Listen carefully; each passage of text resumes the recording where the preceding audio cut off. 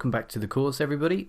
Today what we're going to look at is an introduction to IELTS, the whole IELTS exam, not just the writing portion but the whole exam. So a warning before we begin: if you have knowledge of the IELTS exam, if you have an understanding of it, you know how it works, you know how it's structured, then you can skip this lecture. You won't be missing out on anything. It's just for those students who have not done the test before, they're not very confident about the structure. So if you have done the test before, you know exactly how it's structured, then just skip to the next lecture. So for those of you that don't know much about the IELTS exam, then this lecture will bring you up to speed. So what is IELTS? IELTS is an acronym and it stands for the International English Language Testing System. IELTS. It's not IELTS. A lot of students confuse that with IELTS. It's IELTS, I-E-L-T-S. It is the world's most popular English language proficiency test, taken by millions of students every year. In fact, over 2 million tests are taken every year at the current rate, and it's rising all the time. It assesses all of your skills in English: listening, reading, writing, and speaking. And it is an exam which is accepted by schools, universities, employers, and immigration authorities. But how is it structured? So here what we have is a general walkthrough. This looks a little bit intimidating, but we're going to take it a piece at a time. First of all, IELTS is separated into two modules. So you can either choose the academic module or the general training module. It really depends on your requirements. Often when you are applying for university, then you need to be doing the academic module. While if you are applying for visas for English-speaking countries, particularly with certain types of work, then you'll probably need the general training. Now, in this course, we are focusing on task 2 in the writing, and it doesn't really matter if you're doing the academic or if you're doing the general training module, because in both modules, in task 2 of the writing, we do an essay. Yes, the questions are slightly different. Yes, your approach can be slightly more informal and casual in the general training, but everything that we look at in this course is going to be relevant to both modules. So let's have a look at the exam itself. The exam starts with the listening component, and in the listening component you have 30 minutes plus 10 minutes for transferring your answers, and you have 4 sections. There are 10 questions in each section, which makes up 40 questions altogether. Some important points to keep in mind: only use a pencil, and remember that the audio is played once only. It will not be repeated for you. After the listening comes the reading test. You have 1 hour for the reading test, although you should try to save 10 minutes at the end for transferring your answers to the answer sheet. There are 3 sections, and there are 40 questions divided among those sections. Again, answer in pencil only. After the reading test comes the test that we're interested in, which is the writing test. Again, you have 1 hour for the writing, and they recommend 20 minutes for task 1, where if you are doing the academic writing, then you will be describing a graph or a diagram or a process or a map. And if you're doing the general training writing, then you will be writing a letter in task 1. And then they give you 40 minutes for task 2, which is the essay. So 2 tasks, 2 questions, 1 question in each task. Some important points. For task 1, the minimum word count is 150 words. There is no maximum, but as we will speak about, it's good to try and keep it as close to the minimum as possible. So 150 words in task 1 and 250 words minimum in task 2. Finally, the speaking exam.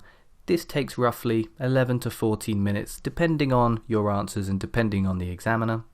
There are 3 parts with no set number of questions, and in part 1 you will have a general casual interview, some pretty basic questions about your work, your education, where you live. In part 2 you will have to speak about a particular topic for 1 to 2 minutes, and then in part 3 you will have a discussion about that topic. It gets progressively more difficult as you go along. So that is the IELTS exam in a nutshell. And how is it scored? Firstly, there is no pass or fail in IELTS. If you ever hear me talking about passing the exam, all I mean is that somebody has got the score that they require, or that they haven't, in which case they fail. But of course there is no fail in IELTS. You are graded in each component, and the average gives you your score. So let's imagine you have a 6 in listening, a 7 in reading, a 6 in writing, and a 7 in speaking. So your overall score is a 6.5, as that is the average of all 4 components. IELTS scores are valid for 2 years after certification. Keep that in mind when you are applying for immigration or applying for universities. Some people forget about that. If you know your CEFR score, C2, C1, B1, B2, then you can apply it to this little table here where you can match up your expected IELTS band score with your CEFR score. Finally, IELTS score requirements. Different institutions require different scores. So look at this as a general guide, not as a comprehensive and perfect guide. So, in general, a 5.5 to a 6 will give you entry to a university foundation course, while a 6 to a 6.5 will give you entry to a bachelor's degree course. A 6.5 to a 7 may give you entry to a master's degree course, and a 7 and above, these scores are typically required to work in English-speaking countries in professions such as medicine, law, accounting, and academic research. But as I mentioned, different institutions will take different scores, so do make sure you research and find out exactly what you need in order to apply for your chosen institution or visa. I hope you found this lecture useful and it's given you a good idea of the IELTS exam in general if you didn't know before. If you do have any questions, do leave them in the comment section, and I'll see you in the next lecture. Hello again everybody. In this lecture what we're going to do is have a very quick look at writing task 2 in just a bit more detail.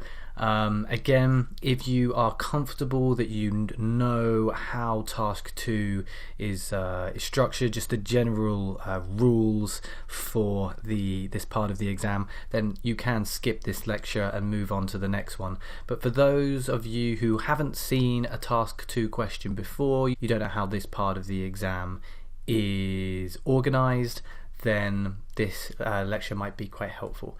So just some key points here about task 2.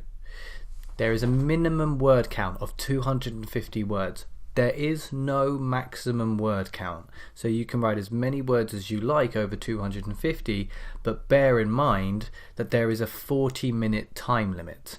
So you do want to finish the essay in time. That's why it can be a good idea to get as close to 250 words as possible without going under that word count.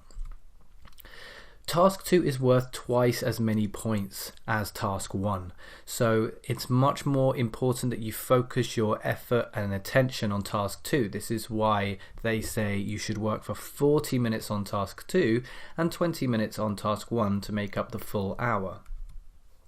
There are 4 different question types. They are the opinion essay, the discussion opinion essay, the discussion essay, and the situation essay. We're not going to look at the different question types in this lecture, but we will look at them in a lecture in the approach section of the course. Now you can write in either pen or pencil. It's not like the listening and the reading where you must write in pencil. And finally, with the general training questions, they are essentially very similar to the academic module questions, but the way that they can be answered can be a little bit less formal, a little bit more informal than in the academic exam. So here are some examples of the type of questions that you would get asked in Task 2. Some experts believe that it is better for children to begin learning a foreign language at primary school rather than secondary school. Do the advantages of this outweigh the disadvantages? Some people believe that unpaid community service should be a compulsory part of high school programs. For example, working for a charity, improving the neighbourhood, or teaching sports to younger children. To what extent do you agree or disagree? So already we have two topics at work here. We have the idea of schools, education. We have the idea of languages. And I suppose we also have the idea of community service. So lots of different topics being covered. A couple more examples. Some people say that the best way to improve public health is by increasing the number of sports facilities. Others, however, say that this would have little effect on public health and that other measures are required. Discuss both views and give your own opinion. And some people think that the teenage years are the happiest times of most people's lives. Others think that adult life brings more happiness in spite of greater responsibilities. Discuss both views and give your own opinion. So that last question there is actually from the general training module. So you can see that the two question types are not very different at all. They might look at slightly more informal topics, and like I said, they can be answered in a slightly more informal style, but they're essentially so similar that everything in this course can be applied to both modules. So that's it, a little brief look at how writing task 2 is set up in the IELTS writing exam. And now we can get into a lecture on how writing task 2 is graded. Welcome back everybody. In today's lecture we are going to focus on how the examiner grades and marks your IELTS writing task 2 essay. We are specifically looking at how a band 7 is graded, but if you are looking to achieve a band 6 or a band 8, it may be worthwhile going online and searching for the IELTS writing band descriptors, as that will make it clearer for you regarding what the examiners are looking for the specific bands. So, how to impress the IELTS examiner. Now, IELTS writing is assessed in 4 different categories, and each category contributes an equal percentage to your score. Now, there are 4 categories, each making up 25% to make 100. The first is task response, also called task achievement. The second is called coherence and cohesion. The third is called lexical resource, and the fourth is called grammatical range and accuracy. And what we're going to do in this lesson is to look at each of these categories in detail and how we can score a band 7 for each one. So let's get started on task response. According to the official band descriptors, to achieve a band 7 and above, you must address all parts of the task, present a clear position throughout the response, and present, extend, and support your main ideas. Now, what does that mean in plain English? Basically, write about everything in the question. Try to address all the key words. Make it clear what your opinion is. Even if you are not sure about your opinion, you can say that. I do not fully agree with this, or I do not fully disagree with this. Develop your ideas and arguments. Explain your point. Say why your points matter, and give examples to help the reader understand your ideas better. How about coherence and cohesion? Again, band 7. You must logically organize information and ideas. There must be a clear progression throughout the response. You must use a range of cohesive devices appropriately and present a clear central topic within each paragraph. Let's break that down.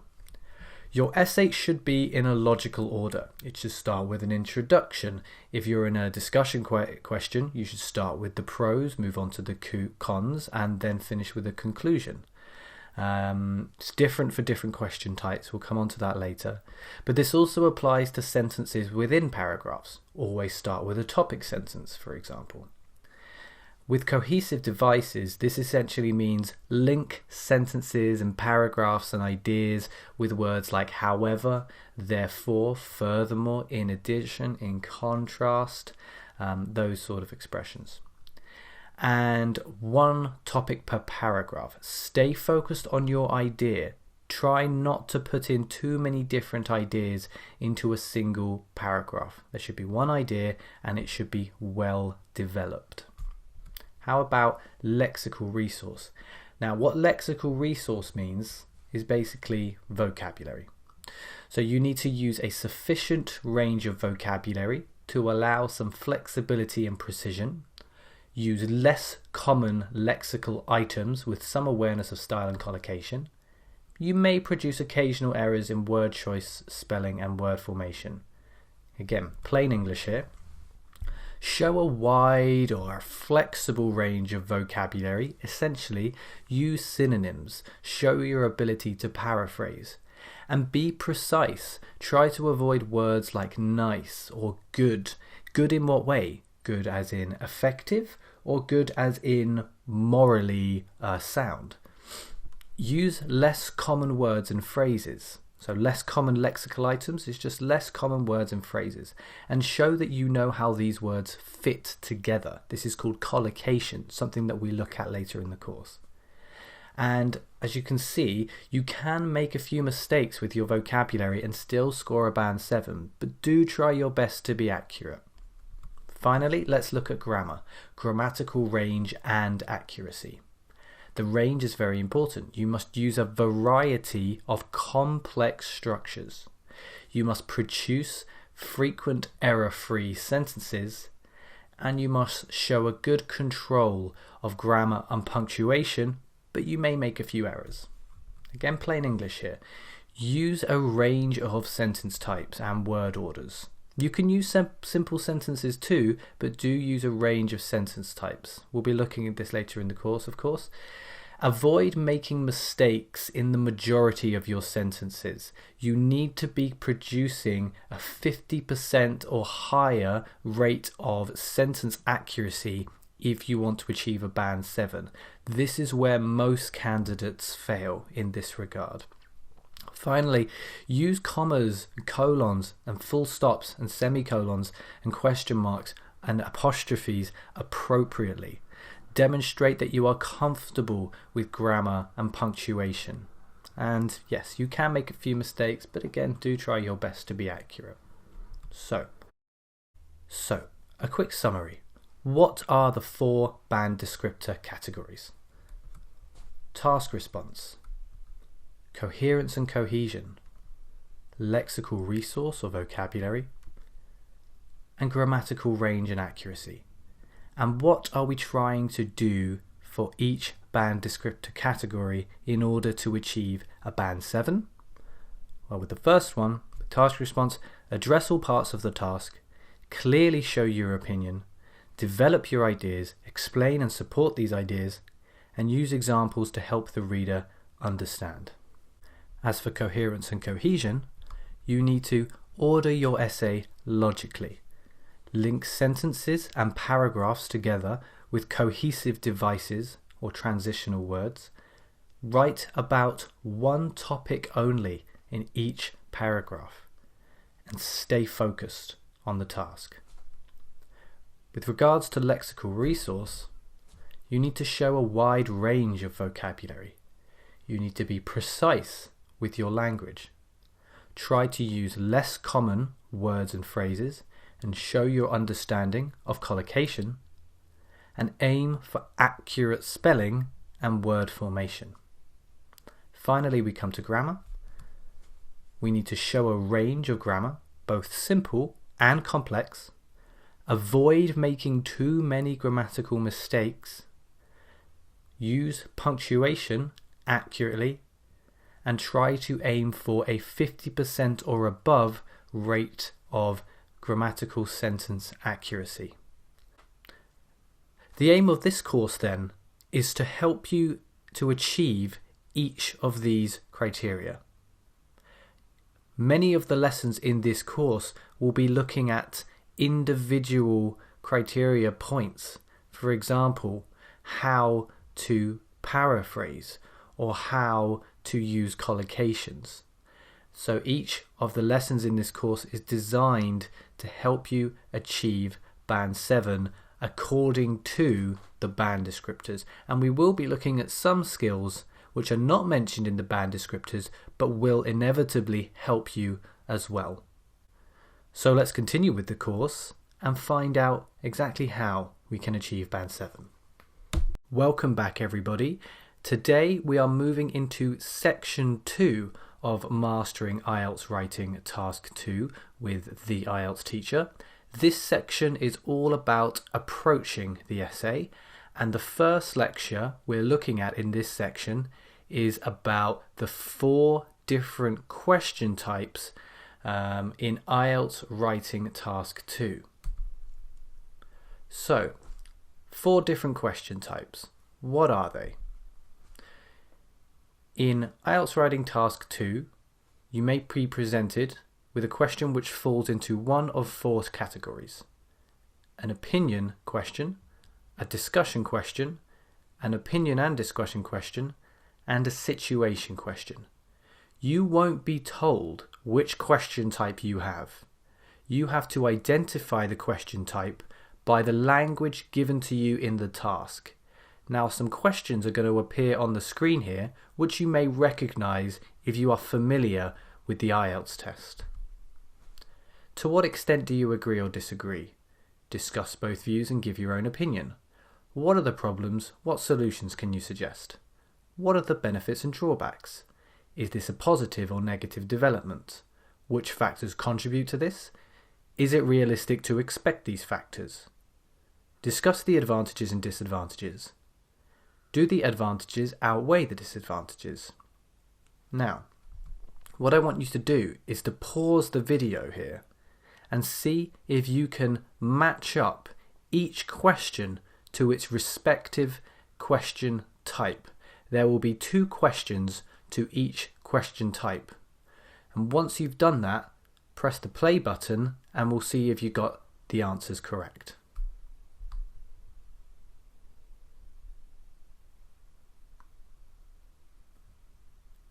So let's see if you've got the right answers. We'll start by looking at the first question. To what extent do you agree or disagree? This is an opinion question. Discuss both views and give your own opinion. Discuss opinion. You can see it falls into the opinion and discussion category. What are the problems? What solutions can you suggest? This is a situation question. What are the benefits and drawbacks? This falls into the discussion category. Is this a positive or negative development? It's the opinion category. The conjunction or here helps us to identify that it's an opinion. Agree or disagree, positive or negative. Which factors contribute to this? Is it realistic to expect these factors? This is a situation question. Discuss the advantages and disadvantages. Can you got the conjunction and here? And finally, do the advantages outweigh the disadvantages? Opinion and discussion question. If you got all those right, well done. If you didn't and you don't understand why you got them wrong, do leave a comment in the comments section to ask a question, and I will try to clarify why each question falls into its respective question type. Now, all of these question types are only important because they dictate the structure of the essay that you will write. So there will be a different structure for each of the question types. There are similarities. Every essay should only need 4 paragraphs, an introduction, a conclusion, and 2 body paragraphs. The introduction will always rephrase the question. The conclusion will always summarize the key points, but the differences are in the minor details. So, let's have a look at the formula for the structure for each question type. Look at this one here. In the introduction, we rephrase the question, we tell the reader our plan. In the body, we discuss the advantages in the first body paragraph, and in the second body paragraph, we discuss the disadvantages. The conclusion will summarize the key points, and we don't need to give the reader our opinion. Which question type do you think this structure matches? And this one. Rephrase the question, tell the reader your plan. Body paragraph 1, one problem and solution, or one factor and cause, etc., something like that. In the second body paragraph, another problem and its solution, another factor and its cause. The conclusion will summarize the key points and state who should solve the problems or consider solutions. Which question type does that match? The third structure, rephrase the question, tell the reader your opinion and plan. In the first body paragraph, support your opinion with an argument and examples. In the second body paragraph, support your opinion further with a different argument and examples for that argument. In the conclusion, summarize the key points and restate your opinion. In the final structure, we want to rephrase the question, tell the reader your opinion and plan, but in the first body paragraph, discuss the side you disagree with. Then, in the second body paragraph, discuss the side that you agree with, making it clear that you agree. And in the conclusion, summarize the key points and restate your opinion. Which question type does that structure match? Hopefully, you've thought of an answer for each structure, and now we'll see if you've got that right. So, let's start with the opinion question. With the opinion question, we want to rephrase the question in the introduction as always, but we also want to tell the reader our opinion. An opinion in the introduction is very important. In the body, we're going to support our opinion once, and then we're going to support our opinion even further. We do not have to entertain the opposite point of view. We only need to think about our own opinion. In the conclusion, we summarize the key points and we restate our opinion. So we want to state the opinion again. Contrast that with the discussion structure. In the introduction to a discussion question, you do not mention your opinion. In the body, you do not mention your opinion. You simply discuss the advantages and the disadvantages of a particular topic. In the conclusion again, you do not need to give the reader your opinion. You just summarize what those pros and cons were. Then for the opinion and discussion question, it's a bit of a mixture of both. So the introduction, we rephrase the question, we tell the reader our opinion. We do want an opinion in the introduction to opinion and discussion question. In the body, with the first body paragraph, discuss the side you disagree with. So that comes first. Discuss the side you disagree with first. Then you move to the side that you agree with and support an argument as to why you agree with it. Make it clear that this is your opinion. Then the conclusion, you summarize the key points and again you restate your opinion to give it a very clear position throughout the response. Finally, the situation question, it's a little bit different to the other question types, sort of has its own template. We are going to rephrase the question in the introduction and we're going to tell the reader our plan. But then in the body, what we do is we look at one problem and one solution in each paragraph. One of the problems in big cities is the high pollution rate. To solve this problem, we should invest more in green energy companies, something like that. And you do the same thing again for paragraph 3, or the second body paragraph. In the conclusion, you summarize those key points and state who should solve the problems or consider solutions. That's the only time in an essay like that where you may introduce some position vocabulary, like I believe or my view is that. So those are the 4 different question types. Those are the 4 different essay structures. Now you can use those to write an appropriate format for your essay.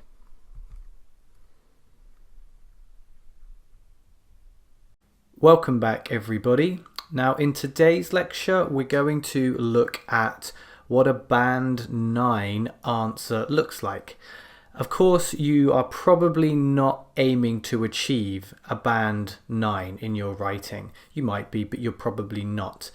But regardless, it still can be very useful to have a look at what is involved in a Band 9 answer so that you can have a better understanding of what the examiners are looking for from a good piece of writing. So instead of looking at slides today, we're going to look at a document and we're going to go through it piece by piece to learn why the essay succeeds and scores a Band 9. Okay, so this is the essay that we're going to focus on today. This is our model answer. Let's look at the question first of all. Some people believe that there should be fixed punishments for each crime.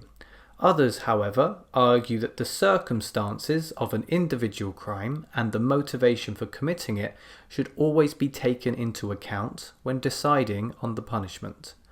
Discuss both these views and give your own opinion. So what we're going to do as we go through this question and the answer is we're going to pick out pieces of language and techniques which have been used to address the band descriptors. I will be explaining which of the band descriptors are addressed in each of the highlighted pieces of language, and I will also be pointing you to the lecture which tells you how to improve your skill in this area. So, first of all, we have a highlighted word in the question, and notice that we have lots of underlined words in the question as well. This is because we're looking at task achievement, underlining keywords to stay focused on the task requirements. You can learn about this in Lecture 7, which is about planning effectively. Moving into the answer itself, notice that we begin with the word although. This covers the requirement for complex sentences. Here we're looking at a complex sentence by way of a subordinating conjunction, which is although. You can learn about these in Lecture 23, which is titled Complex Sentences. So although there is no doubt that crime must be punished, it is important to consider which type of penal system is most appropriate. Let's look at the it is important to consider. This helps us to write a general statement in the introduction, and you can learn about these in Lecture 10, incredibly quick introductions. Whereas penal system, this is allowing us to address the need for topic-related vocabulary, part of lexical resource, and you can learn about this in Lecture 18, What's Your Topic? While some believe that a system of fixed sentences should be adopted, I support the view that punishments should be based on motives and circumstances. With I support the view, we're giving a clear opinion and we're presenting it in the introduction to make sure that we present the position throughout. You can learn about how to do this in Lecture 16, Creating and Maintaining a Position. So, moving to the first body paragraph. Those who advocate implementing a judicial process of set punishments may argue that this would make criminal trials more efficient. Let's have a look at the first part, implementing a judicial process. Certainly here we're using less common words and phrases, but also doing so with a good awareness of collocation. This is important for lexical resource. You can find out about this in Lecture 19, the importance of collocation. And with more efficient, we're immediately presenting a clear central topic and a nice topic sentence, so a clear view and argument express, which is essential for coherence and cohesion. And you can learn about this in Lecture 11, Building Body Paragraphs. For example, once a jury has decided that a particular defendant is guilty of murder, the judge need only refer to the punishment for murder to sentence that person to life imprisonment.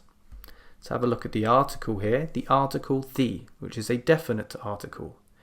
This is all about appropriate article usage, which is a very common error which is made in essays, but we need to make sure that we get these right to address the need for grammatical range and accuracy.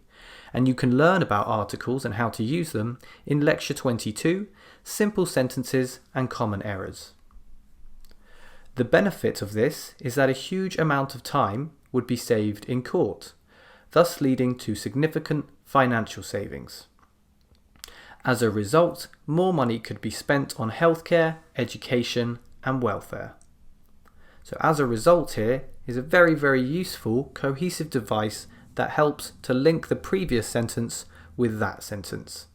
A range of cohesive devices must be used to address the requirements for Band 7 in coherence and cohesion. You can learn about cohesive devices and referencing in Lecture 13. And we have the word could here, which is a modal verb, and we're using this modal verb to avoid overgeneralizing. And this again helps us to score Band 7 and above in task achievement.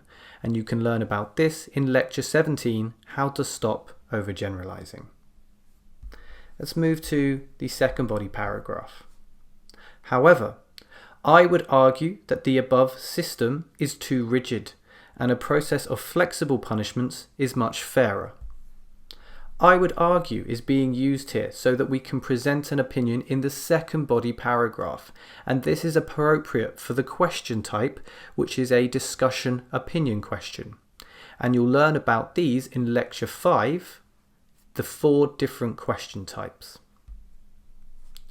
The latter punishment system, which many countries use, leaves more room for compassion towards offenders who have been blackmailed or manipulated. Here we're using what is called a non-defining relative clause, and this again helps to add complexity to our sentences, further addressing the requirement for complex sentences and grammatical range. You can learn about relative clauses in Lecture 26. For instance, under this system, if a thief is able to prove that he had been bullied into committing his crime, he should be sentenced to less prison time than a thief who had been motivated by greed. 3 bits of language to look at here. First of all, for instance, we're using an example to support and develop a point, which is very important for task achievement. You can learn about this in Lecture 15, Developing Ideas. If a thief. Here we're using a conditional sentence to further improve our skills in grammatical range and accuracy.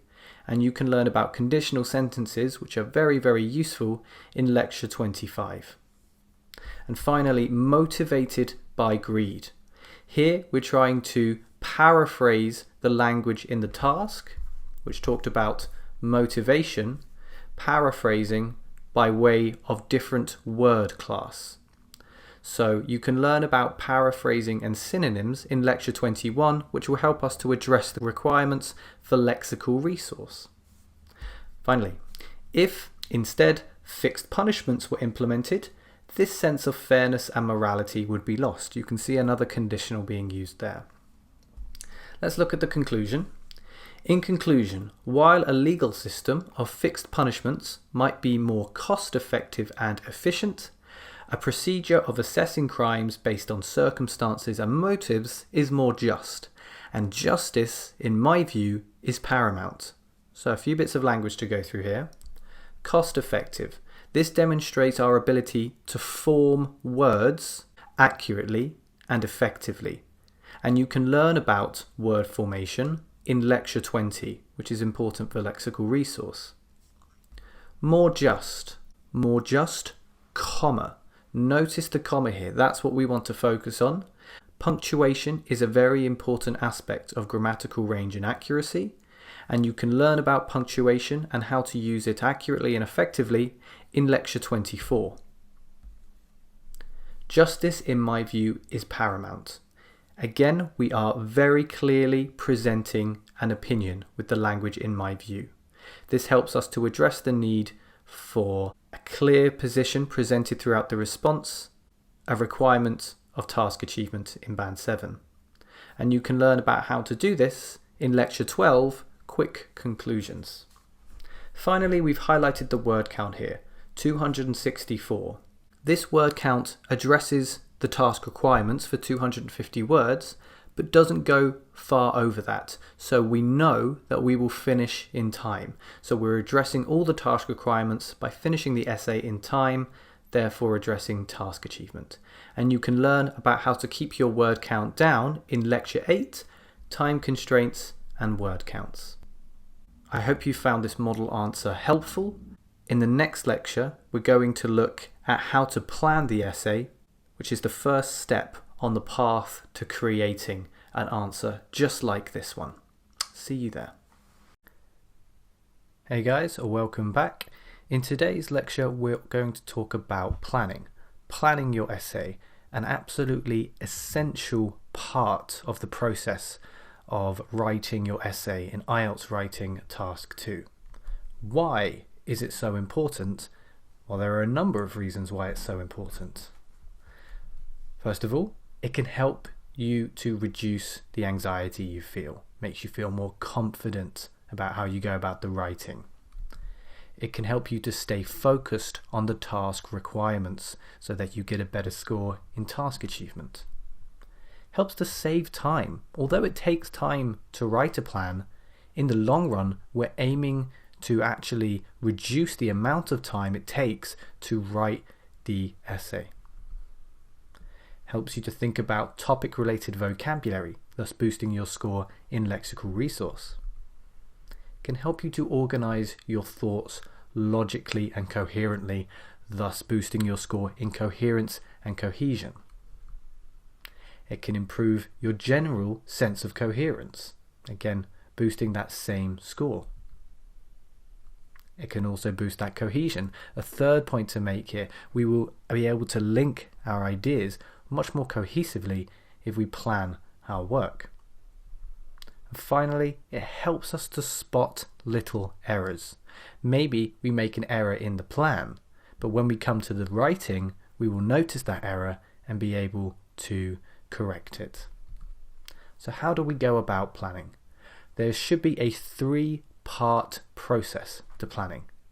Part 1 is to identify the question type.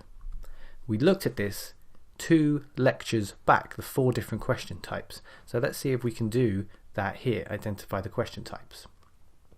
Some experts believe it is better for children to start learning a foreign language at primary school rather than secondary school. Do the advantages outweigh the disadvantages?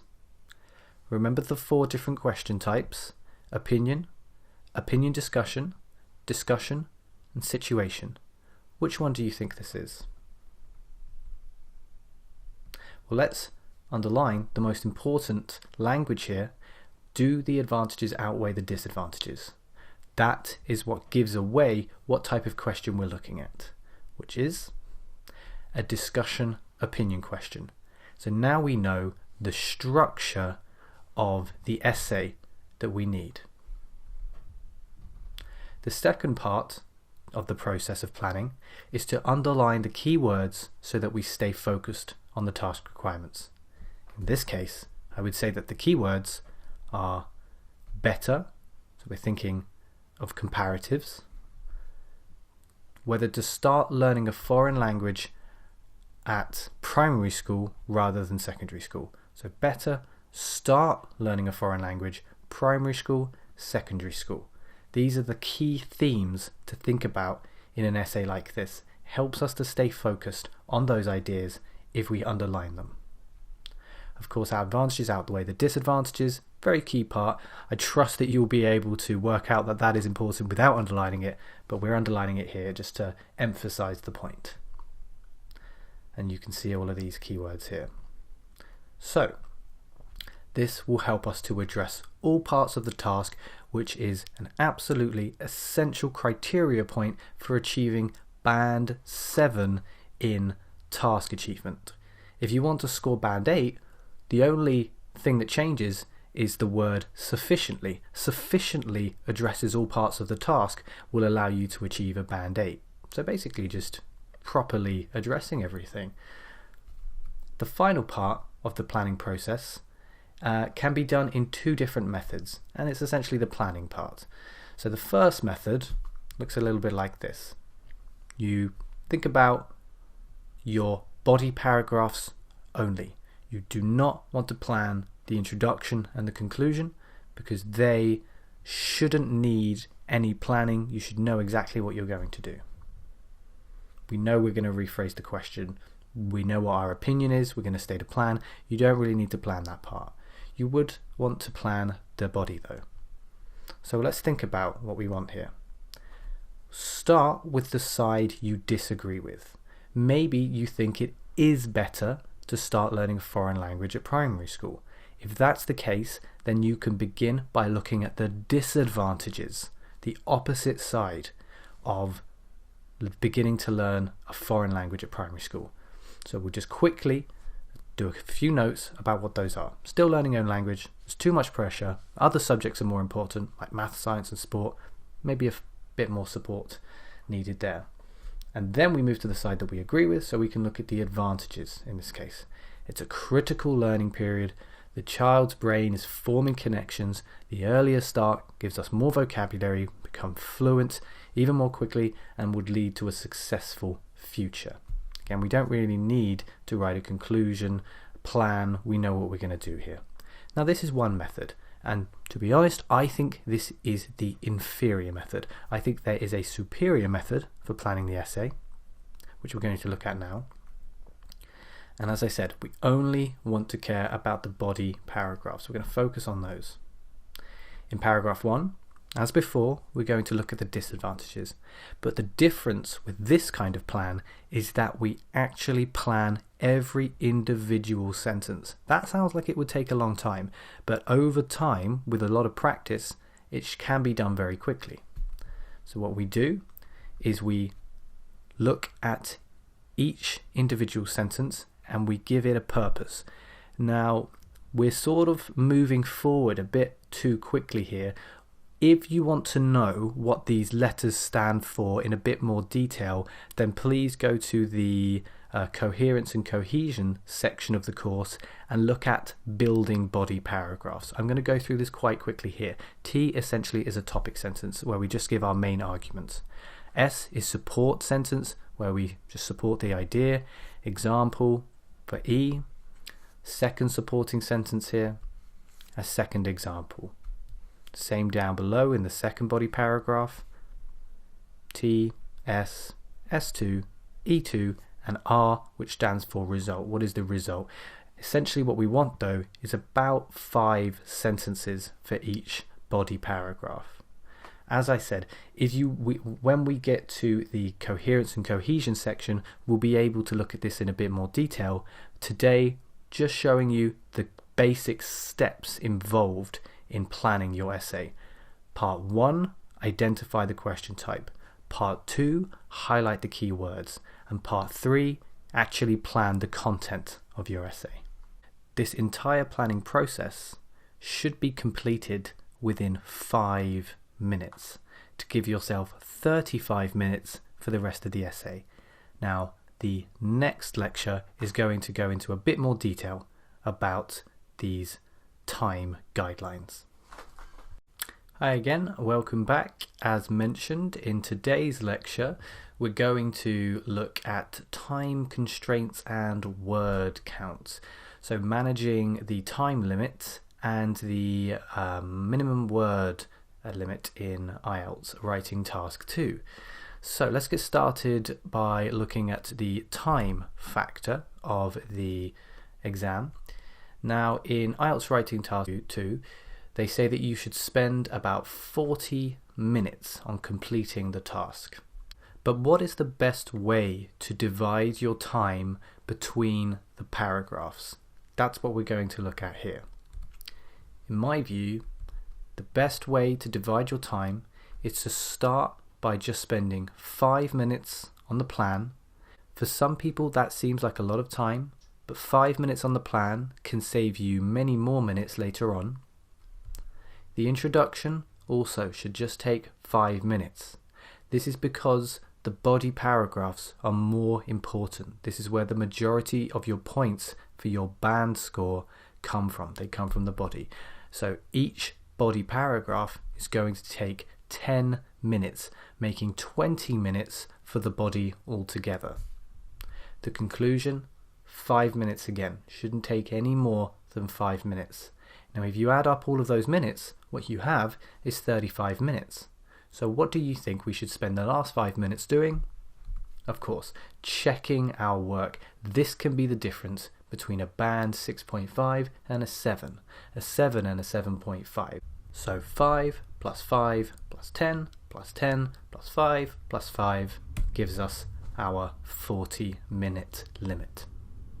That's an ideal world. Of course, on the day, you won't really be thinking about, oh no, have I spent 5 minutes on the introduction? But this is what you should aim for when you are studying by yourself before the exam.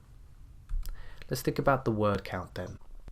In IELTS Writing Task 2, you are required to write at least 250 words. This is not optional, you must. If you don't write 250 words, you will lose marks for task achievement. So how should we split up these words? The introduction should contain 2 or 3 sentences, 40 words. The body paragraphs, much more important to develop these. They should be about 90 words each, more or less. And the conclusion, a little bit shorter than the introduction, usually just 1 or 2 sentences, that can be 30 words. When you add up all of these numbers, what you have is 250 words. So you need to think about improving the quality of your writing, not the quantity. You can score a band 9 with just 250 words. Once you reach the requirement for the minimum word limit, it's all about the quality of your writing, not the quantity of words which you put in. That's why it's important to leave yourself time at the end of the essay for checking your work. Don't just keep writing and writing, go back and check for errors to improve the quality of your grammar and vocabulary, coherence and cohesion. It's all about quality over quantity. One last point to make about handling anxiety, because I know that the time limits in particular can make people feel quite anxious, set in a few nerves, and this can certainly affect their performance. Just a few pointers here. Practice writing both with and without time constraints. So give yourself the freedom to write without time constraints at times. This can help you to just calm down a bit and can actually help you to write a bit more quickly. But do practice with both time constraints and without time constraints. Practice regularly. Don't just practice once a fortnight or maybe even just once a week. You should be practicing a number of times every week so you get used to those time limits. That will help you to avoid being so anxious on the day when you feel like you've not done enough practice. Practice with and without a clock by your side. It can be helpful to see what 40 minutes really looks like as you go along, but again, that clock can make people feel quite anxious. So maybe try not using it and also try using it. See what works best for you. Finally, do not worry about perfection, particularly when you are studying alone and thinking about time constraints. And don't worry about perfection on exam day because it will only slow you down. Just jump into the writing, try to write 250 words within 35 minutes, and then you can go back and worry about perfection. That last 5 minutes for checking your work, that's where you worry about perfection, trying to fix those grammar errors. So don't worry about perfection as you go through. It will just give you stage fright and prevent you from writing anything at all. Hello again, everybody. Now, in the years that I've been teaching IELTS, I've come across a number of students who have taken some rather misguided approaches into their exam. They told me that they heard about these pieces of advice on the internet or from a fellow student or from a teacher who was a little bit inexperienced. So what this lecture is going to do is highlight some of the most common of these misconceptions, 3 of the most harmful myths that can damage your task 2 essay score. So myth number 1 is that you must write at least 300 words if you want to score band 7 to 9. Time is your most crucial resource in the IELTS writing test. If you waste your time, you will not get the score that you need. Writing more than 300 words is a waste of time. You don't need to write that many words to score a band 7, band 8, or even a band 9. You can score a band 9 with just 250 words. As long as the quality of the development of your ideas is good, then you can score a band 9. 250 word minimum. You're meeting the task requirements. Once you reach 250 words, quality is much more important than quantity. So save that time at the end for checking your work. 250 to 280 words is a good number. Check your work once you've finished your essay, and that will allow you time to check for grammar errors, thus boosting your grammar score, check for vocabulary errors, thus boosting your lexical resource score. Much better idea than just trying to fill up a page with writing. Myth number 2 then, always include your opinion. This depends on the question type. Although you are often required to give your opinion in task 2, there are some essays in which you should not give your opinion. Look at this one here. These days, more and more people are going to other countries for significant periods of time, either to find a job or to study. There are clearly many benefits to doing this, but people who live abroad can also face some difficulties. Discuss the advantages and disadvantages of living and working in a foreign country. In the question above, where are you asked to give your opinion in any way? That's right, nowhere. Therefore, we do not include an opinion. If you do want to include an opinion, only put it in the conclusion, or you will lose marks for task response, and again you will lose time which could be spent on correcting errors and developing your ideas. The above question is a discussion question, and discussion questions do not need opinions. Last myth. The introduction is the most important paragraph. But is it? First impressions are crucial.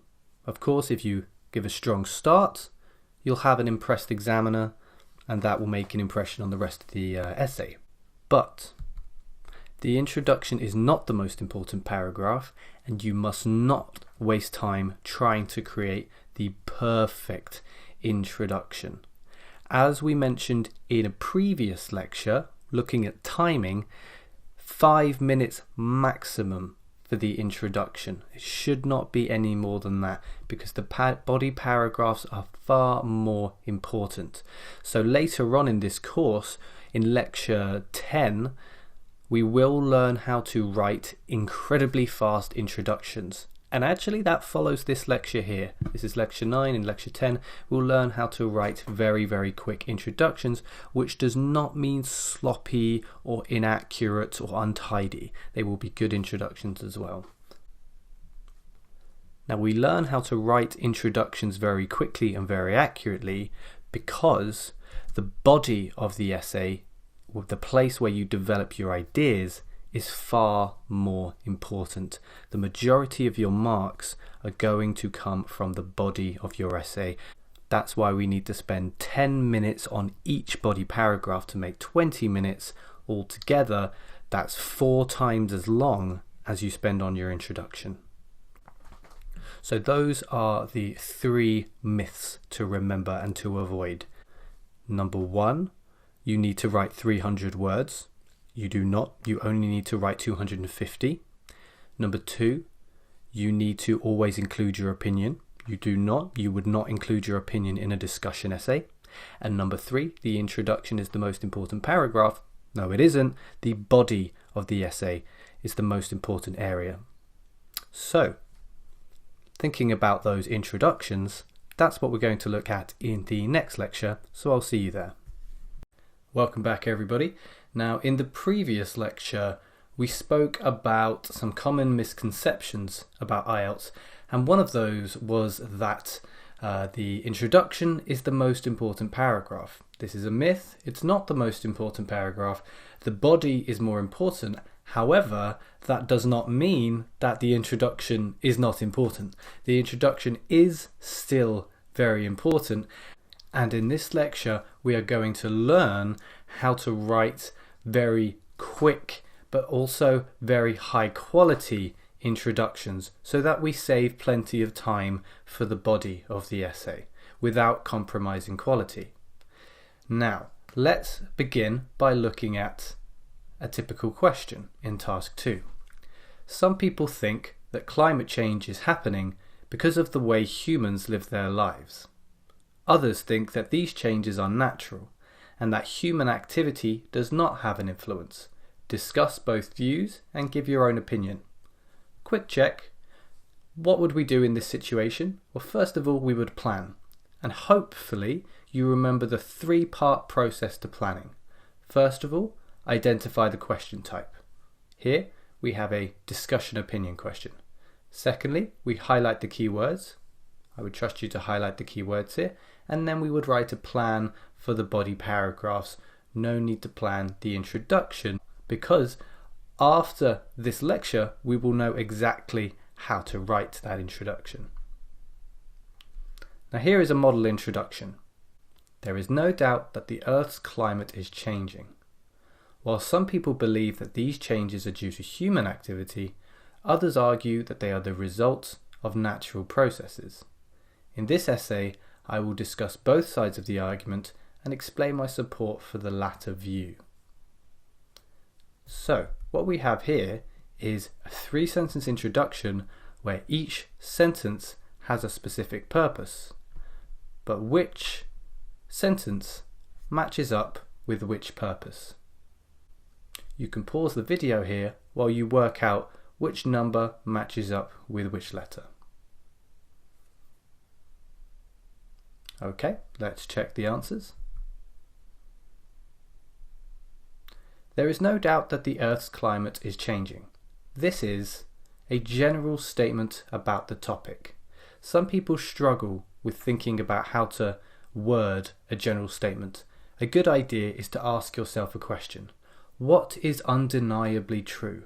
What would both sides agree with? There are other questions that you can ask yourself to help give you an idea about how to write your general statement, but we will look at these at the end of this lecture. Let's have a look at the second sentence. While some people believe that these changes are due to human activity, others argue that they are the result of natural processes. What we're doing here is paraphrasing the statement in the question. Paraphrasing can be quite tricky. We go into more detail about how to paraphrase in the lexical resource section of this course. But for now, all we're going to look at are some templates, and we'll put these at the end of this lecture. Some templates for the paraphrase sentence. Finally, we have, in this essay, I will discuss both sides of the argument and explain my support for the latter view. Remember, the latter view is the second argument in the previous sentence. The former view is the first argument in the previous sentence. And what we're doing here is telling the reader our plan and giving the reader our opinion. Now, why is give the reader your opinion in brackets? For those of you who were paying close attention in the previous lecture on common myths, you will remember that we do not always give our opinion in the introduction. That does not apply to discussion essays. In discussion essays, we do not give an opinion, but we may want to give a plan. If you are somebody that struggles with time, an introduction this long may be quite intimidating, but we can make the introduction shorter. The current introduction is 51 words. We can reduce that by removing the plan sentence. The plan sentence is optional, but not strictly necessary. We do, however, need to keep the opinion if we are in an opinion or opinion discussion essay. So notice the subtle changes that I'm about to make to this introduction. We only really needed to change a couple of words, but we've completely removed the plan sentence while keeping the opinion. All we've done is we've changed others argue to I would argue. We've kept the opinion, we've kept both arguments, we've just removed the plan, which is not strictly necessary for task achievement, and we've reduced the word count in effect to 33 words, giving us a lot more time to focus on the body, the conclusion, and checking our work. So here are some useful expressions for introductions. Firstly, the general statement sentence. As we looked at, we have there is no doubt that, it is clear that. What would both sides agree with? Nowadays or these days, very common introduction. Remember to use these time references with the present simple or the present continuous, depending on the context. But contrast that with in recent years, or over the last few years, these expressions need the present perfect. It is important to consider, followed by a question word like how or whether or why or when or who. This is useful when you ask yourself the question, why is this question important? Maybe it's about government investment in the arts. So you can ask the question, it is important to consider how the government should spend its money.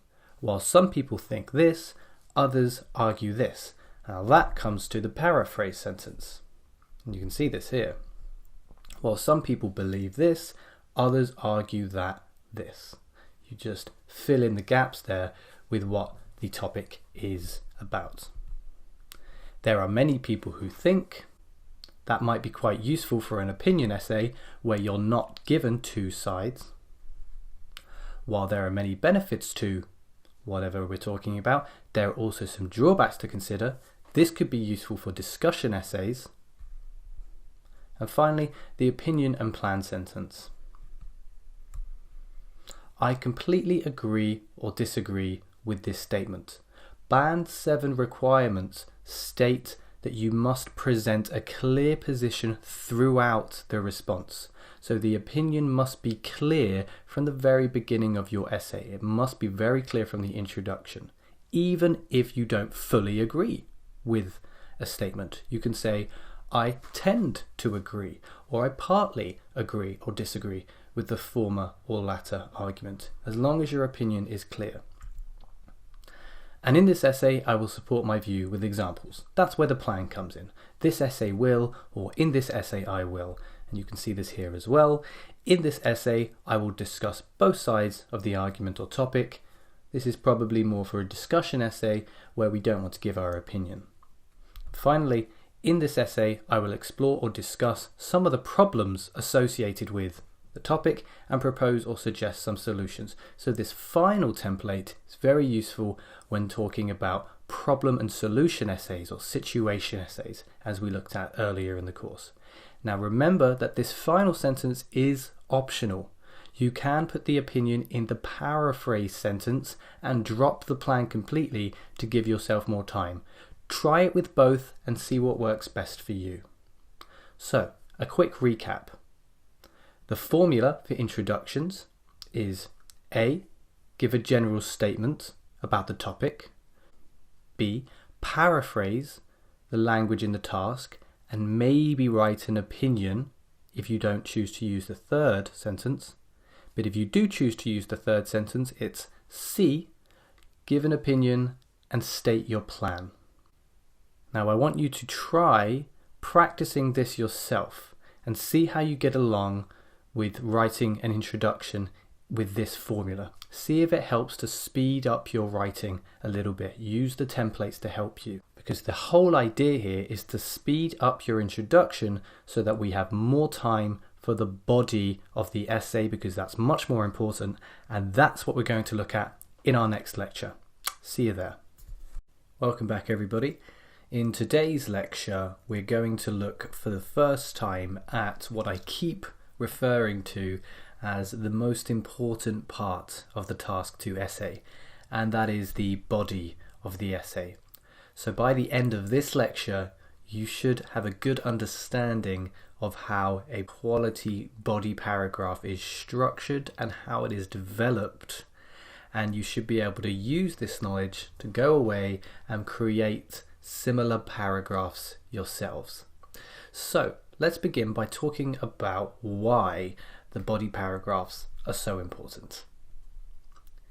The body of the essay is where you demonstrate your ability to engage with a task appropriately, construct an argument or develop a discussion, use a range of vocabulary related to a specific topic, and use a range of grammar for specific purposes, and link ideas, explanations, and examples cohesively. So really, the body is the place where you are addressing every one of the band descriptors, all four, or in other words, 100% of your score.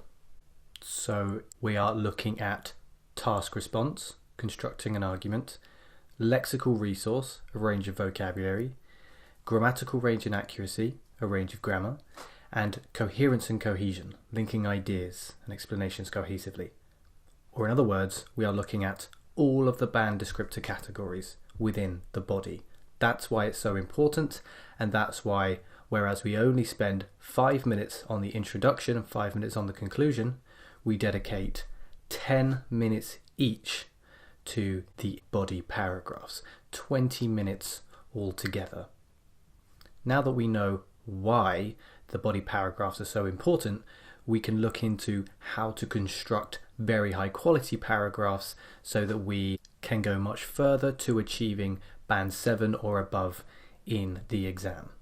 So now let's look at what a high quality body paragraph looks like. On the right hand side of this slide, you can see a model body paragraph for a problem and solution essay. The reason that this body paragraph works so well is that each sentence has a clear purpose. And you can see these different purposes on the left hand side here. So the first sentence is called a topic sentence, which we denote with the letter T. One problem in big cities is the lack of green spaces. This tells the reader what the main idea is in this paragraph, what the main topic is. Everything that follows this sentence can be related back to the original idea.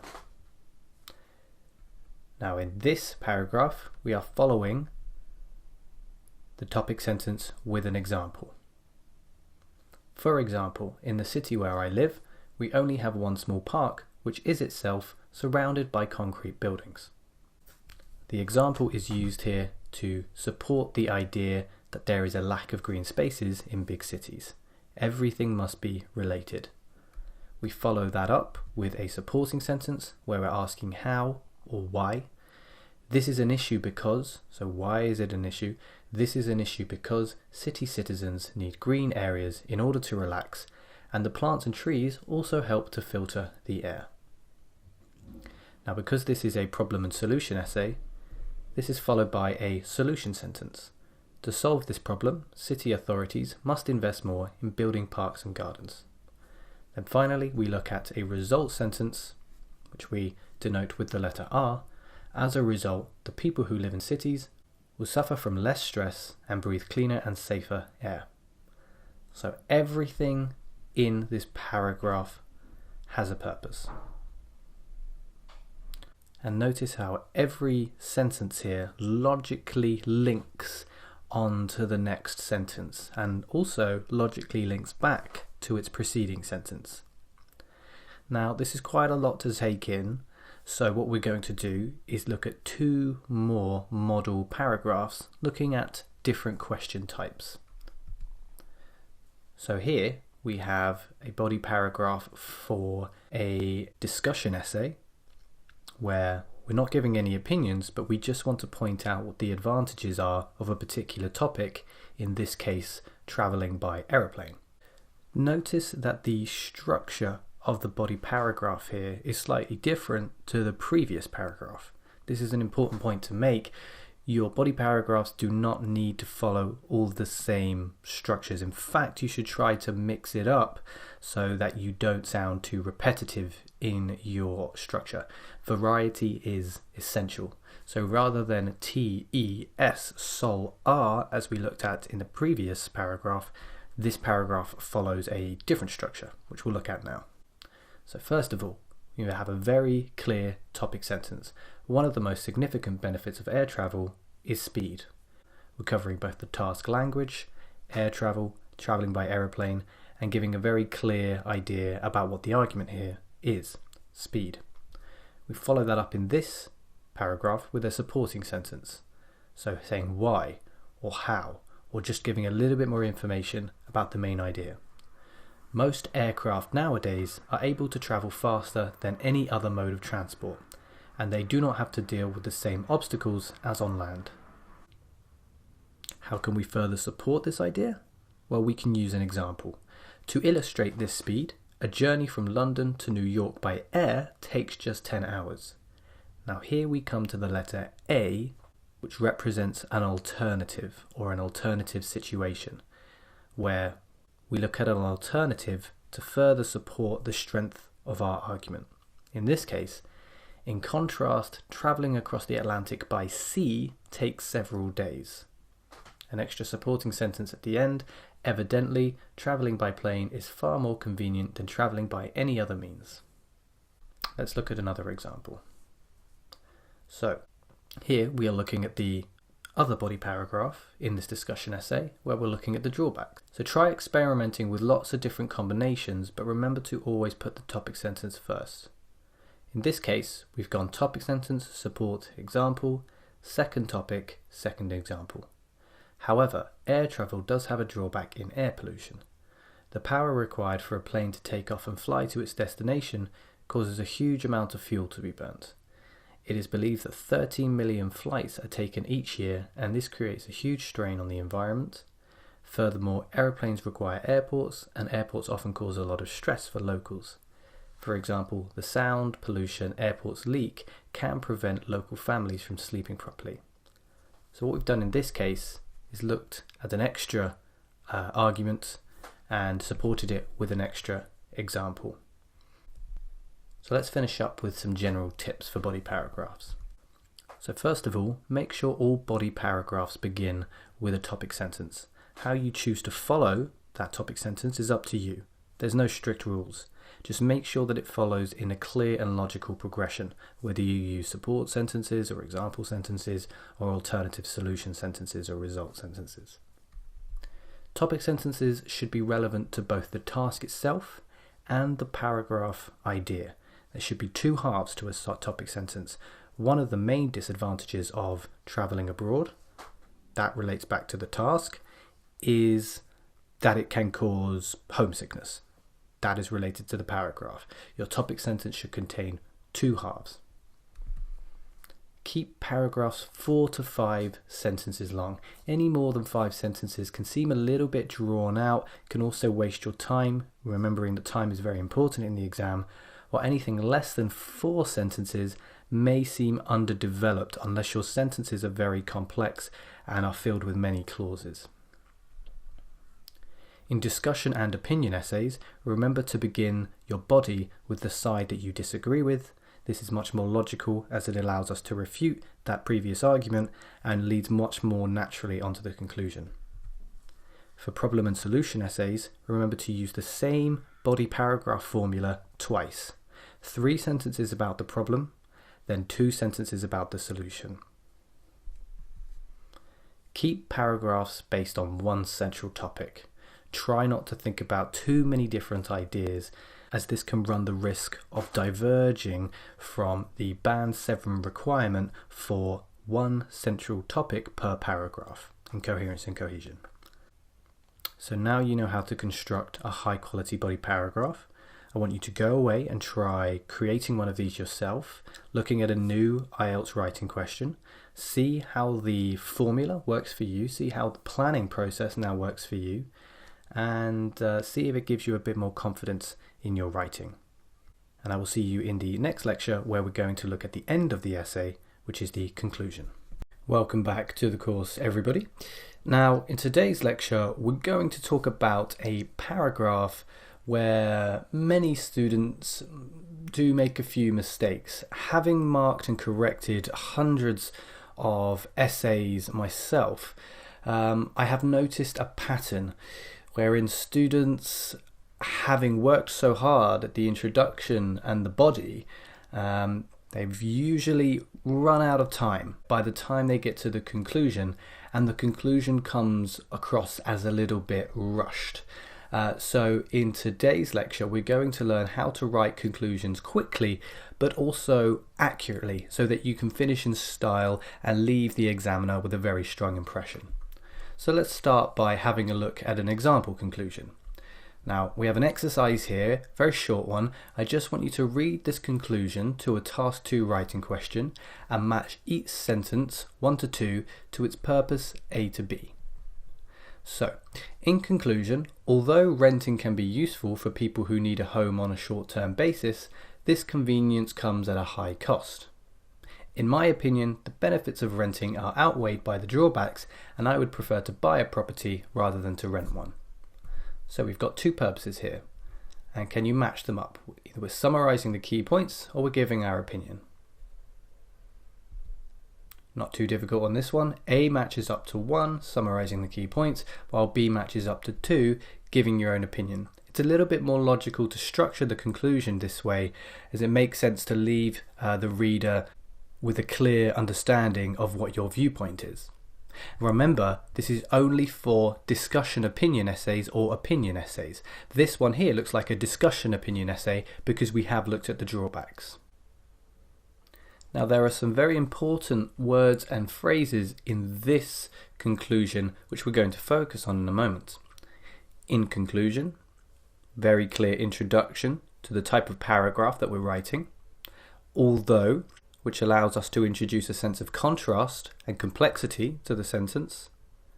And in my opinion, where we're giving some language which makes it very clear what we're doing in this sentence. Now, there are other ways we can use each of these categories, and you can see these here. Introducing a conclusion, very simple, in conclusion, or to sum up, or having looked at both sides. Now, expressing an opinion, in my opinion, personally, in my view. I'm sure you can think of more. My view is that, it is my belief that, things like that. And then these linking devices, very important, particularly when we're looking at discussion essays or discussion opinion essays. Although, while, whereas, despite, or in spite of. Be careful with despite or in spite of, as these will need to be followed by a noun or a gerund, which is a verb in a noun form. We'll have a look at a couple more examples to help us here. So you can see how we've used the language on the previous slide to create a very coherent and cohesive and accurate conclusion here. To sum up, while there are disadvantages to handwriting, such as compromised readability and a greater time commitment, these must be weighed against the cultural and practical benefits that handwriting offers. Personally, I feel that these benefits outweigh the drawbacks. Another conclusion. In conclusion, despite the convenience and lower cost homeschooling offers, we must take into consideration the dangers of fewer social opportunities and real-world experience. In my view, these drawbacks outweigh the disadvantages, and I would not want to homeschool my children. There is something very important to take into consideration here as well, and that is that we are not just saying that there are pros and cons. We are not just saying, yep, so in conclusion, there are some advantages and disadvantages. Personally, I think the advantages outweigh the disadvantages. We're not saying that. All that would do is rephrase your introduction. Instead, we are actually summarizing our ideas and our arguments and our content. So in the first conclusion, you can see how we've summarized our body paragraph ideas by writing phrases like compromised readability, greater time commitment, cultural and practical benefits. And in the second conclusion, you can see convenience and lower cost dangers of fewer social opportunities and real-world experience. So a very clear summary of the ideas put forward in the body of the essay. Let's move on to look at a problem and solution conclusion, because this is a little bit different to the other structures. Problem and solution essays, which most situation essays fall into, are slightly different in that you are not being asked for a specific opinion. So in this conclusion, after summarizing the content of your essay, summarizing what the problems are, you should state who you think the responsibility for solving these problems lies with. So let's have a look at an example. In conclusion, although modern cities face a variety of problems, such as crime and air pollution, these problems are not insurmountable. As you can see in the bottom corner there, insurmountable just means impossible to overcome, impossible to tackle. In my view, it is the government's responsibility to tackle these issues, and they should begin by considering some of the solutions proposed above. Again, it's a nice rhythm to the conclusion here, nice and fluent and coherent, and we haven't just said there are problems. We've actually said what they are: crime and air pollution. Okay, and we've made a very clear statement as to who we think should tackle the issues: the government.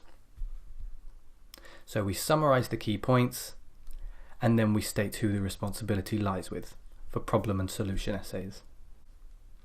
Again, just to point out a few pieces of useful vocabulary, some nice expressions. Face a variety of problems. Face collocates very strongly with problems, and these problems are not insurmountable. Again, as mentioned earlier, insurmountable, impossible to overcome. Finally, it is the government's responsibility to tackle these issues, and they should begin by considering some of the solutions proposed above. You could use this entire template and just remove the word government and put in whoever you think should solve the problem. Parents, teachers, school authorities, environmental agencies, whoever you think is responsible. Now, if you're out of time, and this is a very common occurrence because of the amount of time some people spend on the introduction of the body, they haven't really been paying attention to the time, then you may struggle to write 2 sentences. And if that's the case, you can just write 1 sentence. And there is an advantage to writing 1 sentence as well. It improves the complexity of your sentence, and of course it saves you time, because it's extremely important that you have at least a couple of minutes to go back and check your essay. As we looked at in the timing lecture, ideally 5 minutes, but at least a couple of minutes. What we need to do is simply combine the summary of the key points sentence with our opinion sentence to create 1 sentence. Here's an example. In conclusion, despite the culture shock and potential high cost of moving abroad, I believe that the prospect of broadening one's horizons is a positive which outweighs any and all negatives. Again, we are not just saying pros and cons, we've got what they are: culture shock, high cost, versus broadening one's horizons. But in this case, what we've done is that we've inserted I believe that into the place after the comma, so that we are able to give an opinion while at the same time contrasting the pros and cons and covering all the task requirements. So it's as simple as that. So you just use your contrasting word, such as despite, or whereas, or while, or although, after in conclusion. You then follow the contrasting word with one side of the argument or one side of the discussion, remembering to paraphrase the content of your essay. You follow that with I believe that, or my view is that, or personally I feel, any of that opinion language, and then you follow it up with a summarization of the content of the side that you agree with. Okay, so practice this a few times. It can take a bit of work before you become confident in it and before your speed improves that much. So do take a few opportunities to practice a conclusion which only has 1 sentence. Just for those that aren't quite sure, broadening one's horizons just means expanding one's range of knowledge, interests and experiences. quite useful when we're talking about travel. So, to sum up, in conclusion, do not simply state that the topic has benefits and drawbacks, or that each viewpoint has pros and cons. This does nothing to summarize the main ideas, which is the purpose of a conclusion, but only rephrases your introduction. If you struggle to paraphrase, then you may want to skip forward for a moment to the synonyms and paraphrasing lecture, which is in the lexical resource section of the course. We will get there eventually. And that brings me to my next point. Do try to paraphrase the content of your essay. If you write greater affordability as an advantage in your body, try something like less expensive in your conclusion. Again, paraphrasing, lexical resource section, we will come to this. Finally, do not add any unnecessary information in your conclusion. This is a waste of time, and you should try to save as much time as possible to check for errors in your work. That's much more likely to improve your score than adding unnecessary information. So there we go, conclusions. We've now reached the end of the essay, so we can talk about how to improve the essay as a whole in the remainder of this course. Hi everybody, welcome back to the course. Today we're going to look at a new section, and that's section 3, which is all about structuring the essay. In band descriptor terms, this is all about coherence and cohesion. And we're going to begin by looking at cohesive devices and referencing, or how to achieve flow in your writing. Let's begin by asking the question, what are cohesive devices? In the band descriptors, they obviously point them out. They say for band 7 that you need to use accurate and appropriate cohesive devices with not too much overuse or underuse. But what good is that if we don't know what cohesive devices are? So, cohesive devices are the words and phrases which link your sentences and the clauses within your sentences together. They link the ideas between separate sentences and clauses together. So really, cohesive devices create flow. I want you to read an extract now from a Model Task 2 essay and mark what you think the cohesive devices are. Identify the cohesive devices I've used in this paragraph. One of the main drawbacks of driving a car is the amount of pollution it causes. This is because the fumes from car exhaust contain chemicals which pollute the atmosphere. As a result, people who live in places with many cars, like cities, may suffer from respiratory-related illnesses. Furthermore, air pollution has a negative impact on a global scale. To illustrate, the polar ice caps are melting as a consequence of global warming, to which air pollution contributes. So, in this paragraph, what are the cohesive devices I've used? This is because. As a result. Furthermore. To illustrate. And as a consequence of. So we have 1, 2, 3, 4, 5 cohesive devices being used in this paragraph. And you can see how they all link back to the previous sentences before them. So we're linking ideas here. This really gets to oils the wheels of the paragraph. It just increases that flow in a dramatic way. And so what I've got on this slide is a table full of cohesive devices that you can use in your own essays. We're going to use these cohesive devices, the purposes, such as begin an opinion, describe a result, give a reason, give an example. You're going to use these more than once. So it's important that we have a variety of different cohesive devices so that you don't repeat yourself. It's a very bad idea to write, for example, twice in one paragraph. It's a bad idea to write, for example, twice in one essay. You won't need to. You have a number of different ones here. For example, to illustrate, for instance, to illustrate this point. Okay? So you should never have to repeat a cohesive device. It would be a good idea here to pause the video and to take a screenshot of this table, or perhaps even write it down to help you memorize the devices themselves. And on this next slide, we have even more useful cohesive devices for different purposes. Here we've got clarifying a point, linking ideas, switching arguments, and making another point. Okay, so lots of different cohesive devices that you can use to improve that flow in your essay. Again, pause the video, take a screenshot, print it out, and try experimenting with these cohesive devices to see if you can improve that flow in your essay. Perhaps you've been struggling to achieve flow in your essay. This is how you would remedy that. So let's look at cohesive devices in use. Now, using the cohesive devices we've looked at on the past 2 slides in the table, I want you to try yourself to change this paragraph to make it sound more coherent, more cohesive, and more fluent. A disadvantage of prisons is their arguably luxurious conditions. Inmates are given televisions to watch, video games to play, and expensive sports facilities to use. This does nothing to deter the criminals from committing crimes once they are released. This pleasant environment requires a great amount of money to be maintained. The taxpayer, whose taxes pay for the upkeep of these prisons, is left out of pocket in order to keep prisoners entertained in their cells. Just as a side note, a little bit of extra vocabulary for you here. To be out of pocket means to have lost money.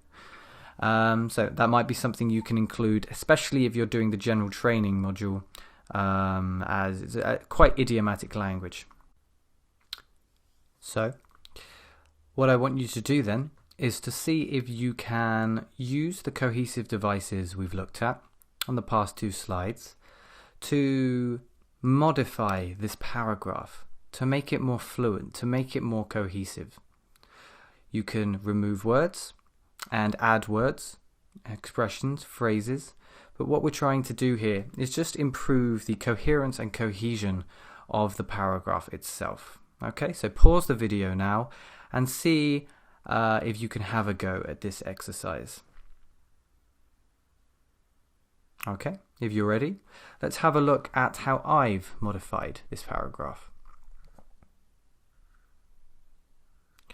Okay, so firstly, one disadvantage of prisons is their arguably luxurious conditions. For example, inmates are given televisions to watch, video games to play, and expensive sports facilities to use. This is a problem because it does nothing to deter the criminals from committing crimes once they are released.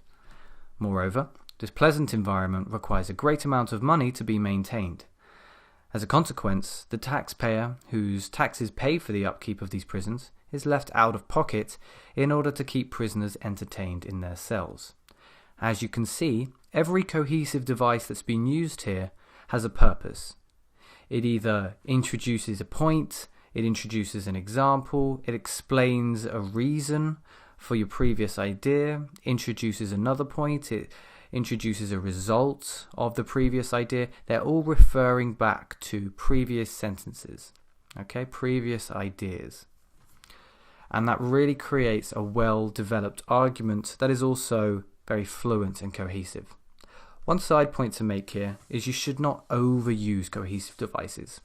This paragraph works because every cohesive device serves a purpose and improves the paragraph as a result. But if you're using cohesive devices all over the place, that will really look very forced, and it in fact has the opposite of effect of reducing the fluency of the paragraph, reducing the flow, because it looks it's hard to read when it's like that. So make sure you're only using about 4 or 5 cohesive devices per paragraph. Okay, now let's have a look at referencing, which is very similar to cohesive devices, but less so with the vocabulary and the expressions, and it's usually single words. We'll have a look at what it means now. And we'll have a look at what it means by comparing 2 paragraphs. So I want you to look at these 2 paragraphs and decide which one looks more fluent. One reason sports stars deserve high salaries is that the sports stars set good examples for children. It is because they show children that if the children believe in themselves, the children can achieve anything. If top athletes didn't do it, then the children would lose out on a role model. It is why successful sports professionals should earn more money than other professionals. So what do you think? Does this sound fluent? Let's look at the next one. One reason sports stars deserve high salaries is that they set good examples for children. This is because they show children that, if they believe in themselves, they can achieve anything. If top athletes didn't encourage this idea, then these children would lose out on a role model. This is why successful sports professionals should earn more money than other professionals. So which one? The first paragraph or the second paragraph? Which one looks more fluent? Which one looks more cohesive? Hopefully, you've all picked the second paragraph. Let's look at why this is. So, as you can see here, we added some words and we took away other words. Let's look at the words in bold. So one reason sports stars deserve high salaries is that they set good examples for children. So we've removed the second sports stars and just added the pronoun they. This reduces repetition and increases the flow. This is because they show children. So this is because the this refers to the previous idea about setting good examples. How do they set good examples? Well, this is how. This is because, okay? Instead of it, this is referencing back. It's often much better to use a this than an it's pronoun. If they believe in themselves, they can achieve anything. Again, we're reducing the repetition. We're not repeating children, but instead we use they. If top athletes didn't encourage this idea, here we've kind of had to modify the entire section. Instead of didn't do it, we've had didn't encourage this idea. But it's necessary because encourage, first of all, is more accurate. It's a better collocation with idea. But the important thing here is looking at the this instead of the it. So this idea, the previous idea that we've just spoken about, we're referencing back again. Then these children which we've spoken about, again referencing, would lose out on a role model. This is why instead of it is why. I'm not going to keep repeating myself. You can see how it works. This is why successful sports professionals should earn more money than other professionals. So now you know a bit more about cohesive devices and referencing. Try experimenting with them. Try seeing if you can use a few more in your essays. If you're struggling with flow, then this is probably the fastest way to remedy that problem. Welcome back, everybody. Now, having finished the last section, we are now going to move on to a new section of the course. And this section is all about answering the question, or in band descriptor terms, task response or task achievement. Now, if you want to score highly in this band descriptor category, you're going to need to focus on addressing the task requirements appropriately, accurately, and sufficiently. So one of the ways that we can do that is to have relevant and appropriate ideas. So this first lecture is going to be all about how to find ideas to create the content of your essay. I feel like finding ideas is a common anxiety among many candidates. It's one of the most common worries that my students bring to me. They tell me that they struggle to think of ideas. This seems to me to be not a problem of English ability or English command, but just a problem of being able to think about an argument for an opinion on the spot without much time in advance.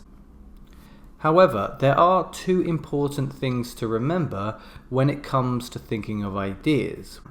The first of those is that the quality of ideas is much more important than the quantity. If you are developing your ideas sufficiently, you shouldn't need many ideas in the first place. Really, you should only need about 2, maximum 3 ideas each. That's not many at all, is it? And once you have found your idea or your ideas, you can then develop them, which is much easier, much simpler, and does not require as much original thought. However, finding ideas is still a little bit difficult for some, so let's look at some ways that we can come up with ideas. Now, finding ideas is something that you can actually do on a daily basis. You can prepare in this regard on a daily basis. IELTS is an essay which aims to challenge you on a variety of topics. As a result, it's impossible to know which topic you'll have to write about. So the solution is to form an opinion on everything. And as I say, you can do this every single day. Let's have a look at an example. Trains, subways. Imagine you're waiting for a train. While you're sitting there, think to yourself, what could be done to make my experience of waiting for this train more enjoyable? What could the transport company or the government do to improve the quality of this public transport? What are the pros and cons of taking the underground versus walking or taking a car? So there's plenty of things that you can think about while you're just sitting and waiting for a train. Then when you get a question in task 2, which asks you to describe the pros and cons of public transport, then you will be completely prepared. You would have thought of some ideas beforehand, totally confident, go in, sit down, put those ideas onto the page, and then you just develop those ideas. We can think of many other scenarios as well. Let's consider these here. So ask yourself questions throughout your day so that you can form ideas and opinions on a wide variety of topics. Let's think about the news, for example.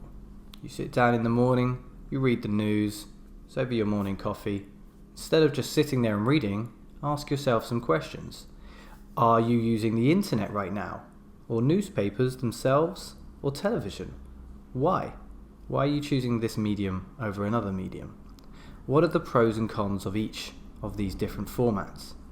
What do you think will happen to the news in the future? And how important is the media in creating public opinion? What could be done to prevent media bias? Lots of things we can ask ourselves about the news. What about mobile phones? So it's your lunch break and you're checking your phone during this hour.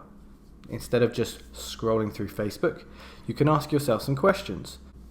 What did you used to do during your lunch break before phones became one of the central focuses of our lives? How have phones become so addictive? How has phone use changed over the last few decades? What could be done to prevent or reduce phone addiction? Why are some people so concerned about having the latest model? A number of different questions we can ask on what appear to be the most mundane of subjects. These are all things that will come up in the exam. Another thing you can do is to read newspapers. Read everything that you can, read a variety of different materials and explore a number of different topics, but newspapers in particular are a great way to learn about the opinions of others on lots of different topics and the arguments they have for those opinions. They're therefore very useful at helping you to think of ideas. Now, there's a great site out there called News in Levels, www.newsinlevels.com. And this is a website which presents English news articles in language which meets 3 different ability levels: beginner, intermediate, and advanced, level 1, 2, and 3. I really would recommend you check this out if you haven't heard of it before. It's a really good way of learning typical journalistic language, typical essay writing language, and it will you will find an ability level which suits your current ability. Once you're comfortable at level 3 on News in Levels, you may want to try moving to real newspapers to get an idea for how English is written at a very, very high level. Here are some newspapers which focus on various different topics, so you have the opportunity to think about lots of different things. The Guardian, The Independent, and The Times. I personally read The Guardian. I think it's a great newspaper, but you're free to pick any of those. They're all very, very good, but make sure you check out newsinlevels.com. Really good site when you're trying to learn how to think of ideas. So, thinking of ideas. Hopefully, you'll go away and you'll take the advice here and as soon as you close down this video, you can start thinking about the internet. Ask yourself some different questions on the internet, and this will help you to think of ideas based on that topic, and continue so forth throughout your week. So, that's thinking of ideas. I'll see you in the next lecture when we'll talk about how to develop those ideas. Hi again, everybody. In the last lecture, we were looking at finding ideas, how to come up with ideas. In this lecture, we're going to take it to the next step, and we're going to think about how to develop those ideas and how to use examples to support and justify these ideas. So all about how we're going to build our answer appropriately. So we need to return to the same thing that we've mentioned a couple of times already during this course. Quality is always more important than quantity. It is much more important to develop one idea fully than to write about lots of ideas without developing any of them. So ideally, you should really only need 2 ideas for your individual body paragraphs, and then you develop those ideas with supporting ideas. Doing so enables us to address key criteria for task achievement, which is Band 7 presents, extends and supports main ideas. If you look at Band 8, this just goes a step further. Presents a well-developed response to the question with relevant, extended and supported ideas. So the greater your development, the higher your score in task response. So, how do we develop ideas? Let's start with returning to the building body paragraphs lecture. There was a good template in there for how to develop a single idea. You've got your topic sentence, support sentence, example sentence, alternative sentence, result sentence. If you can't remember all of that, please go back and watch the building body paragraphs lecture. But how do you come up with each sentence? Well, there's a good trick that we can use, and it's all about asking questions. 3 questions in particular. But these questions are more specific than the questions we asked ourselves to find ideas. The questions we need to ask ourselves if we want to develop ideas are, firstly, why? Why? This is our supporting sentence. Then, what kind? Can we give an example of that? And finally, what if?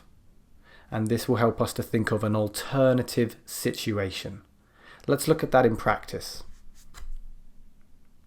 So, we have an idea here. We found an idea, and the idea is that the function of a university should be to prepare students for work. Okay? So, first of all, why? Well, this is because many professions need employees who are equipped with comprehensive theoretical and practical knowledge, which universities can provide. Yes, we are using quite advanced vocabulary here and quite advanced grammar, but the main idea is not that complicated. Professions need professionals. That's pretty much it. We need to have people who know what they're doing. And then we've just elaborated on it with the language. So that's why the function of a university should be to prepare students for work. Can we give an example? What kind of professions? For example, medical students must be given rigorous lessons on anatomy before they become doctors, so that they can make decisions which save people's lives. So we've given an example of a profession where this type of education is important.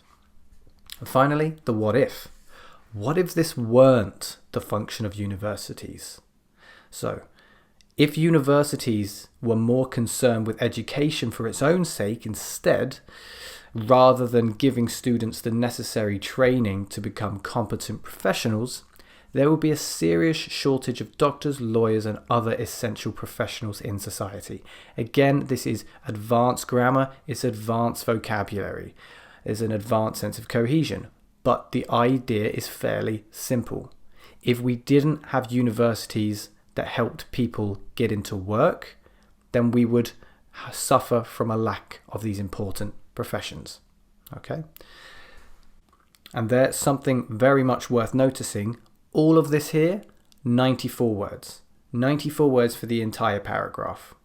Okay, so you want to keep those body paragraphs down to around 90 to 100 words, and that this paragraph has done exactly that. So let's see if you can try it yourself. I want you to think about this idea at the top of the screen. Sending all criminals to prison would be a terrible idea. So I want you to pause the video now, and I'm going to ask you to do something a little bit longer than usual. I would like you to see if you can answer each of these questions, which will help to develop the main idea. Why? Why would sending all criminals to prison be a terrible idea? What kind of criminals shouldn't go to prison? So there's our example. And our alternative situation, what would happen if all criminals went to prison? Why would it be so bad? What would happen if all criminals went to prison? So pause the video here and come back when you've got some ideas of your own, and then we'll have a look at what I have. Okay, so let's have a look at the first question. Why would sending all criminals to prison be a terrible idea? This is because the purpose of prison is to deter and incarcerate criminals, but some types of crime can be deterred with less expensive and more productive measures. Okay, so what kind of criminals shouldn't go to prison? For example, those who commit petty crimes like pickpocketing, shoplifting and speeding would contribute much more to society by undergoing community service or paying a fine. So we've given two examples here, the type of criminal and the type of punishment that they should receive. Last question, what would happen if all criminals went to prison? If, in contrast, every crime was sentenced with prison time, prisons would be full to bursting. Law-abiding citizens would be faced with a huge tax burden, and the criminals themselves would learn nothing about their crimes. Okay, so supporting the main idea with three important questions. Why, what kind, what if? And that is what I want you to do for the rest of this lecture. I want you to use the same technique of why, what kind and what if to develop the ideas below. Conflict between parents and their children is necessary because it helps the latter to develop. Dropping foreign languages from school curriculums would be unnecessary and short-sighted. One of the main advantages of moving abroad is that it enables people to broaden their horizons. Three main ideas here, and you can use those three questions to see if you can develop these ideas and stay focused on the main idea until you have a very well developed argument. So that's supporting and developing ideas. In the next lecture, we're going to find out how you can create and maintain a position or opinion on a question. See you in the next lecture. Welcome back, everybody. In today's lecture, continuing with the task achievement band descriptor category, we're going to think about how to create and maintain a position or opinion in the response. When and how to express yourself. This is quite a long lecture, so be prepared, but we're going to go in depth regarding when we should be stating our opinion and in which way we should be doing so. First of all, let's remind ourselves of the band descriptors. So, maintaining and stating a position is one of the most important factors for achieving a high band score in this area. So, present a clear position throughout the response is something you must do if you want to achieve band 7. With some tasks, this requirement is fairly simple to meet. With others, it can cause a little bit of difficulty. But remember that we do not need to give an opinion if the task does not ask us to give an opinion. Now, this is the case with discussion essays and most situation essays. Let's first of all think about approaching the task. Consider the following question. Government investment in the arts, such as music and theatre, is a waste of money. Governments must invest this money in public services instead. To what extent do you agree with this statement? So what are the key words here? Hopefully you'll pick out investment in the arts, waste of money, and public services instead. And then you could think about what your opinion is on each of these key words, on each of these different areas of the task. Let's break it down in a little bit more detail. First sentence, government investment in the arts, such as music and theatre, is a waste of money. Do you agree or disagree with this single statement? Let's imagine that you disagree with this. You don't think it's a waste of money. What about governments must invest this money in public services instead? Do you agree or disagree with this? Let's imagine that you partly agree. Notice that you can both agree and disagree and still have a coherent opinion. This is even easier to do in a two-statement question like the one we are looking at. Notice the two statements above rather than one. Let's have a look at how we would write this opinion in the introduction. Now, stating our opinion in the introduction is important as we need to present a clear position. There's that key word, throughout the response, throughout, so from the beginning. In the lecture Incredibly Quick Introductions, we took a brief look at how we might introduce our opinion to the reader. Here was that formula again. Number 1, general statement. Number 2, paraphrase the task language. And number 3, write an opinion. And if you'd like to, you can also think about writing a plan as well. Here's an example. It is important to consider how government should spend its money. Some believe investing this money in the arts is wasteful and that all these funds should be diverted to public services. Now, here's the opinion. While I disagree that the arts are a waste of money, I do feel that some of this funding should go to public services. So we're going to focus on this introduction here and take a closer look. 3 things are very clear from this introduction. Number 1, we understand in full what the task opinion is, what the opinion being presented is. Number 2, we are stating a clear view of our own, that we disagree and agree with different parts of the task. And finally, that our view is 100% relevant to every part of the task opinion. We're giving relevant ideas, another key part of the task requirements. Now, how do you put your opinion into the body? Well, this kind of depends on which type of essay we're going for. In opinion and discussion and opinion essays, your opinion must be clear within the body of the essay and it must be consistent with the opinion in the introduction, so don't change your mind halfway through. For discussion opinion essays, the opinion should come across in this format. Start with the side that you disagree with and use language which makes it clear that it is not your view, like those who believe. In the second body paragraph, this is where you introduce your view and you make it clear that it is your view. However, I would argue. With opinion essays, it's a little bit different. You can just use to begin with and furthermore, because it is just your view that you are giving. So again, we just have a look at the one above. It's that language, those who believe, and I would argue that makes it clear which is our opinion and which is other people's opinion. Whereas down in the opinion essay, unless you explicitly state otherwise, the content of the body of an opinion essay will be deemed to be your own view. Because in your introduction, you would have said, I believe, and you would have carried that on. So you don't really need to use too much personal language like I believe in the body of an opinion essay. Now, let's think about something a little bit more subtle here, which is qualifying your opinion. We'll explain what that means in a moment. Sometimes you will not fully agree or disagree with a statement. Sometimes you will only partly agree or disagree, or be split for and against, pretty much 50-50. In these cases, do not just side with one view because it's easier, except maybe in extreme circumstances where the task would be extremely difficult if you did decide to go in this direction.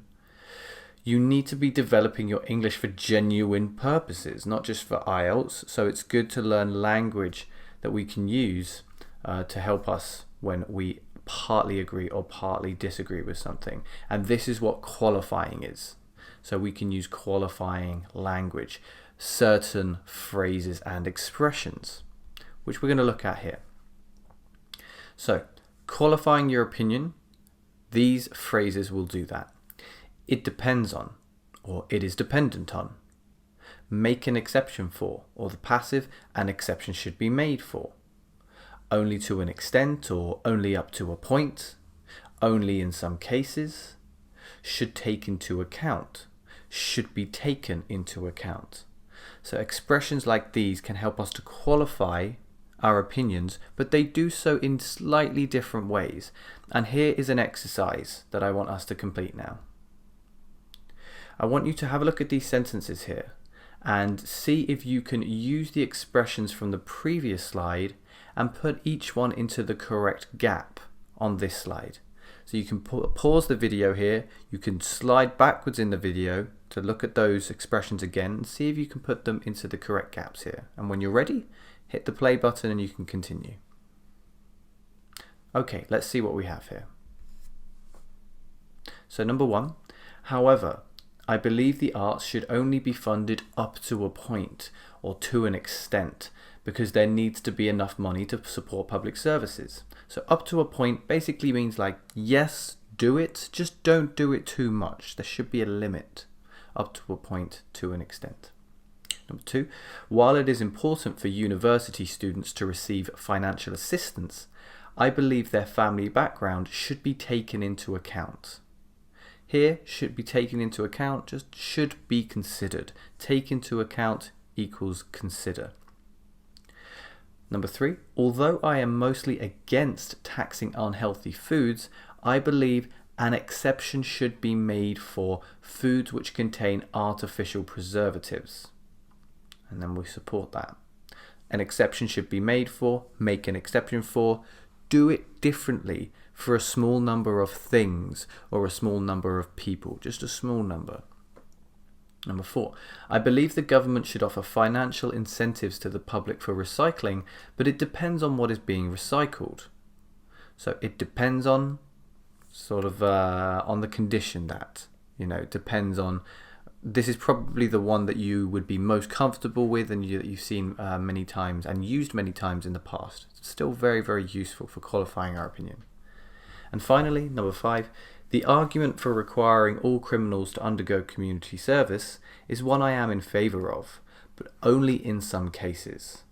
So, not all the time, but sometimes. It depends, again, you got that, it depends on the particular case, on the particular situation.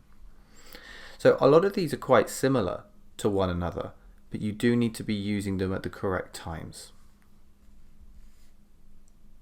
Finally, let's think about how we can state our opinion in the conclusion. Now, we do look at how to write a conclusion in the lecture Quick Conclusion, but here are some important points to bear in mind. In discussion opinion essays, make sure you cover the alternate viewpoint and its arguments as well as your own. So you're trying to summarize both viewpoints and their arguments. For example, you can see this here. This is a good template for how you would write a discussion opinion conclusion.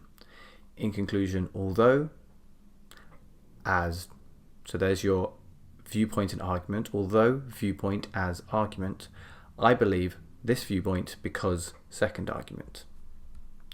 With opinion essays, you don't really need to look at the alternative viewpoint. You can just look at your own, but do make sure again you're summarizing your supporting argument and make sure your opinion is as clear as possible.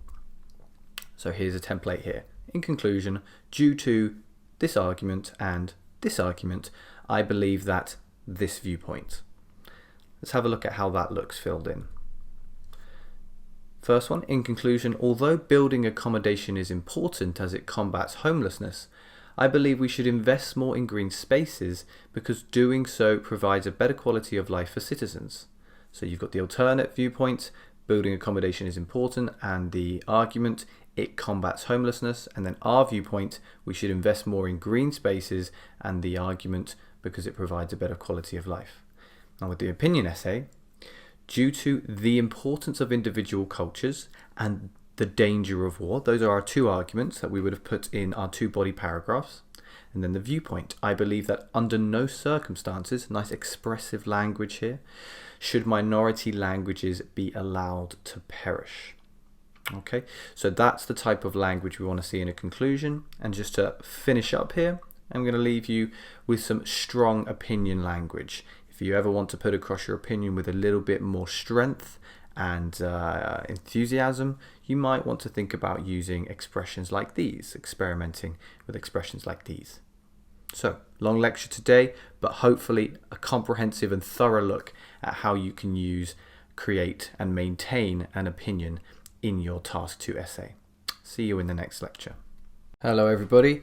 Now we're coming to the final lecture in this section of the course. So the last lecture on task achievement, task response, and it's a fairly brief one. It's about generalizing and how to stop overgeneralizing. If you don't really know what this means, don't worry, we're going to look at it during the course of the lecture. So, what are generalizations? We're going to look at that straight away. A generalization is a statement about all members of a particular group, which may be true in some or many situations, but not necessarily all situations. So we could have a look at an example here. One reason why teenagers and their parents have poor relationships with one another is that. So have a look at this sentence, see if you can see what might be a little bit strange about it. Well, it's this part here. Teenagers and their parents have poor relationships. Is this true for all parents and teenagers? No, surely not. And even if it were, it would be impossible to verify. So we have to avoid writing language like this in our Task 2 essay. Generalizations can also be made about situations as well as people. So here's another example. When employees feel a strong sense of job satisfaction, company profits rise. Company profits rise all the time? Does that always result from a strong sense of job satisfaction? It may often be the case, but not always. So we need to make sure to avoid language like this. Now, why is avoiding generalizations important? Let's return to the band descriptors. Task achievement, band 7 states, but there may be a tendency to overgeneralize and or supporting ideas may lack focus. So that tendency to overgeneralize. As you can see, you can actually score a band 7 even with generalizations. But why not avoid the generalizations and shoot for a band 8 instead? At the very least, this is going to give you more room for error in the other band descriptor categories. So how do we avoid overgeneralizing? Well, we need to soften our statements with appropriate language. We're going to look at some expressions now, some words, some phrases, and I want you to think of these as generalizing softeners. So, modal verbs to start with. May, might, could, can. Depending on the context, they can help to soften a generalization. Frequency language. Often, tend to, usually, occasionally. And non-specific quantifiers. Many, some, a number of, a lot of. Notice it's not most. Try to avoid most, because most is saying more than 50%. And again, can we verify that? Probably not. Most of the time not. So try to use these quantifiers instead. These can all be used to soften the broadness of our statements. So we're going to look at an example. And I want you to try and soften this example using these words above. Politicians are influenced by the media. which is a problem because this has a negative effect on social equality in the country. So, how could we soften this statement? Many politicians are influenced by the media, which is often a problem because this can have a negative effect on social equality in the country. So by using a few of these expressions, we have avoided making grand sweeping statements about something which we cannot verify. Try to experiment with using some of these in your next essay. Try not to use too many softeners. You don't want to go overboard, but do try and notice where you're writing a sentence which is a little bit too general, is a little bit too sweeping and confident. You may need to reel it back in by using one of these generalizing softeners. Right, so that brings us to a close on task achievement. In the next section, we're going to be talking about vocabulary. Welcome back, everybody. Today we're going to move to a new section of the course, and in this section we are going to focus on lexical resource or vocabulary. And in this first lecture, what we're going to look at is the idea of topic-related vocabulary.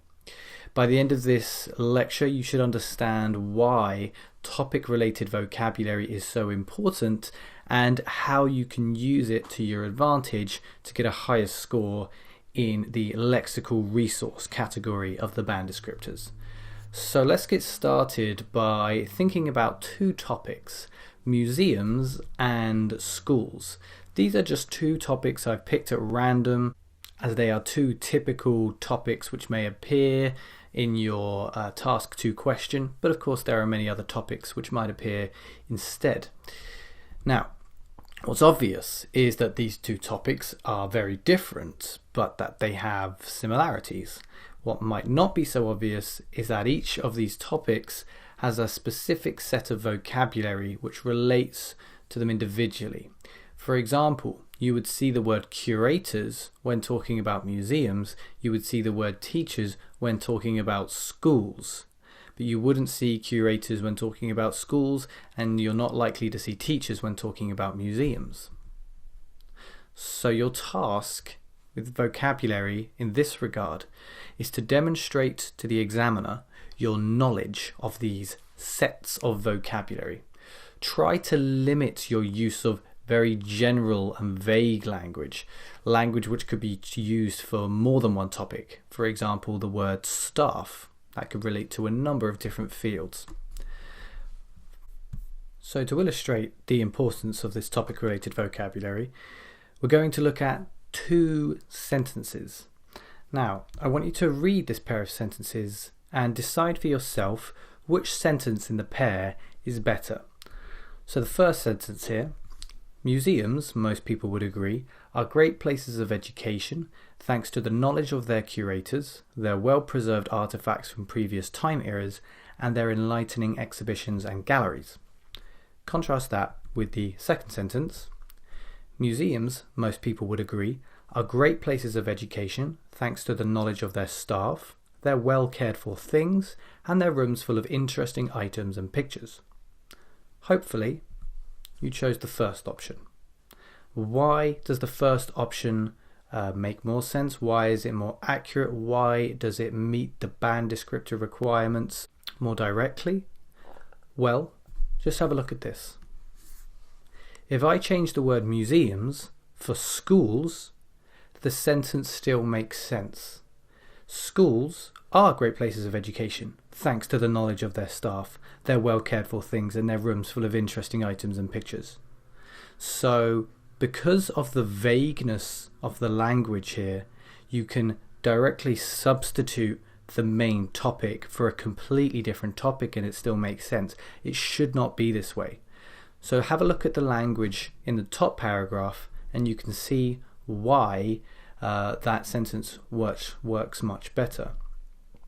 We've got language like curators, well-preserved artifacts, time eras, and enlightening exhibitions and galleries. You only get these in a museum. So, one way that you can improve your topic-related vocabulary is to make vocabulary tables for topics. Here are a couple of examples. You could use, for example, with museums, you could remember to write down different word formations as well. You've got curator as the noun of the person, and curate as the verb. Artifact, well preserved. Exhibition, exhibit. Gallery, collect, collection, archive. Notice that I'm writing down all the word formations here as well, verb and noun. If we have schools, we have teacher, student, teacher-student ratio, nice noun phrase there. Class, classroom, head teacher, star pupil, attend, attendance, to cram for an exam. Public health, obese, obesity, health-related issues, sports facilities, healthcare system, spread of viruses, notice collocations here being used as well, threats to health, healthy choice. Just a little point to make about that purple star, purple asterisk on museums, exhibition and exhibit. It's a commonly confused word. An exhibit is like a smaller version of an exhibition. While an exhibit would take up just one room in a museum, an exhibition may take up an entire wing. So, while that is important, while topic-related vocabulary is essential, do use your common sense as well. It won't look so natural if you just spend the whole sentence cramming in topic-related words. You need to use some general vocabulary so that the essay can breathe a little bit. Consider these two sentences. Curators of museums and art galleries archive every artifact and painting discovered so they may later exhibit these works of art and historical relics to museum enthusiasts and historians in exhibition halls. Now, after a deep breath, let's have a look at the second sentence. Museum curators often store the artifacts they find in an archive so that they can later be presented to the public in exhibitions. Yes, the second sentence does have more general vocabulary, things like the public rather than museum enthusiasts and historians. But it allows the sentence to breathe. Okay, so you need to find the balance between topic-related vocabulary and natural fluency. That takes a bit of practice, but it's a start to start thinking about topic-related vocabulary, trying to use a little bit more in your essays, but try not to get carried away. So never use words that you aren't confident using. Find a tutor to experiment with new words and to check that you have the correct understanding. As always, the IELTSteacher.com is one such place where you can find a tutor who can help you in this regard. Okay, so now we understand the importance of topic-related vocabulary. We know how we can use it to improve our score, and we also know how we can improve that vocabulary by creating vocabulary tables. In the next lecture, we're going to take this fluency to a new level by looking at the importance of collocations. And if you haven't heard of collocations before, then join me in the next lecture and you'll learn all about them. I'll see you there. Hi guys, in today's lecture we are going to focus on the importance of collocations. Now, this is all about how to make your vocabulary sound as natural as possible. So this is not just important for IELTS, but also important for life. So in general, if you are hoping to move to an English-speaking country, I'm sure that you would want to sound as natural as possible and as native as possible. Collocations are the way to do that. Here, fluency via vocabulary. So let's get started by asking ourselves, what is a collocation? Well, let's return for a moment to the band descriptors and look at band 7 for lexical resource. In this category, we have uses less common lexical items with some awareness of style and collocation. There's that word, collocation. But what does it really mean? Well, a collocation is a set of two or more words which are commonly used together. Simple as that. As simple as that. The hard thing is working out which words collocate with other words. Let's look at an example. The phrase make an effort is a collocation because these words are often seen together and they express a particular meaning. You don't have the expression do an effort or take an effort. The expression, the collocation, is make an effort. So why is this so important? Well, it's important for a number of reasons. First of all, collocations are important because they make language fluent, precise, expressive, and natural. Compare he's making a tattoo and he's getting a tattoo. The wrong version will instantly expose you as having a weak command of English. This is a commonly confused collocation. Note that getting is the correct verb to use with the noun tattoo. We don't make a tattoo, we get a tattoo. Another reason collocations are important is because they allow you to express lengthy ideas with just a few words, which saves you precious time during the test and it saves you precious time in life. When we're speaking, this is why we use collocations. They're shorthand for longer ideas and expressions. Compare, he has decided what he is going to do with he has made up his mind. That latter example, a collocation, is both more natural and more concise, saves on time. And finally, collocations are useful because when grouped together, they demonstrate your language command.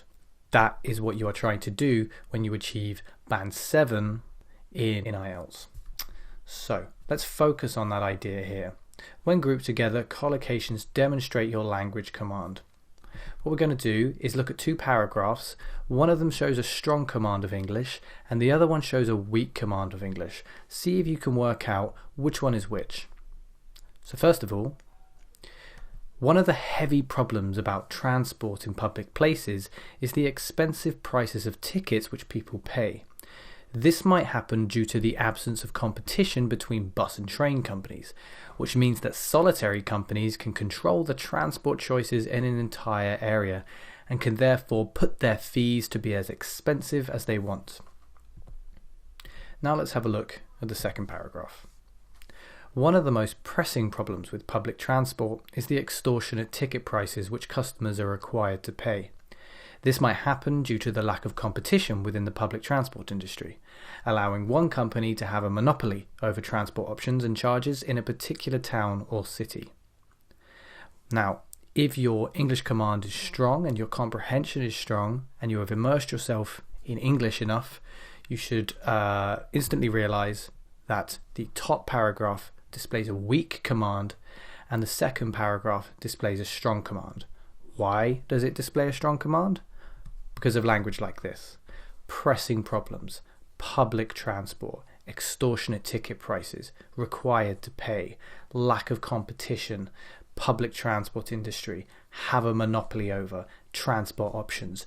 Much more natural, much more concise, much more fluent than things like heavy problems, expensive prices of tickets, absence of competition, solitary companies. These are not expressions which we use in English. Technically they make sense. They're not grammatically incorrect. They're just not common enough for them to be collocations, and there's this really stifled, unnatural sound coming through in the paragraph. So let's put the spotlight for a moment on that weak paragraph, the weak collocation command paragraph. So, what's good about it? As you could probably guess, what's good about it is that, there's some less common and more advanced vocabulary shown. We've got words like absence and solitary and fees. It's not what your standard Band 5, Band 6 level student shows. And there's plenty of topic-related vocabulary too. We've got words like tickets, bus and train, fees, public places. If you are paying attention in the last lecture, you'll know how important that topic-related vocabulary is, and that's great. However, unfortunately, the paragraph also shows terrible collocation command. So the above good vocabulary is almost completely compromised due to the fact that it is not used correctly with collocation. It's such a shame, when you see this paragraph, it's got all this great vocabulary, but it's not being used in a natural way. So it's completely wiping out the good that was demonstrated in that paragraph. So how can we improve our collocation skill? Well, there's a number of things that we can do. Mainly, the way that you improve your collocation ability is to just immerse yourself in English. So we'll look at what that means in a moment, but just try to surround yourself with as much English as possible. Read books. Young adult novels are particularly useful because they often feature lots of natural dialogue and not too much difficult vocabulary. So it's a good thing to read at your level, but you'll also get plenty of natural vocabulary coming through. Listen to audiobooks. Don't listen to songs. Listen to songs, listen to music, but don't do that as a way of studying, as a way of preparing for IELTS. Audiobooks are far better than music for studying. A lot more vocabulary coming through, used in collocations as well. A lot more entertaining in my view. But if you're only listening to Justin Bieber, what are you going to get? Baby, baby, baby. It's not really going to help you in IELTS. Lastly, try to have conversations with native speakers.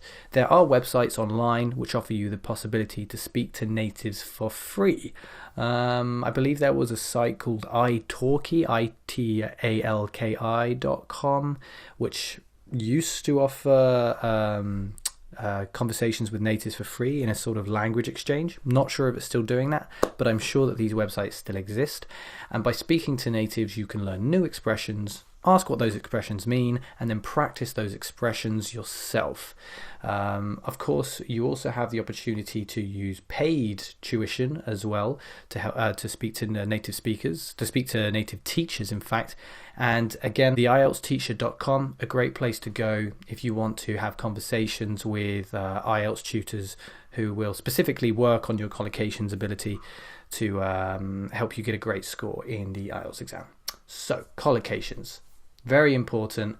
Do try to make sure that you are learning new collocations all the time, and do try to use them in IELTS Task 2 to help boost your score to a Band 7 level. I'll see you in the next lecture when we'll be talking about the importance of word formation. Hi everybody, welcome back. Continuing on with our theme of lexical resource in this section, we're going to focus on word formation in this lecture.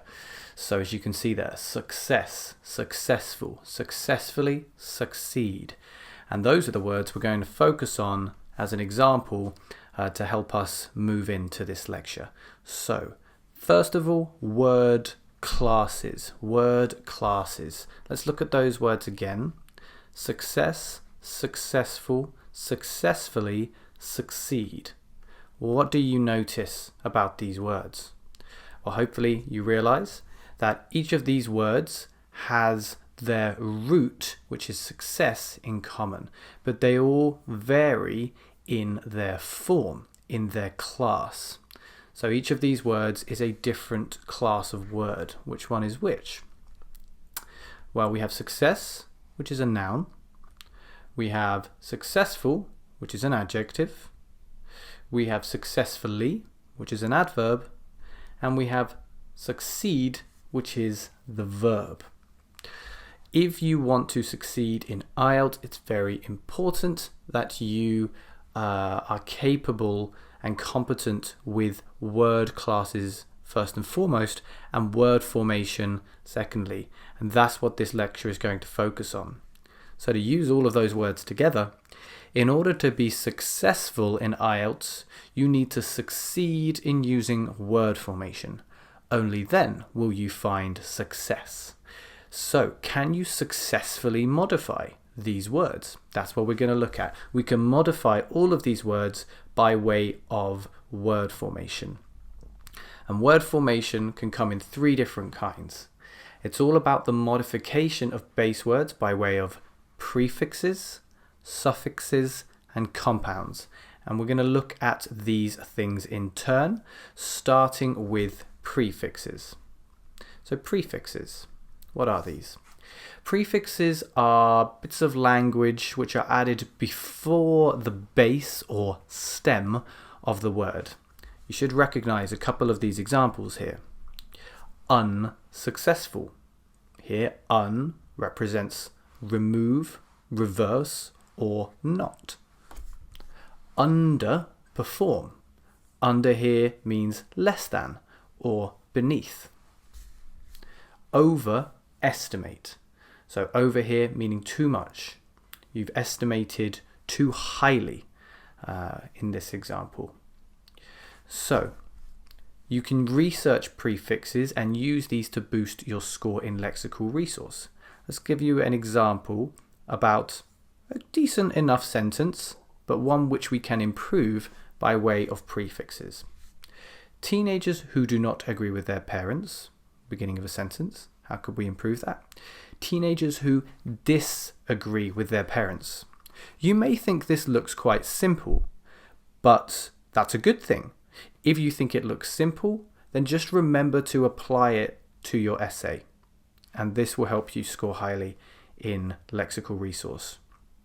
Bear in mind that there are a huge number of prefixes in the English language, far more than can be stated here. So make sure you do your research and look up prefixes after the lesson today. After prefixes, we can look at suffixes. Whereas prefixes change language at the beginning of a word, of the stem of a word, suffixes will be added after the base of a word. And these suffixes are usually added to change the class of word. So remember the word success. Think about this. Success, we could add full onto the end of success. That's our suffix, full. And forget, full. So if we add full onto the end of a word, we can often form an adjective. Successfully, crucially. Ly can form an adverb from an adjective. Widen, lengthen, simplify, clarify. So n and if I can form verbs. Whereas terrorism, sexism, ism can often be used to form nouns. This doesn't always work. You can't just be adding suffixes, random suffixes to random words. You do need to check with a good dictionary, but it's good to know that you can create these words if necessary. Again, research suffixes, very important. You do your research because there's many more here than the ones I've highlighted. And you can use these to boost your score again in lexical resource. So again, let's have a look at an example. One advantage of exercise is that it makes your body stronger. It makes your body stronger. How could we use word formation to improve this? One advantage of exercise is that it strengthens your body. You may think this looks simplified in a way, simpler, because we've used fewer words, but actually that is a good thing. You want to be concise with your language, and we can be much more concise with our language if we know how to use suffixes appropriately. Now, the other way we can think about word formation is with something called compounds. Now, compounding is the linking of two or more base words to create a new word. For example, heart breaking. You've got the noun with the verb. Often, the first word identifies a key feature of the second word. Let's have a look at some examples. They're most commonly found in nouns, but they are found in all types of word classes. For example, here are some nouns. Air conditioning. The air modifies the conditioning. Blackboard. The black modifies the board. Full moon. Adjectives. Full fat. Spine chilling. Seasick. These are all adjectives created from two base words. Some verbs here. Babysit, color code, proofread. Notice often with the verbs we're going to stress that first word.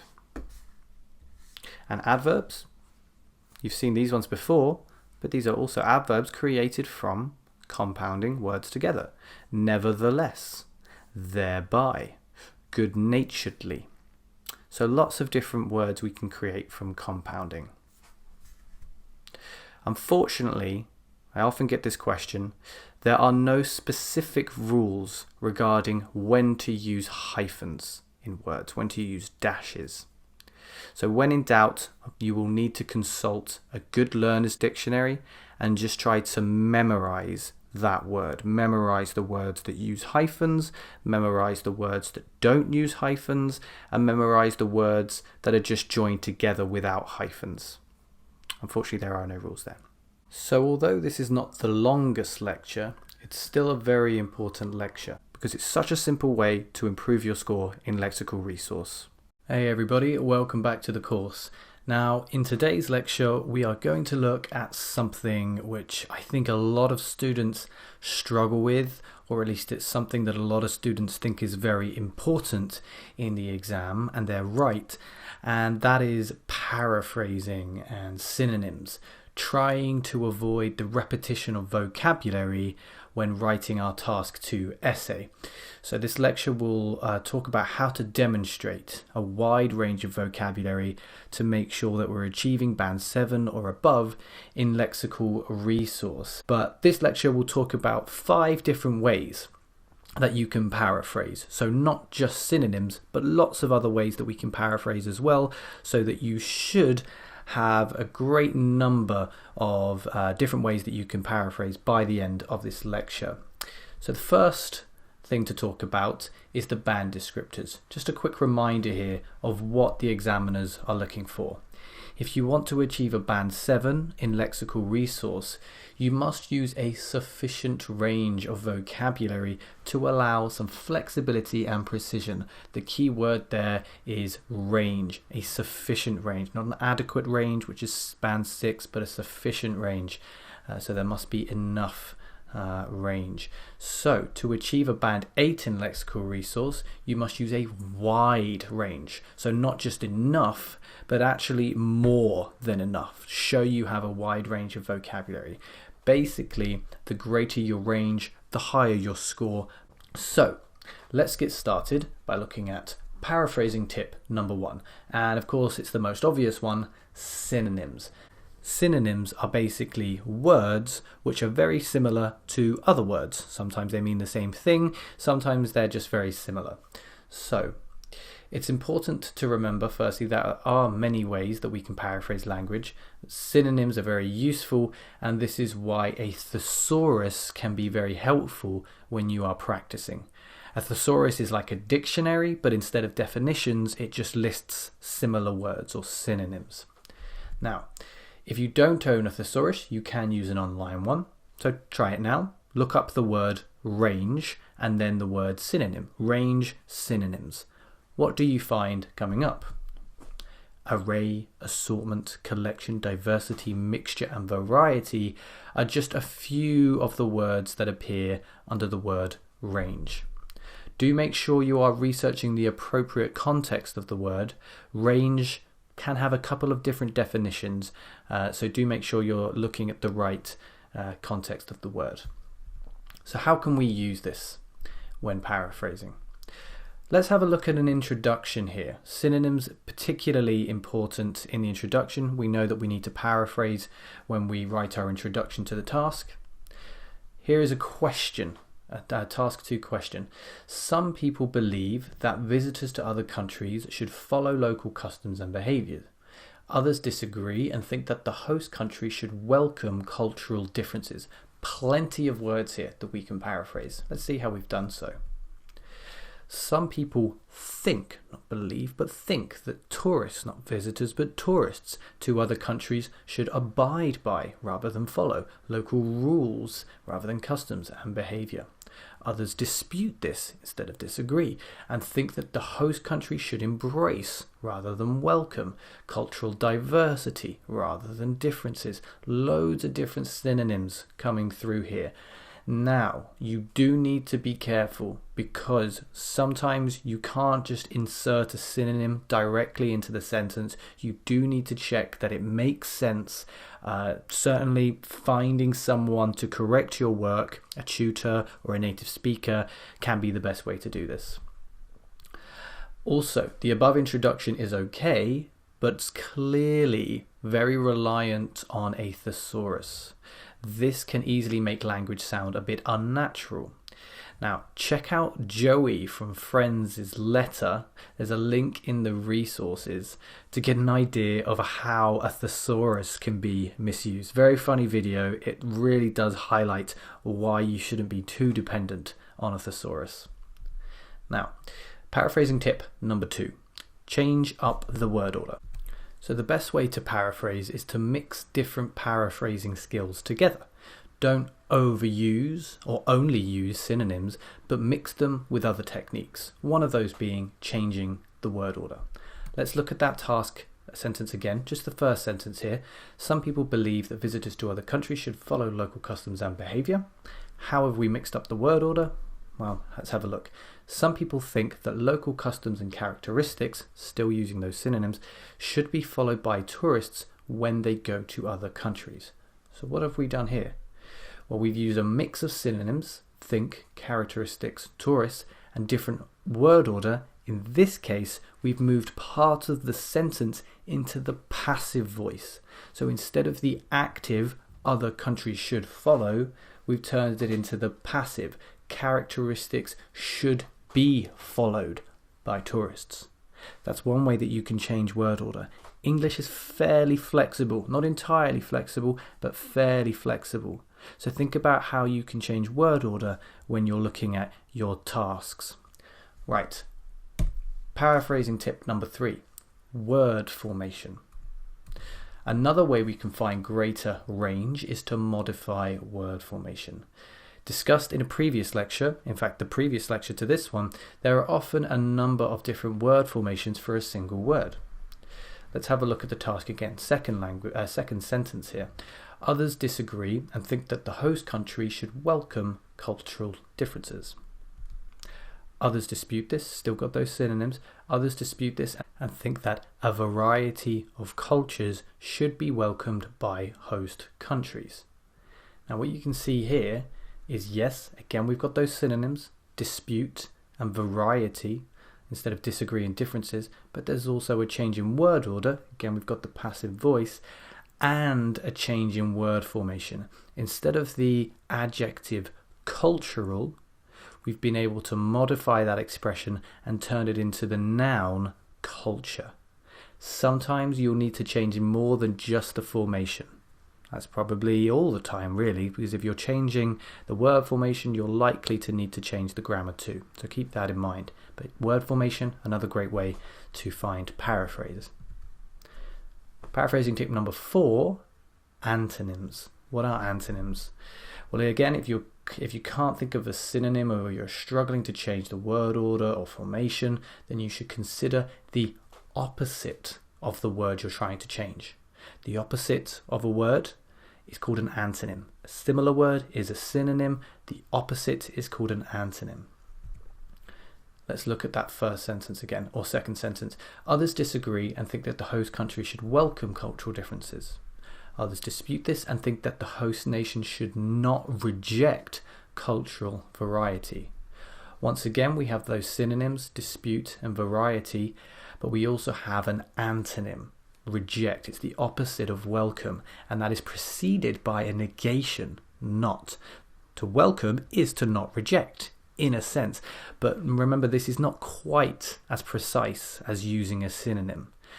Not rejecting something is not quite the same as welcoming, but it is again another way that you can find something similar in terms of paraphrase. So that's a fourth way. Let's look at a final way we can find opportunities to paraphrase. Thinking outside the box. Now this is not anything particular, but let's have a look at what I mean. Synonyms, sentence reconstruction, and changes in word formation, as well as antonyms. These are all excellent ways of paraphrasing. Sometimes though, it's just useful to completely change the way an idea is communicated while not changing the meaning. Let's have a look at this. These days, more and more people are going to other countries for significant periods of time, either to find a job or to study. New task here. Let's have a look at how I've paraphrased it.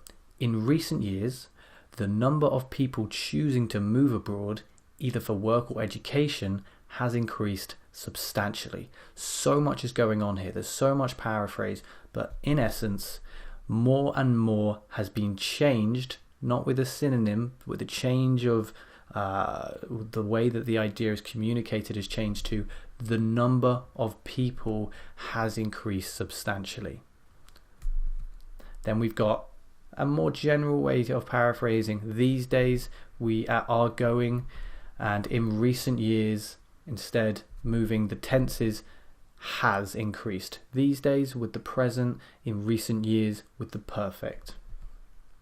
So we have these synonyms again: work, education, abroad instead of job, and study and going to other countries.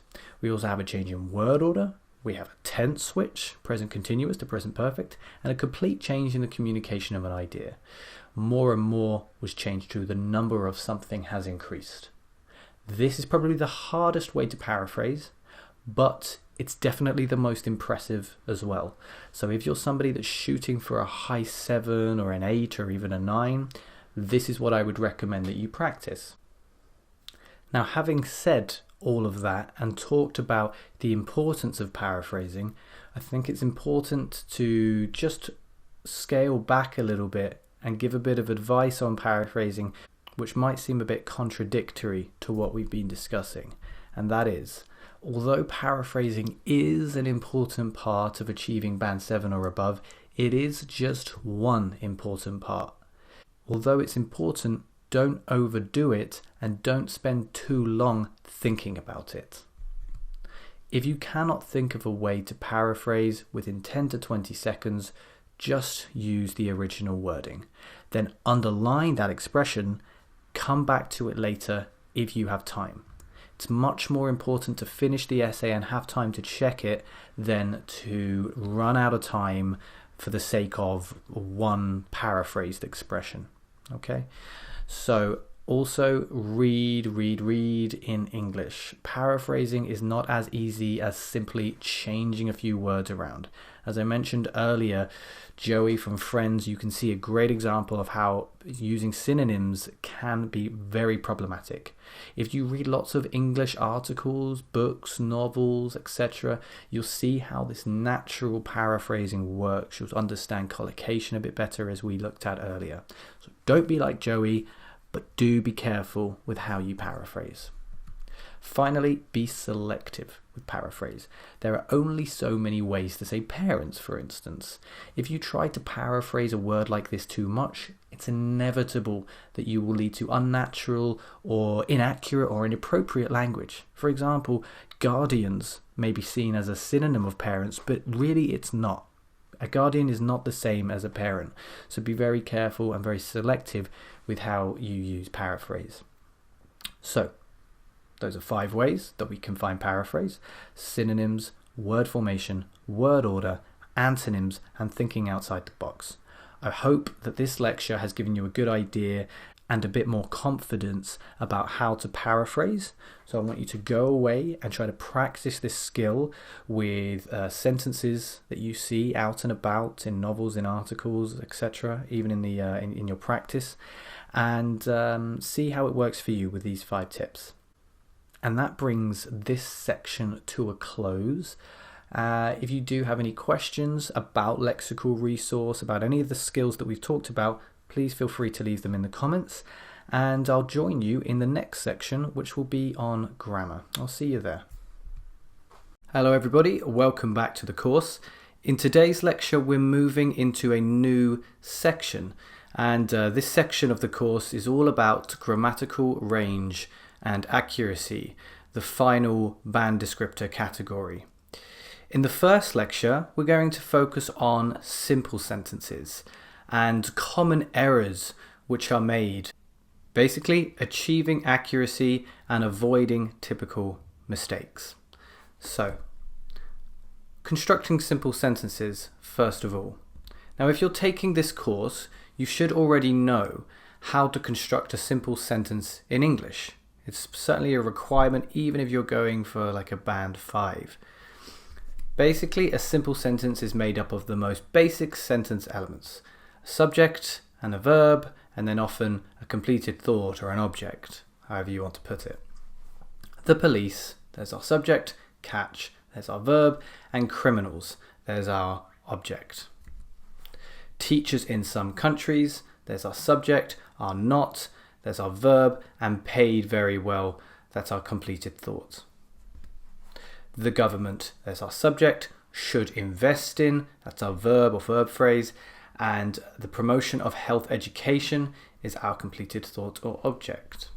As you can see, we are using other words as well as the standard typical pronoun, verb and object. We're using modal verbs, we're using prepositions, we're using articles, but these can all be part of a simple sentence. So let's focus on the common errors that are made in these types of sentences and in more complicated sentence types. Because although simple sentences may seem easy, I often see mistakes in their construction. The first of these types of mistakes we're going to focus on are subject-verb agreements. So I want you to have a look at these following sentences now and tell me what is wrong with each of them.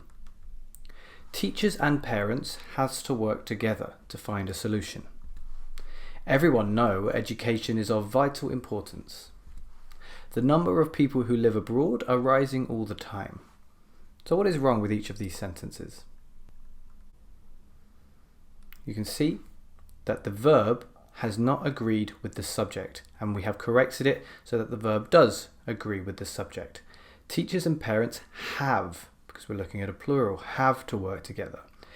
Everyone knows, so here we're looking at a singular pronoun. Everyone sounds like a plural, but we treat it like a singular pronoun. Everyone knows education.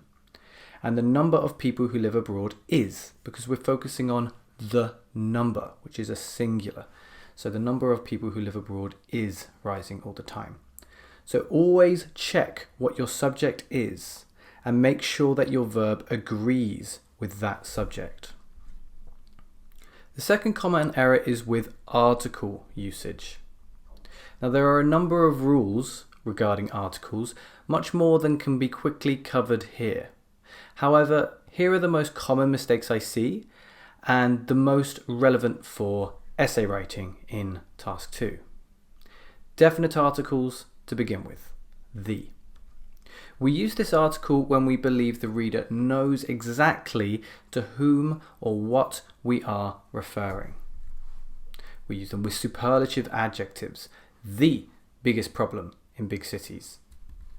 When mentioning something again, after we've introduced it once, we mention it again, and then we can use the definite article. People's buying habits can be influenced by a particular celebrity.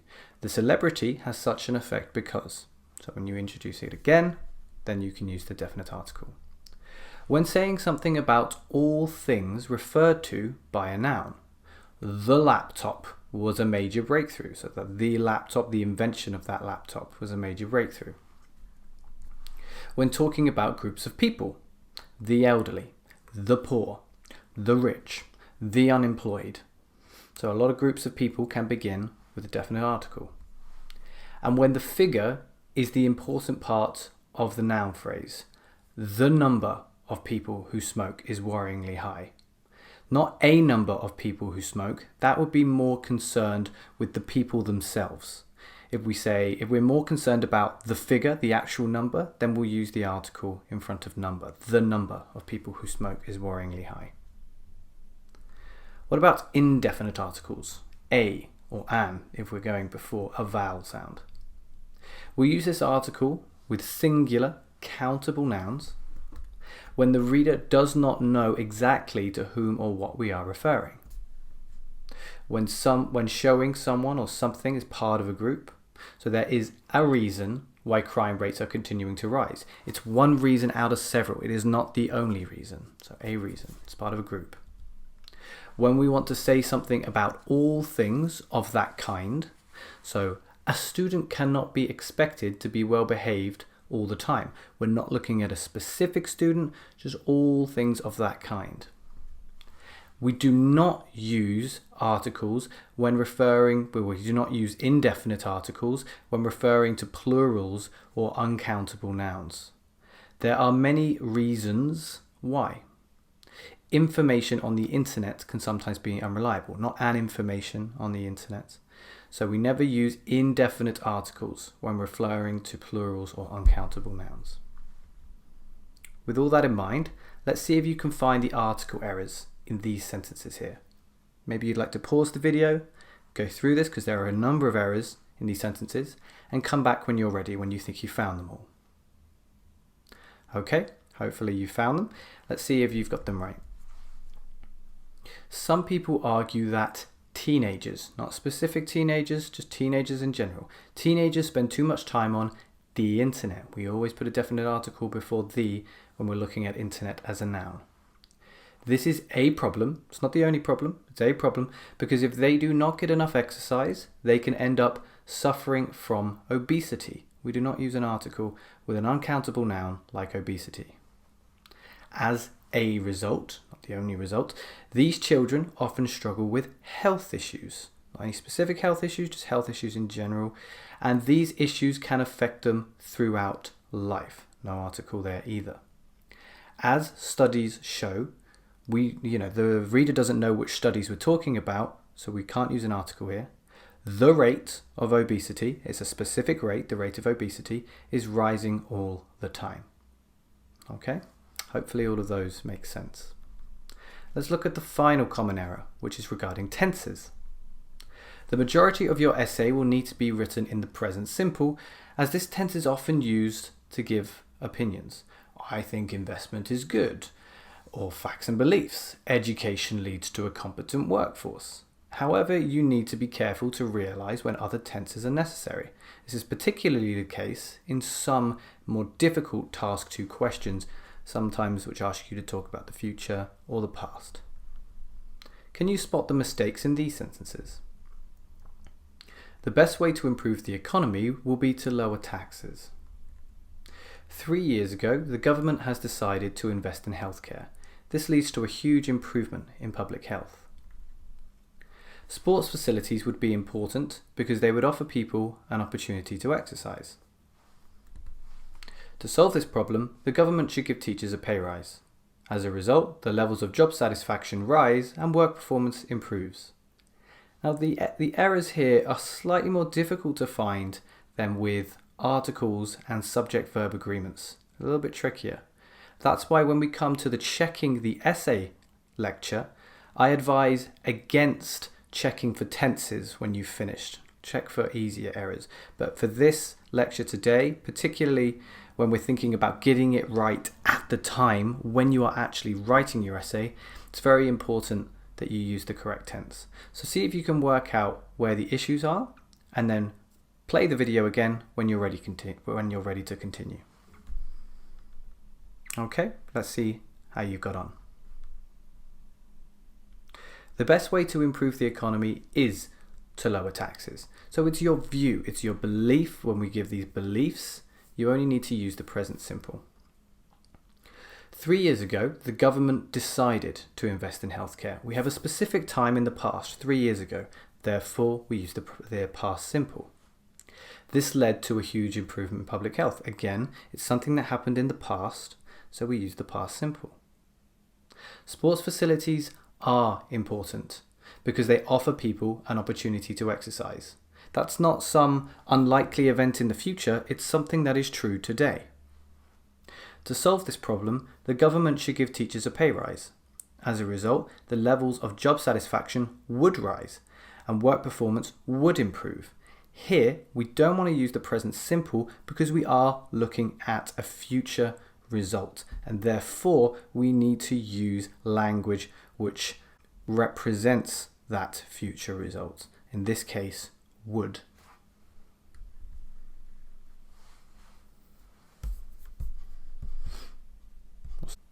So that was a look at simple sentences and the three most common mistakes, which are subject-verb agreement, article usage, and tense usage. In the next lecture, we're going to look at how to accurately create a complex sentence. Hi everybody. In the last lecture, we looked at simple sentences and some common errors. In this lecture, we are going to the next step and we're thinking about complex sentences.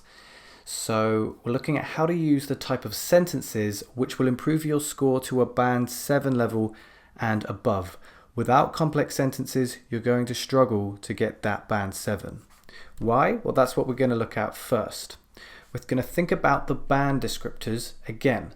Now, a variety of complex structures. You can see that above. This is an extract from the IELTS Task 2 Writing Band Descriptors under the criteria for grammatical range and accuracy.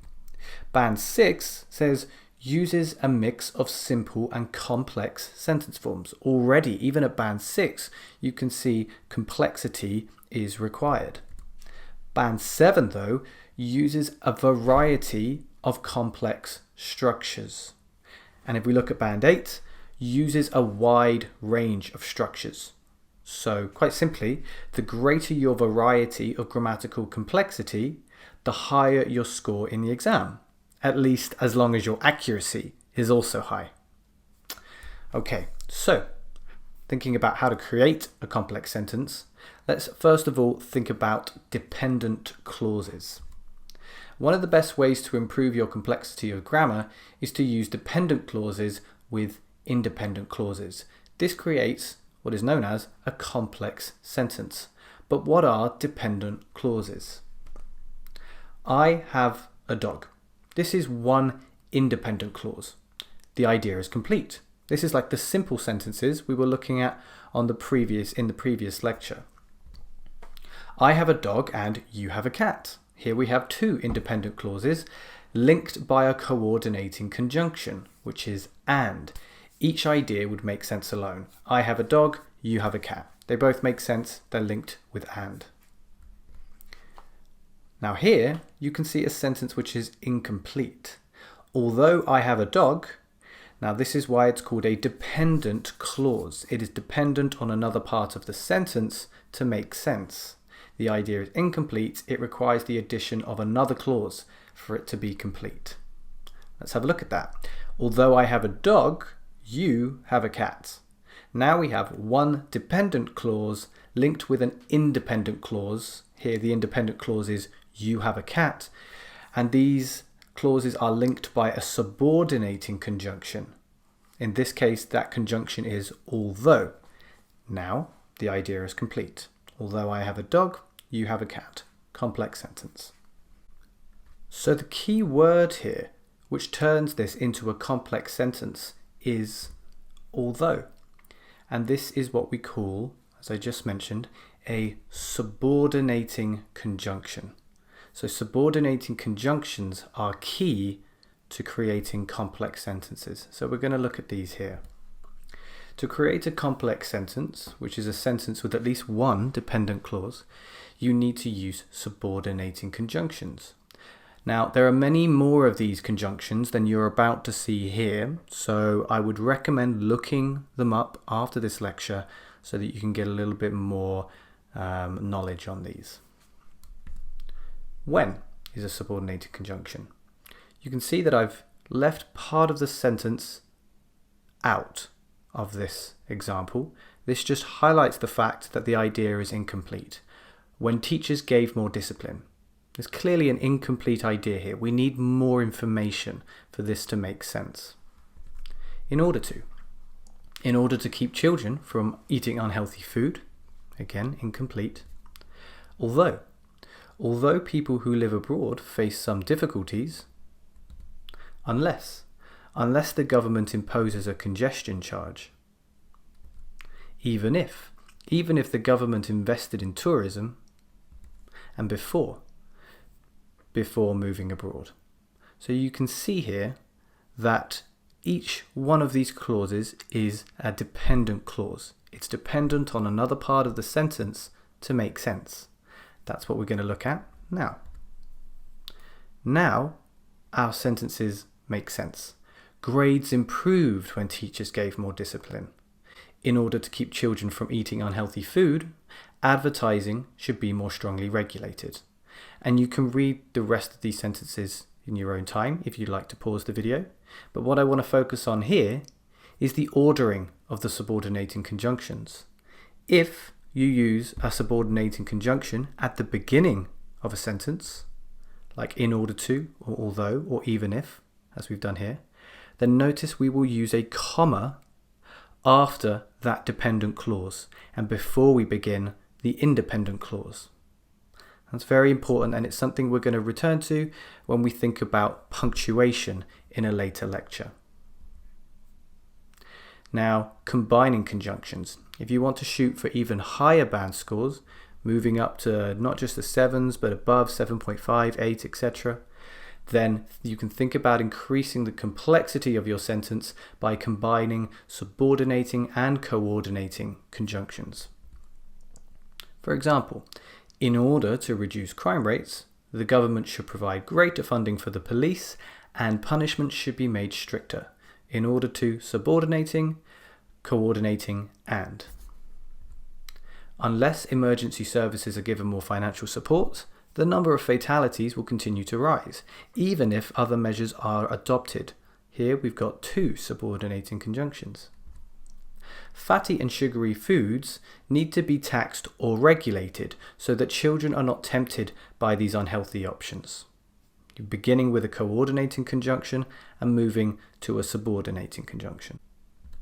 So as to protect children who may be influenced by the powers of peer pressure, the government must educate children about the danger of drugs and clamp down on drug abuse by minors. Now this is a very complex sentence. There's quite a lot of things going on here. First of all, we have a subordinating conjunction, so as to protect children, that introduces the dependent clause. This is followed by something we haven't really looked at yet, and that is a non-defining relative clause which uses the relative pronoun who. Don't worry about that for now. It's something we're going to look at later. And then we have the independent clause, the government must educate children about the danger of drugs, which is connected to another clause by way of a coordinating conjunction and clamp down on drug abuse by minors. Okay, so a nice complex sentence here using a mixture of conjunctions. Now just to think about that purple text there, who, as I said, this is what's called a relative pronoun, and it is something we're going to focus on later in the course in lecture 26. So be prepared for that. It's just another way that we can improve the complexity of our grammar and therefore move ourselves up to a band 7 and above. But there's plenty of advice here on how you can do so with complex sentences. Just remember, subordinating conjunctions, dependent clauses linking to independent clauses. Okay, hopefully that gives you a little bit more confidence with complex sentences, and in the next lecture we're going to take a closer look at punctuation and some common mistakes there. Hi everybody, welcome back. In today's lecture we're going to focus on punctuation for the first time. So in this section we've been focusing purely on grammar, but grammatical range and accuracy, that IELTS band descriptor category, it does specifically mention punctuation as one of the important elements of achieving a band 7 and above score. It needs to be fairly accurate and effective punctuation. So in this lecture I'm going to be talking to you about some of the most common mistakes that are made with regards to punctuation, and hopefully by the end of this lecture you may recognize a couple of the things that you might be doing wrong with your punctuation, and you'll know how to correct those things. So let's get started. Again, that typical question, why is this important? Why is punctuation important? Well, punctuation is more important than you might realize. With punctuation, we can help the reader to understand how a particular sentence should be read, and we can also help to clarify meaning. Now, this is more important, as I said, than you might realize, because without punctuation, or if we use incorrect punctuation, serious problems can arise. Have a look at these three pictures to see what I mean. Compare those sentences. Let's eat grandpa versus let's eat grandpa. Of course, you want the second sentence there. You really don't want to be eating grandpa. So that comma before you mention someone's name, that's what that's for. I like cooking my family and my pets. I really hope not. In this case, we needed commas after cooking and my family, okay? Because we're writing a list. In that place, another two commas are essential. And in this case, apostrophe usage and spelling all wrong. Your dinner versus your dinner. One leaves you nourished, the other leaves you dead. So, as it says there, correct grammar and correct punctuation saves lives.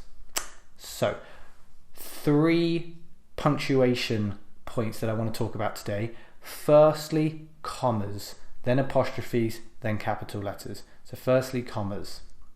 Commas in English are notoriously difficult to use. I know a lot of people struggle with them.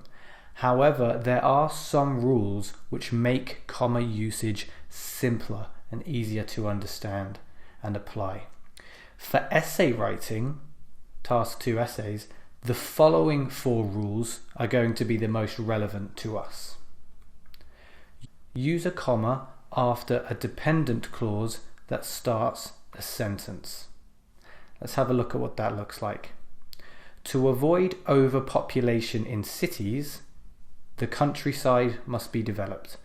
So the dependent clause here is to avoid overpopulation in cities. By dependent clause, we just mean that to avoid overpopulation in cities cannot exist on its own. It's dependent on another part of the sentence. It cannot exist by itself. It wouldn't make sense. However, notice that if we swap the sentence around, then we no longer need the comma. The countryside must be developed to avoid overpopulation in cities. That way round, there would be no comma. So you use a comma after a dependent clause that starts a sentence. Use a comma before any coordinating conjunction that links to independent clauses. By coordinating conjunction, we're talking about words like and, but, because, yet, and things like that. So, the government must give doctors a higher salary, comma, and they must also provide quality facilities. So you can see the 2 independent clauses here. The government must give doctors a higher salary. That's an independent clause, can exist on its own. And they must also provide quality facilities. That's an independent clause. It can survive on its own. So if you're combining 2 independent clauses with a coordinating conjunction like and, make sure you use a comma before that coordinating conjunction. This is probably the least important rule. A lot of people miss this rule and it doesn't really affect the sentence, but it really can help to improve the fluency of your writing. Use commas to separate items in a list. This is probably the most common and easy to apply use of the comma. Teachers have to prepare classes, comma, mark homework, comma, and attend many meetings. Notice that there are 2 commas here rather than 1. We're going to talk about this in a moment. Let's have a look at the 4th use. Use a comma after introductory cohesive devices. So this is for expressions like, for example, to begin with, finally, as a consequence. Make sure that you do not use a comma after expressions like there is no doubt that, or this is because. These do not need a comma. So to return to that 3rd point, the final comma in the sentence with the list, teachers have to prepare classes, mark homework and attend many meetings, the final comma there is called an Oxford comma. It is an optional addition, but it can help to avoid confusion at times. So you don't have to have that second comma, but it can really, really help. So a lot of academics use it. It's up to you though. Let's move on from the commas and think about apostrophes. Now there are two main instances where apostrophes are commonly used. Possessives, such as Mary's pen, Mary owns the pen, it's Mary's pen, and contractions, Mary's here, Mary is here. So where we're contracting a subject and an auxiliary verb together to create one word. However, we must not use contractions in essay writing because it's very informal, so we will only focus on the former usage of apostrophes here, which is possessives. So how do we use apostrophes with possessives, and what are the common mistakes that people make? Well, for a singular noun, nice and easy, you just add an apostrophe plus s, and then you have formed the possessive. It is the government's responsibility. Government apostrophe s, nice and simple. For singular and plural nouns which end in s, only use an apostrophe, not another s. So let's have a look at some examples. Employee happiness is the boss's responsibility. Notice here that we're not choosing to add another s on the end of boss, just the apostrophe is enough. And the behavior of children is their parents' responsibility. Same case here, no extra s, we already have the s, so it's just apostrophe, and then you move on to the noun. For irregular plural nouns, add an apostrophe plus s at the end of the plural noun to form a possessive. So what does that look like? Children's, so you've got an irregular plural noun here, child, not to childs, but to children. And so in this case, we do want the apostrophe plus s. Children's backgrounds determine their success, not children's apostrophe and no s backgrounds. Finally, do not use an apostrophe to pluralize a regular noun. We won't use apostrophes when we're trying to pluralize things, only when we're trying to create possessives. So the world contains many different culture apostrophe s? No. The world contains many different cultures, just an s, no apostrophe. Finally, let's talk about using capital letters. Again, another area where a lot of people make mistakes, but generally capital letters are always used at the beginning of a sentence and when referring to what are called proper nouns. For example, geographical places, names, institutions, etc. Now the latter of these usages, the proper nouns, tends to cause the most difficulty. Let's see what your ability is like here. Where would you place capital letters in these sentences? Welcome to Oxford University. Many people go to Oxford to see the university there. It is the government's responsibility. It is the responsibility of the UK government.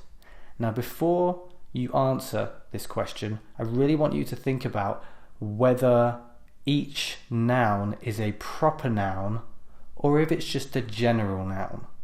Okay, so have a go, see if you can work out where the capital letters go, and continue the video when you're ready. Hopefully you have something that looks like this. Of course, the beginning of the sentences always have capital letters, but notice the rest. Welcome to Oxford University. You can even hear it in the way that it's said. This is a proper noun, it's an actual place, it's an institution. Welcome to Oxford University, capitalizing both of those nouns there. Look at the second sentence. Many people go to Oxford, yes Oxford because it's a geographical place, to see the university there. The university is not capitalized because we are not talking about an institution. if we wanted to talk about it in terms of the institution, we'd need to give it its full name, which is Oxford University, and then we would capitalize that. Next sentence. It is the government's responsibility. Again, capitalizing the first letter, but we're not capitalizing government because we haven't given it the full name. But if you contrast that with the final sentence, it is the responsibility of the UK government. You've got that nice full sounding institution, and because of that we're going to capitalize the G in government as well, of course, as the UK. Finally, let's look at this all together. I'm going to give you a paragraph now, and in the paragraph there will be 11 punctuation areas. Can you find them all? So here's the paragraph. Now, I want you to read this paragraph, then pause the video, try to find as many areas as you can. As I said, there are 11 punctuation areas altogether. Then when you think you've found them all, press play and we'll see if you've got them right. Okay, let's have a look then. 1, 2, 3, 4, 5, 6, 7, 8, 9, 10, and 11. Okay, so hopefully you've got the same one. We want to firstly remove a comma, then we want to add a comma, we want to remove an apostrophe, we want to turn an uppercase letter into a lowercase letter, then remove an apostrophe, then add a comma, then capitalize the T, then add a comma after problem, then use a lowercase g in government, then remove the comma after this, then add an apostrophe after people and before S. If you got all of those right, you should have a paragraph which looks like this. And if you did so, fantastic. All of those rules that we were talking about before have been absorbed and applied to this paragraph. If you struggle with that a bit, I would suggest going back to the beginning of the video, checking it out again, and maybe doing a little bit more research and practice with punctuation. Either way, I hope that this lecture has been helpful as always, and I will see you in the next one. Hey everybody, and welcome to another lecture. In today's lecture we're going to focus on a particular grammar point, and that is conditional sentences. So, conditional sentences. Why should you use these sentences in IELTS writing task 2? Well, first of all, what are they? Well, conditionals are used to talk about certain situations and their effects. There are two main reasons why we should use the conditional sentences in our essay. The first one is to do with grammar itself. So conditional sentences will improve the range of your grammar, thus boosting your score in grammatical range and accuracy. And the second reason is to do with task achievement. You will see in a moment how conditional sentences can be used to develop and support your arguments, and again this will improve your score in a very important assessment category, which is task achievement. So let's remind ourselves of the conditionals. In English we have 4 conditionals. We have the zero conditional, the first conditional, the second conditional, and the third conditional. As you can see down at the bottom there, we also have mixed conditionals, but those are pretty complex, so we're not going to focus on those today, maybe in a future lecture. Let's remind ourselves of how each conditional is used and why each conditional is used. First of all, starting with the zero conditional, we use this to express what always happens when a particular action or event takes place. For example, if water reaches 100 degrees, it boils. So very simple, if plus the present simple, and then plus the present simple with the result. Let's have a look at the first conditional. This expresses what is likely to happen as a result of an event, or what is possible as a result of an event. So for example, if it rains tomorrow, we won't go camping. So here we've got the cause plus the present simple, if it rains tomorrow, and then the result with the will or the will not, plus the infinitive. So we won't go camping. Although I'm using contractions here, won't instead of will not, it's important that you do not use contractions in the essay. So it will be will not rather than won't. Let's have a look at the second conditional. This is used to talk about the results of impossible, imaginary, or unlikely events in the present or future.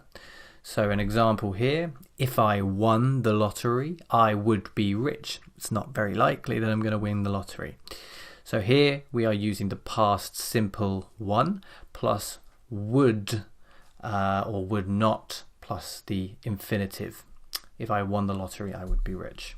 Finally, we can look at the third conditional, which is used to talk about imaginary results of situations in the past which didn't happen.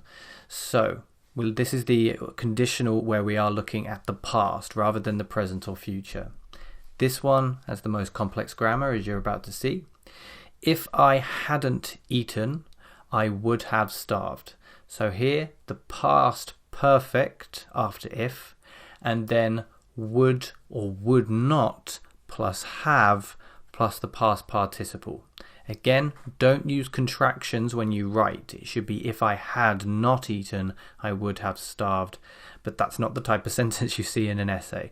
So those are the four conditionals. Now, when would you use a conditional sentence in the essay? Well, one really good time to use a conditional sentence is towards the end of a body paragraph in what I call the alternative situation sentence. So I'm going to show you an example here in a full paragraph form. Imagine we are trying to argue why the government should invest money in education. So first of all, we're going to give a reason and we're going to support that reason. One of the main reasons education should receive more government funding is that it results in a stronger economy. Let's support that idea. This is because quality education produces a capable workforce, which is an essential component of a functional and successful society. Let's give an example to further support that idea.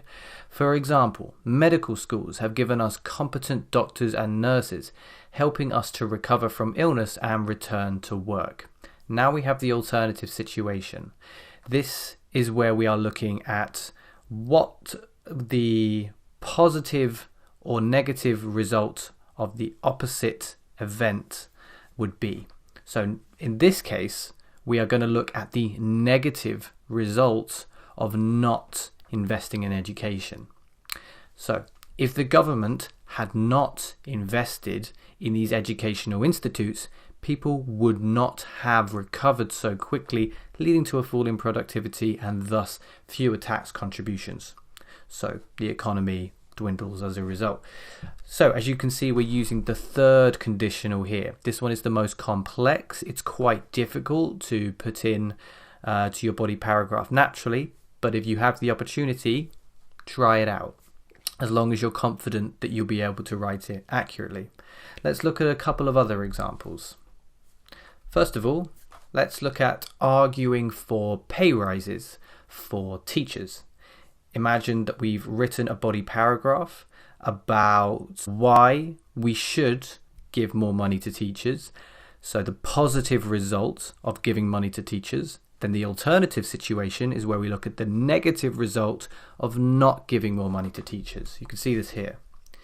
If the government does not raise the salary for teachers, this will make them feel undervalued and thus diminish their sense of job satisfaction. This in turn will have a negative effect on teachers' students. So remember, this comes at the end of the body paragraph, not at the beginning. And notice we're using the first conditional here because we think it's likely. We think it's likely. It's a very possible situation that the government doesn't raise salaries for teachers. Now let's look at a different one, arguing against investment in the arts. So in this paragraph, what we would have done is we would be supporting the idea that investment in the arts is bad. So we're looking at the negative result of investing in the arts. And so the alternative situation is where we look at the positive result of not investing in the arts. And you can see this here. If the government refused to invest any money in the arts, there would be much more money left over for public service funding, leading to improvements in education, healthcare, and welfare. So we're using the second conditional because we think it's unlikely that the government will not invest any money. So if they refuse to invest any money, that's quite unlikely. So we're using the second conditional here. So if you start by looking at the positive results of a situation, then you move on to look at the negative results of the opposite situation, and vice versa. That's how we can use conditionals. I hope this has been helpful. If you have any questions, please leave them in the comments below. And as always, if you want to have your writing checked, you can always go to the IELTSteacher.com/writing-corrections. That's my website. We offer a writing correction service there, which is a very, very effective way to assess your writing and thus improve your score. Hope you found this helpful. I'll see you in the next lecture. Welcome back to the course, everybody. Mastering IELTS Writing Task 2 with the IELTS teacher. Today looking at another grammar point, and that is relative clauses. So let's get started by reminding ourselves what relative clauses are exactly. Now we have two types of relative clauses. First of all, we have defining relative clauses. These are used to clarify who or what we are talking about when we refer to a particular noun. Or with non-defining relative clauses, we can give more information about something without having to write another sentence. Let's look at some examples. So, first of all, a very important punctuation point. Defining relative clauses do not need a comma before the relative pronoun. So don't use a comma when you're using defining relative clauses. The students who work hard are more likely to do well in their exams. No comma before who. In contrast, with non-defining relative clauses, we do need a comma before the relative pronoun. An example here, the government will cut the price of train tickets, comma, which will make transport more affordable for the public. So you can see the differences here between the sentences. The first sentence, the defining relative clause, we are clarifying what type of students we are talking about. Students who work hard. It's essential that we have that relative clause in there. So that's why it's a defining relative clause. It defines the noun. Contrast that with the non-defining relative clause, which does not define the previous clause, but rather just gives more information about it. The government will cut the price of train tickets, which will make transport more affordable for the public. Because we are just choosing to give more information here, we are not defining the original clause. This is why it's called a non-defining relative clause. It doesn't define the previous clause, it just gives more information about it. Notice though the comma, that comma is so important, okay? That is what defines your non-defining relative clauses, or it's one of the elements that defines it. We need to use the comma there. So let's do a quick matching exercise. Can you match these sentences here with their non-defining relative clauses? I'm not worried about defining relative clauses. You should already have a fairly solid command of that grammar point if you're aiming for a 6 to a 7, 7.5, 8 score anyway. So we're going to look at non-defining relative clauses as they are a slightly more advanced grammatical structure. So we have 6 sentences and 6 non-defining relative clauses which must be inserted into the sentences. So I want you to pause the video now and see if you can work out which sentence matches with which non-defining relative clause, and when you think you've done that, come back and we'll see if you've got them right. Okay, so let's have a look and see if you have the correct answers. As you can see, here are all the answers here. School holidays in the UK are 6 weeks long, which gives students a chance to relax. So what we're doing here is we're giving more information about the whole expression. School holidays in the UK are 6 weeks long. We are not trying to give more information about one noun or one subject. We're just giving more information about the whole expression here. Contrast that with number 2, where we're just giving more information about one noun. Sports coaching. Sports coaching, which has been proven to reduce obesity, needs more government funding. Notice it wouldn't work the other way around. You wouldn't be able to say sports coaching needs more government funding, which has been proven to reduce obesity.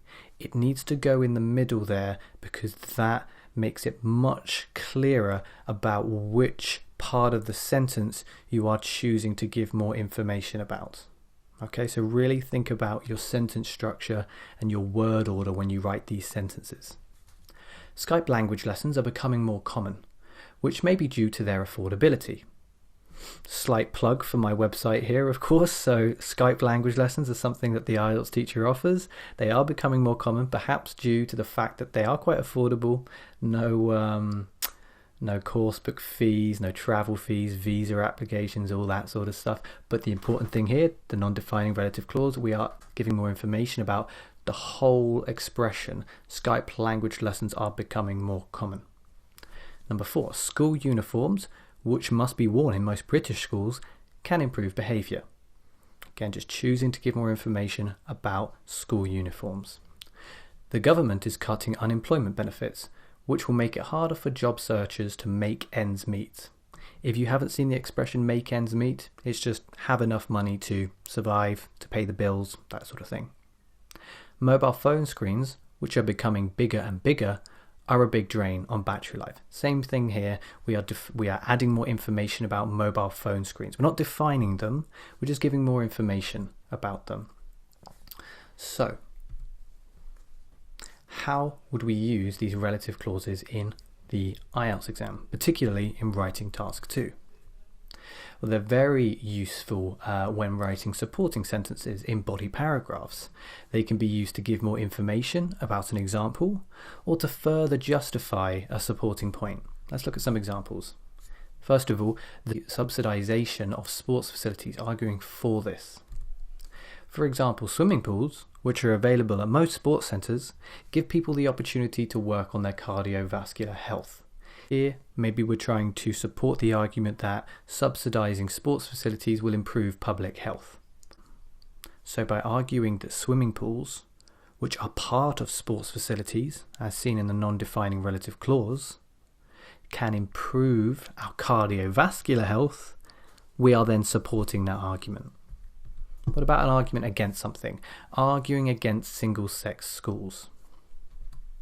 This is because mixed schools offer realistic environments, which means that their students will find it easier to integrate into adult life.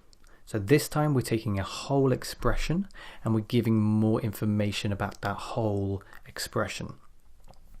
Maybe we were trying to support the argument that students from mixed schools have more success in working environments when they're older, perhaps.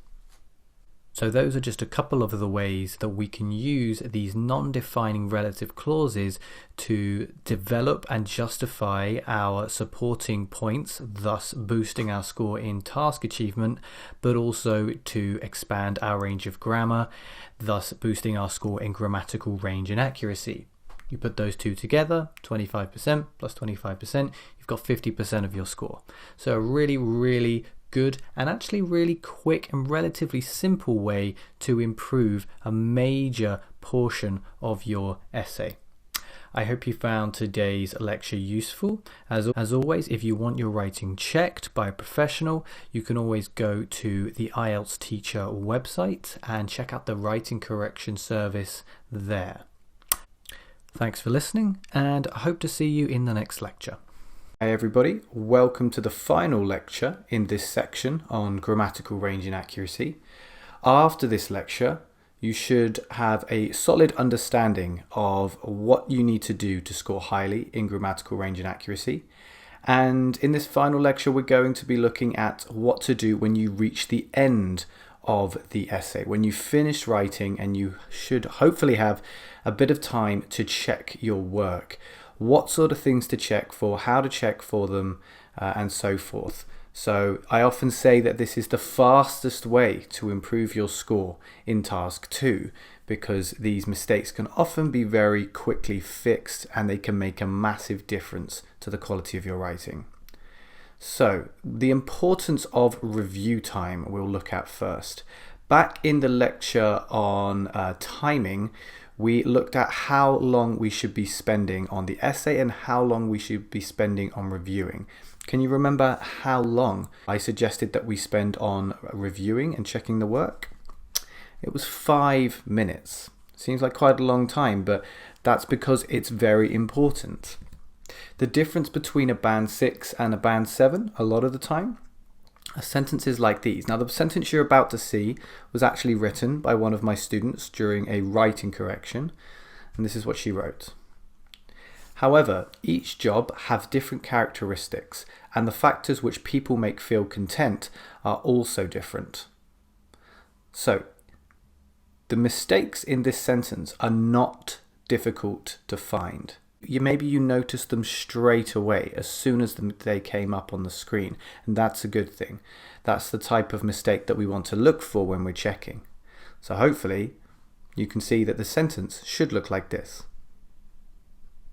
However, each job has different characteristics, possibly a comma, and the factors which make people feel content are also different. So the subject-verb agreement was wrong and the word order was wrong, and arguably we're missing a comma as well. That can be the difference between two bands. So easily fixed, so quickly fixed.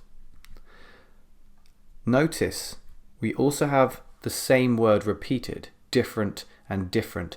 This is the type of thing which I wouldn't really want you to focus on when checking your essay.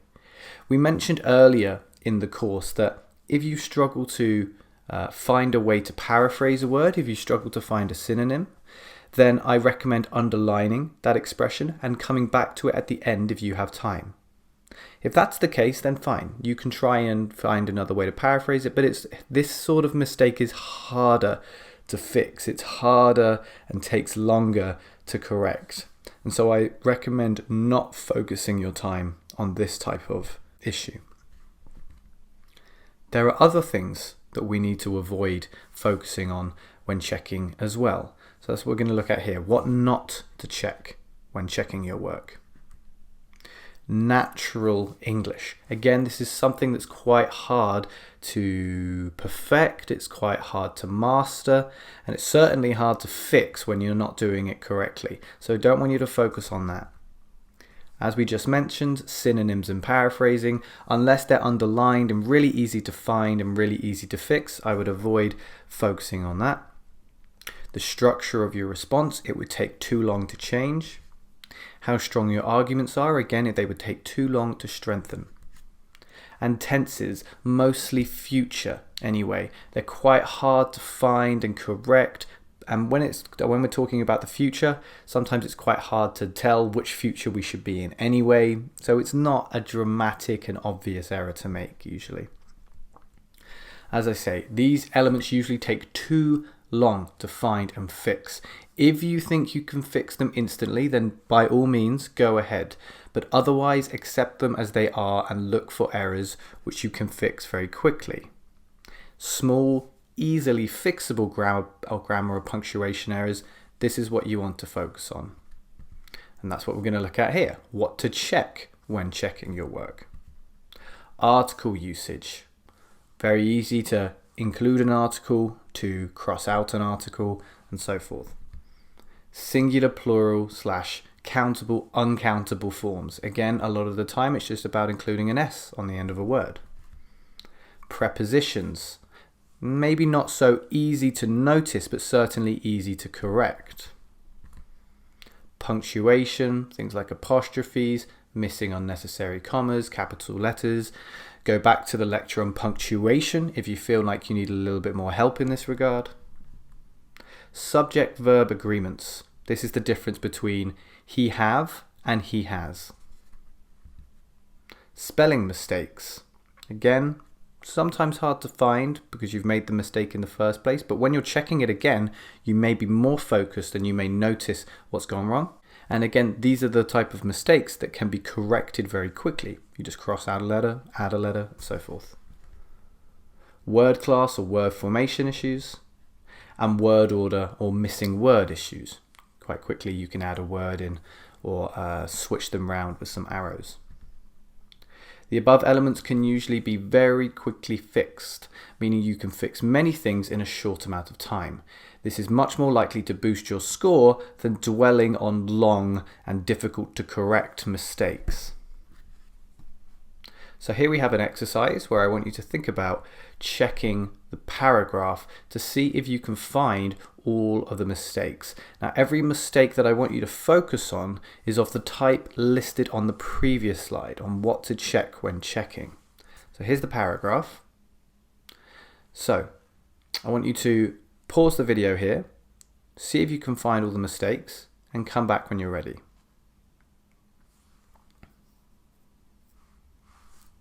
Okay, now first of all, we're going to think about what we're not focusing on, what we're not checking. Notice what is not being checked. Some of the language here is not very natural English. Things like break the relationship. It's not very natural. We've got some repetition at times, but again, this is hard to find and harder to correct, harder to sort, so we're not going to focus on that either. Arguably, the paragraph could be a little bit stronger. It could be a little bit better structured, but we're not going to focus on these things because they take too long to correct. But now we can think about what is being checked and see if you have the same. Okay, so let's have a look. Here you can see what we have corrected in all of the, and it's all color coded back to the previous types of corrections we want to focus on. So on the one hand, comma. We always need a comma after a cohesive device like this one. Those who believe teenage conflict is damaging would argue that it can break the relationship between parents and children. This happen becomes this happens, subject-verb agreement, because during conflict, here we're looking at an uncountable form of the word conflict, hurtful words can be thrown about, which can cause tension, spelling mistake there, we needed an S, animosity and distrust. For example, if adolescents want to get tattoos, we were missing a word here, so we needed the to. Most parents would not agree with this. Preposition was incorrect. And the article, inevitable conflict, might lead teenagers, again, you've got this countable, uncountable noun, and it's also a case of word formation as well. We had teenage, the adjective, we need teenager, teenagers, the noun, to get the tattoos made behind their parents' backs. Notice that punctuation issue, parents needed to be possessive, so we added an apostrophe. In contrast, these lies, again, that singular plural issue, we had a this, it needs to be a plural, so these lies, might be avoided if parents are, so again, subject-verb agreement, willing to have discussions with their children. Children is already in the plural form, so we don't add an S. As a result, family members will feel satisfied and trust will be built. Trust, uncountable, so we don't use an article. Okay, those are the types of things I want you to look for at the end of your essay. That will enable your score to be boosted from, I don't know, like a band 5, 5.5 or 6, potentially not just half a band, but maybe even a whole band up towards a 7 or more. So, I hope this section of the course has been useful for you and you now feel you have a better understanding and command of grammatical range and accuracy. See if you can take it into your next exam. And in the next section, we're going to conclude everything we've thought about here with just a few more tips and bits and pieces of advice. So I'll see you in the next section. Hi everybody, welcome back. We're now moving into the final section of this course, which is the conclusion. And in the conclusion, we're just going to wrap up everything that we've learned and also provide a few more tips and techniques and bits of advice which will hopefully help you to feel a little bit more confident when you head into your exam. In this first lecture of this section, it's going to be a long video. The reason for this is that we're going to be answering a task 2 question from start to finish, and because you have a 40-minute time limit in the exam and you have to write at least 250 words, naturally that's going to force me into a longer video. But feel free to pause this at sections and come back later, maybe even split it into days. Maybe listen to the first couple of paragraphs, come back for the second 2 paragraphs later. Take it at your own pace as per usual. So let's focus on the question which we're going to answer now. So here's the question we're going to answer. Let's read it out together. Some people view teenage conflict with their parents as a necessary part of growing up, whilst others see it as something negative which should be avoided. Discuss both views and give your own opinion. So, first thing we need to do is to identify the question type. That's the first step of planning. And the question type, hopefully you realise, is a discussion opinion question. So we'll write that down under our plan. Discussion opinion question. The second step is to highlight the key words. The second step of planning. So let's find out the key words here. In my opinion, the key words are teenage conflict, necessary, and negative. So it could be rephrased really easily as, is teenage conflict necessary or negative? You do have secondary keywords as well, and it's important to at least refer to them. Part of growing up should be avoided with parents, of course. But the really key words are the ones that I've highlighted here. You've got the topic and you've got the 2 opinions in the form of adjectives, necessary and negative. So once we have that, we can think about writing a plan. So the plan is the third and final step of planning. And remember, we don't want to plan the introduction and we don't want to plan the conclusion. We have formulas for those. We can save time by not planning them. We've got to think about the themes of each paragraph though. And in order to know what we're going to talk about in each paragraph, we have to have an opinion. It's a key part of the requirements. So my opinion is that I think it is a necessary part of growing up. Now, if you remember from my lecture on the different question types, I suggest that we put the side that we agree with in the second paragraph. So I'm just going to title this one necessary. And I'm going to title the first body paragraph negative. So we know the theme of each of our paragraphs. And then we're going to go through, and this will look quite familiar if you remember the building body paragraphs lecture on how we create nice and cohesive and well-developed body paragraphs. Each of these letters corresponds to a different sentence type. The first one is T, which stands for topic sentence. This should contain the main argument for the opinion presented. The opinion is that teenage conflict is negative. Why is it negative? Well, I would say that it can be harmful to relationships. I don't have to be very specific, it's just a plan. So just a couple of key words here. Try not to overdo the plan. Why is it harmful to relationships? Well, certainly conflict can cause tension in the family. And we can go into a bit more detail when we reach that sentence, but for now, just keeping it quite simple. Now, example of tension and how, example of conflict and how it can cause tension, something that parents and teenagers often disagree on, something like smoking, particularly as it's quite a negative paragraph. We want to look at quite a negative example to support the point. Now, again, just the one word because we'll develop it later. The alternative, if you remember from the conditional sentences lecture, the alternative is where if we want to emphasize how conflict is negative, we can look at how not having conflict is positive. It's that if-then sort of structure. So I'm going to title this No Conflict, and the result is happy families. Nice and simple, nothing dramatic with the language, just coming through the plan nice and quick with some ideas there. We may even join those two sentences together to create the conditional. 4 sentences in a paragraph is absolutely fine, as long as it's all well developed. Let's look at the necessary paragraph then. So, what's my main argument for why it's necessary? Well, I'm going to look at the task language here to help me. I can see they've written part of growing up. Another way of saying this, it's important for development. This is a nice open-ended idea. It almost wants me to develop the idea because it's not clear enough yet. And so I'll do that in my supporting sentence. So, important for development. Why?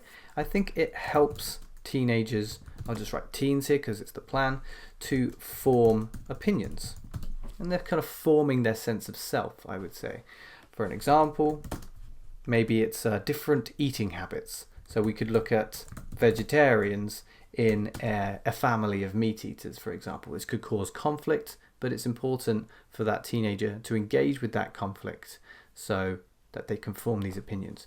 What happens if that teenager does not confront his parents, if they're not willing to engage in conflict?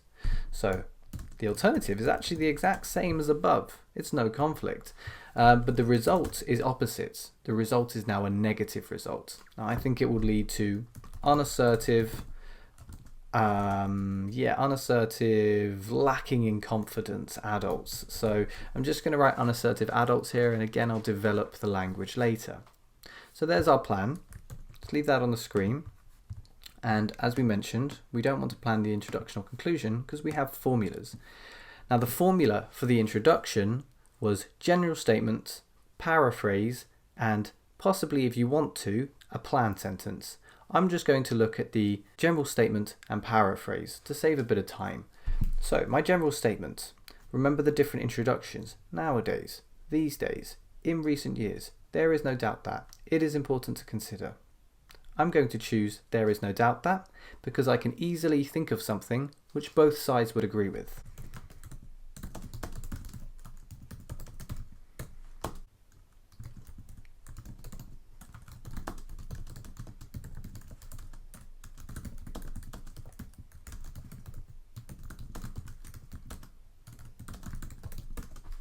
Okay, so thanks to the modal verb can, I've included a sentence which pretty much nobody could disagree with because it stops me from generalizing and it's now just a generally true statement. There's no doubt that adolescence it's not always, but it can be a difficult period for both youngsters and their parents.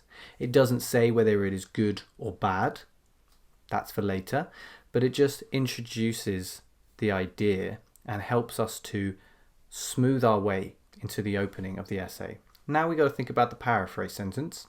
And the first thing that I think we should do is introduce a complex sentence. If you remember from the lecture on complex sentences, to do that, we need to use a subordinating conjunction like although or while or despite.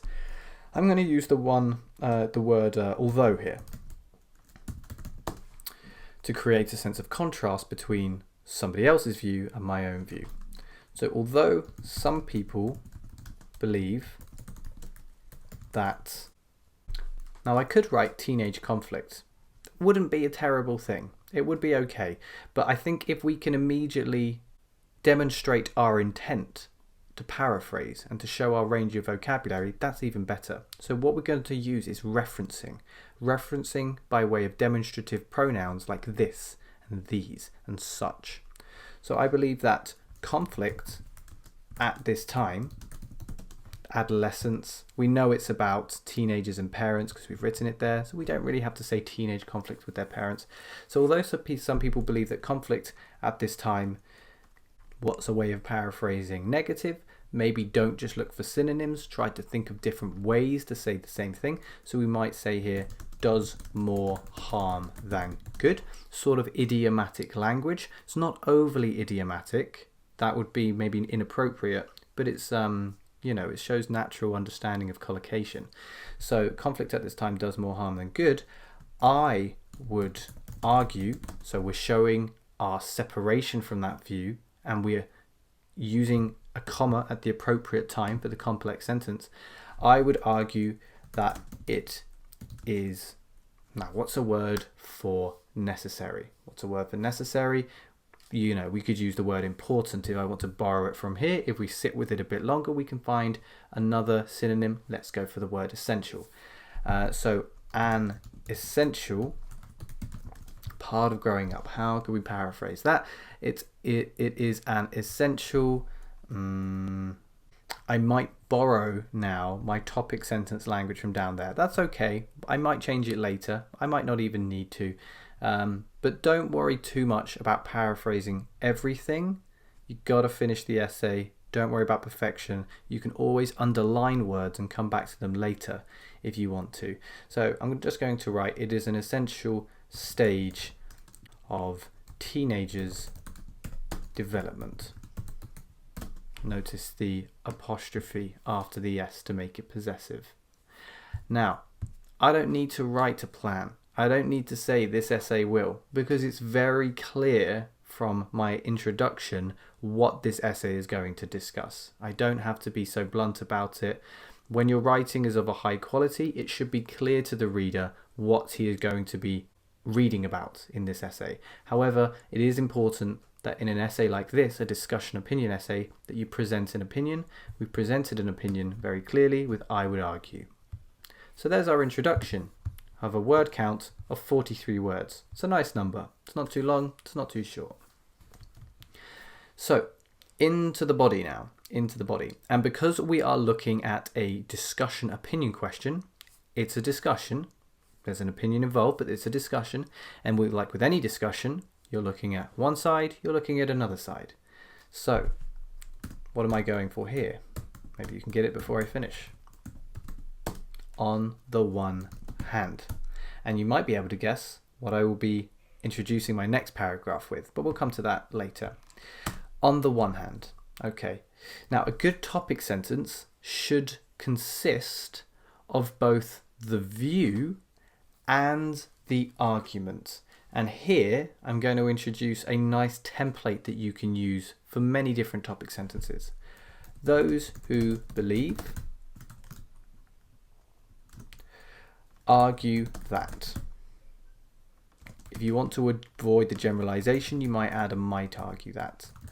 But I'll give you a template here, an example. On the one hand, those who believe education should be free might argue that it leads to a stronger economy. So you can see what we might use here. Those who believe, what's the view? Teenage conflict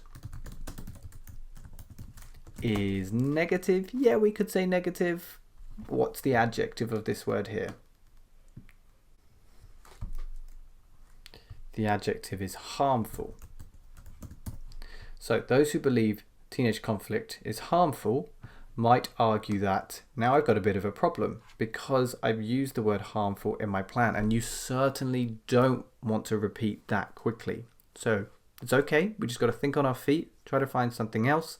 Maybe instead of an adjective, we can use a verb instead. You can see the noun here, harm, that also works as a verb. We've got the verb harm that we could use. Be a bit repetitive. What's a synonym of harm? Why don't we go for the word damage? So might argue that it can damage relationships. Maybe a bit more specific. Between parents and their children. We know we're talking about teenagers. Teenagers are still technically children to an extent, so it's okay to write this with paraphrasing the word teenager. So there's our topic sentence. On the one hand, those who believe teenage conflict is harmful might argue that it can damage relationships between parents and their children. Then we say why. Notice the question, why? Well, if I was asking you the question why, you might say, well, it's because, but we don't want to start a sentence like that, but very, very close. You say it is because, but when we start a new sentence, we often change the it for the this. And then you've got the opening. This is a very good way to start the vast majority of support sentences. This is because, we're just explaining why. So this is because such, what's another word for conflict? Lots to choose from here. Arguments, confrontations, disagreements, disputes. So I'm going to use that word that I just chose at the end there, disputes. This is because such disputes can, let's use the verb create. And then don't be afraid to just copy from your plan. The whole idea of a plan is to speed up your writing. So don't worry about that at all. Don't be too dependent on it. And do be careful to make sure you're not missing out any important grammar that you might have missed in the plan. But certainly don't be too hesitant to just copy from the plan. This is because such disputes can create tension in the family. We have an example.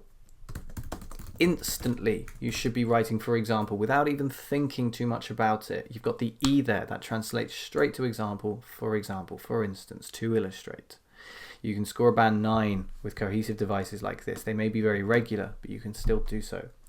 So, for example, this is going to be a bit tricky. We're going to speed through this example a little bit, but hopefully it will get the point across about how to use an example. It is quite common for young people, so paraphrase of teenagers, quite common for young people to begin smoking at their age. Why do they do it? To impress their peers. But the resulting, again, we've got to find another word for conflict. So the resulting confrontations with parents can lead to difficulties with communication afterward. So that's a long example. Examples can be a bit tricky to write, particularly when you're giving real life, kind of tangible, physical examples, but those are the best ones to write. Being a bit more abstract with your examples isn't quite as effective, so it's harder, but it is better. So for example, it is quite common for young people to begin smoking at their age to impress their peers, but the resulting confrontations with parents can lead to difficulties with communication afterwards. If you wanted to, you could just remove the reason. It's not really essential to the task at all. It might just give a little bit more justification to the example that you're using, because it's about teenagers. So you could remove that as well. I'll leave it in for now. So I'm going to join the last two sentences together, as I suggested that I might do earlier. It's an alternative sentence, and in any alternative sentence, it can be good to begin in contrast. If. It's immediately into the conditional. Force yourself into that complex grammar.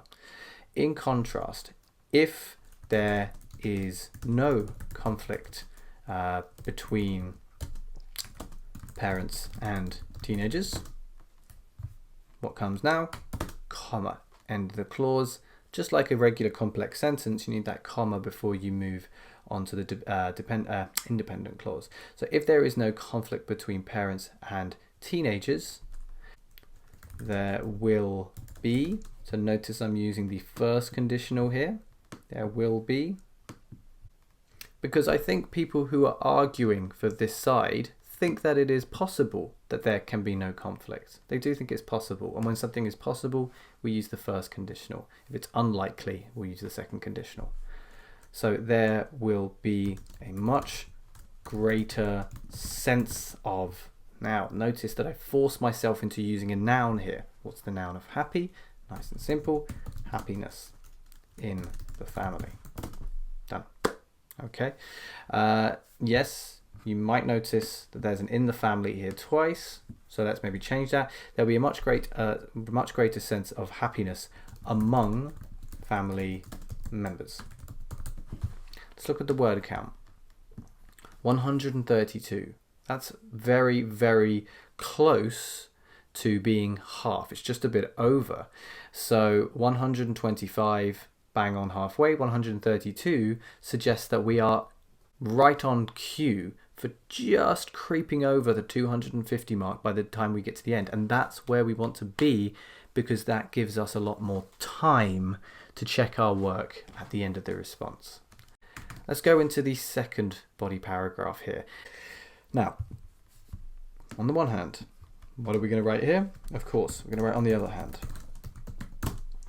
And the next thing we need to do is to present our opinion. Again, we need to make it very clear to the reader what our opinion is throughout the response. We made it very clear that this is not our opinion because we wrote those who believe.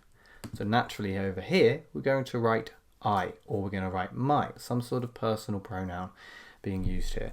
So on the other hand, maybe I'll write my view is that. My view is that.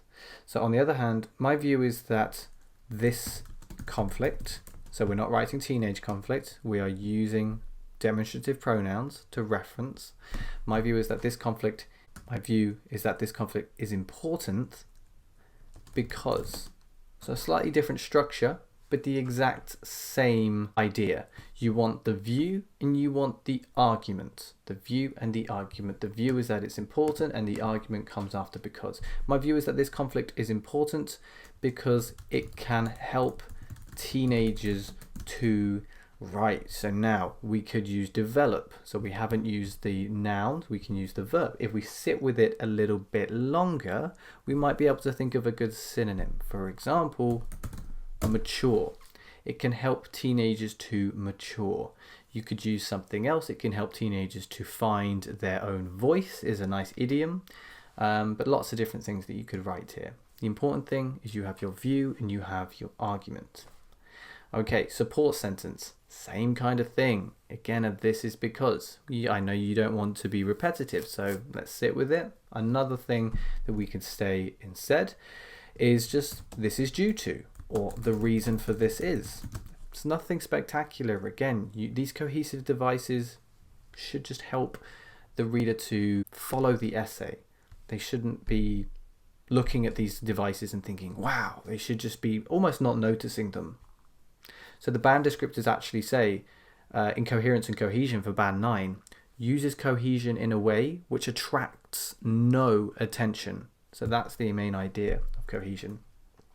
So the reason for this is that, again, we got to think of another word for conflict. Maybe we can extend it and create a phrase from it instead. Something like, by having disagreements.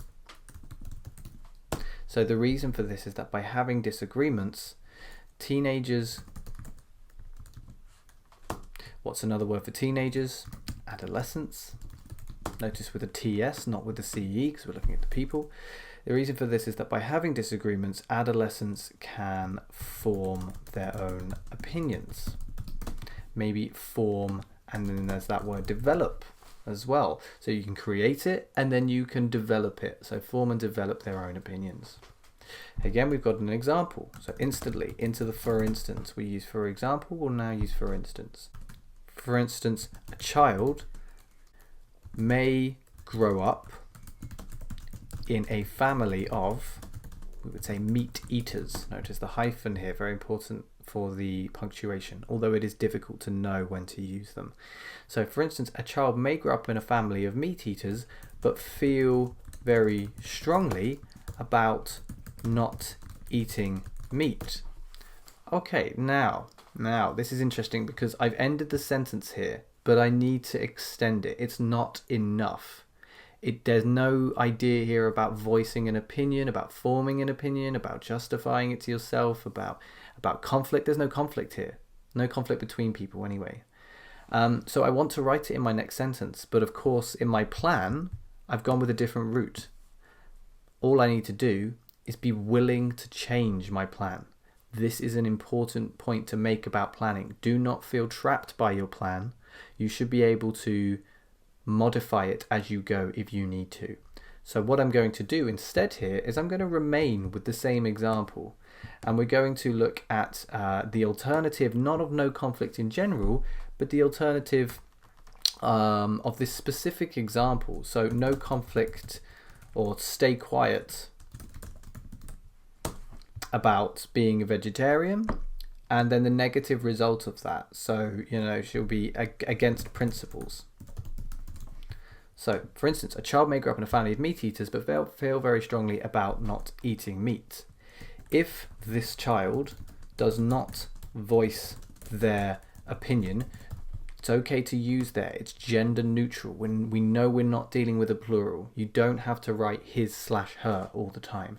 So you can just write there. So if this child does not voice their opinion, they will be going against their principles.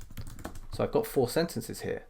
This leaves me with a space to open up one more, where I can look at the alternative of that alternative. So it's like an alternative on top of an alternative, but it drives the point home at the very end.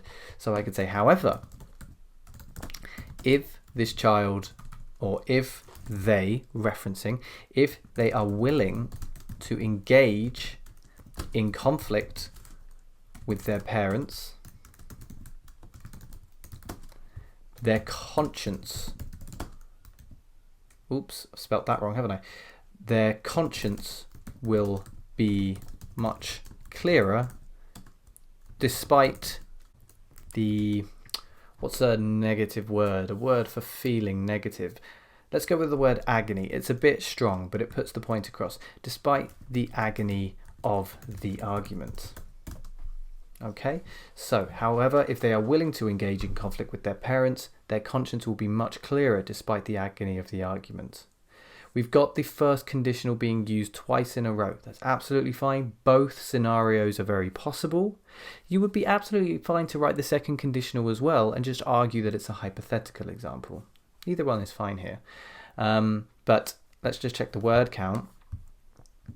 So you've got 2 to 8. So we've just set it up really nicely for that conclusion. Conclusion only needs to be about 30 or 40 words. And we've got 32 words to write before we hit the minimum word count. So we're right on track.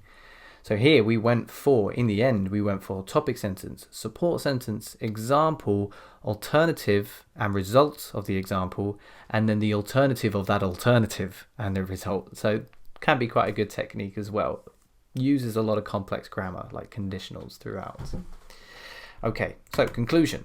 Again, we had a template, and what we need to do is summarize both the views and the arguments for the views, and we need to give our opinion as well. You can do this in 2 sentences. I'm going to try and do it in 1. The first reason for that is that it saves time, and the second reason is that it introduces complexity again. So it's very strong. So nice and simple to begin with. In conclusion, really doesn't matter how you start your conclusion as long as it's logical. So in conclusion, perfectly fine. And then just like we did up above with the although, we had a subordinating conjunction. We're going to use another one. We're going to say despite. A little bit trickier to use this one, but it's a good challenge. So despite. When you use despite, it can be best to start with the argument and then move to the view. So the argument for the top one is about damaging relationships. So despite the danger of damaging relationships, which teenage conflict can create. Okay, so we've used the view at the end and the argument at the beginning. So despite the danger of damaging relationship, which teenage conflict can create, it is my firm belief that, nice little bit of opinion language, but absolutely essential for the task, because we need to be very clear about what our view is in the introduction, in the body, and in the conclusion to present a clear position throughout the response. It is my firm belief that this time of friction, similar to conflict in the way that we're using it here. This is quite an advanced usage of the word friction. It's not just rubbing together, but it is in a way, because it's like people rubbing against one another in terms of their emotions. It is my firm belief that this time of friction, so this period of life, this time of friction is essential, important. What else did we have? Necessary. What's another one? Let's go with vital, crucial. Lots to think about here. These are the words that you need to have a lot of synonyms for, because they come up all the time. Vital, crucial, important, essential, necessary, things like that. So it is my firm belief that this time of friction is a vital step on the path to. So nice idiom here. Step, path. Those words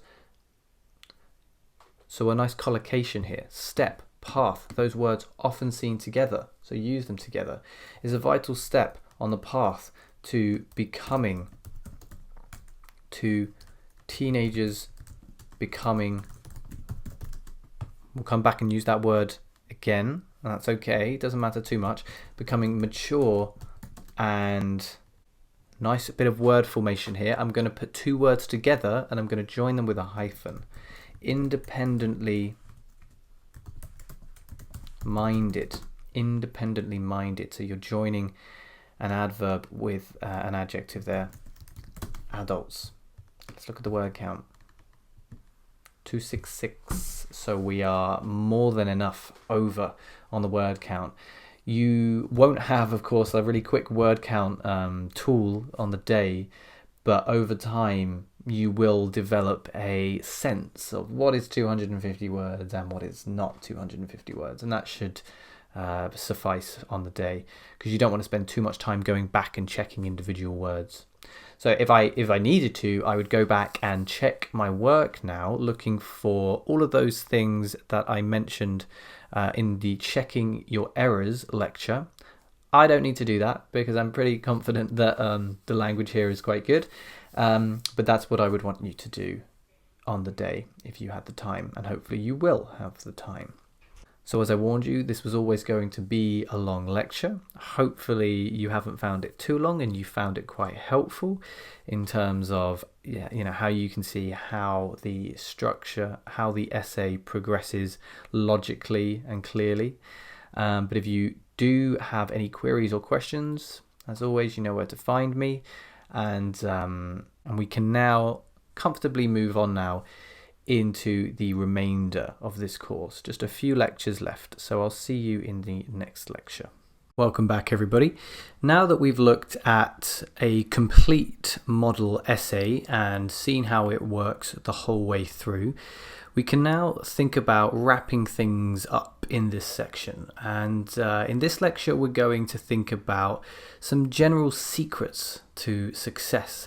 Some of the things that will help boost your score more quickly than perhaps any other tips, and some of the secrets which many other candidates are not using or are not using correctly. So there are 4 tips, 4 secrets which I want to focus on in this lecture. And the first of those is finish the essay. It sounds obvious to finish the essay, but it's actually something that a lot of students, a lot of candidates will not do in their essay. It's actually one of the worst things that you can do for your score. So if 35 minutes have passed and you still haven't reached the conclusion yet, finish the sentence that you're on. It doesn't matter where you are in the essay. Finish the sentence that you're on and move to the conclusion. So although the essay might not be complete if you do this, it will at least be completed. So you will have finished the essay, and therefore you will be addressing the task requirements with much more accuracy. Even if your body paragraph is not the strongest because of this, if you go through the lecture on quick conclusions, you'll find out how to leave the examiner with a strong impression and finish the essay in style regardless. So finish the essay and finish in style.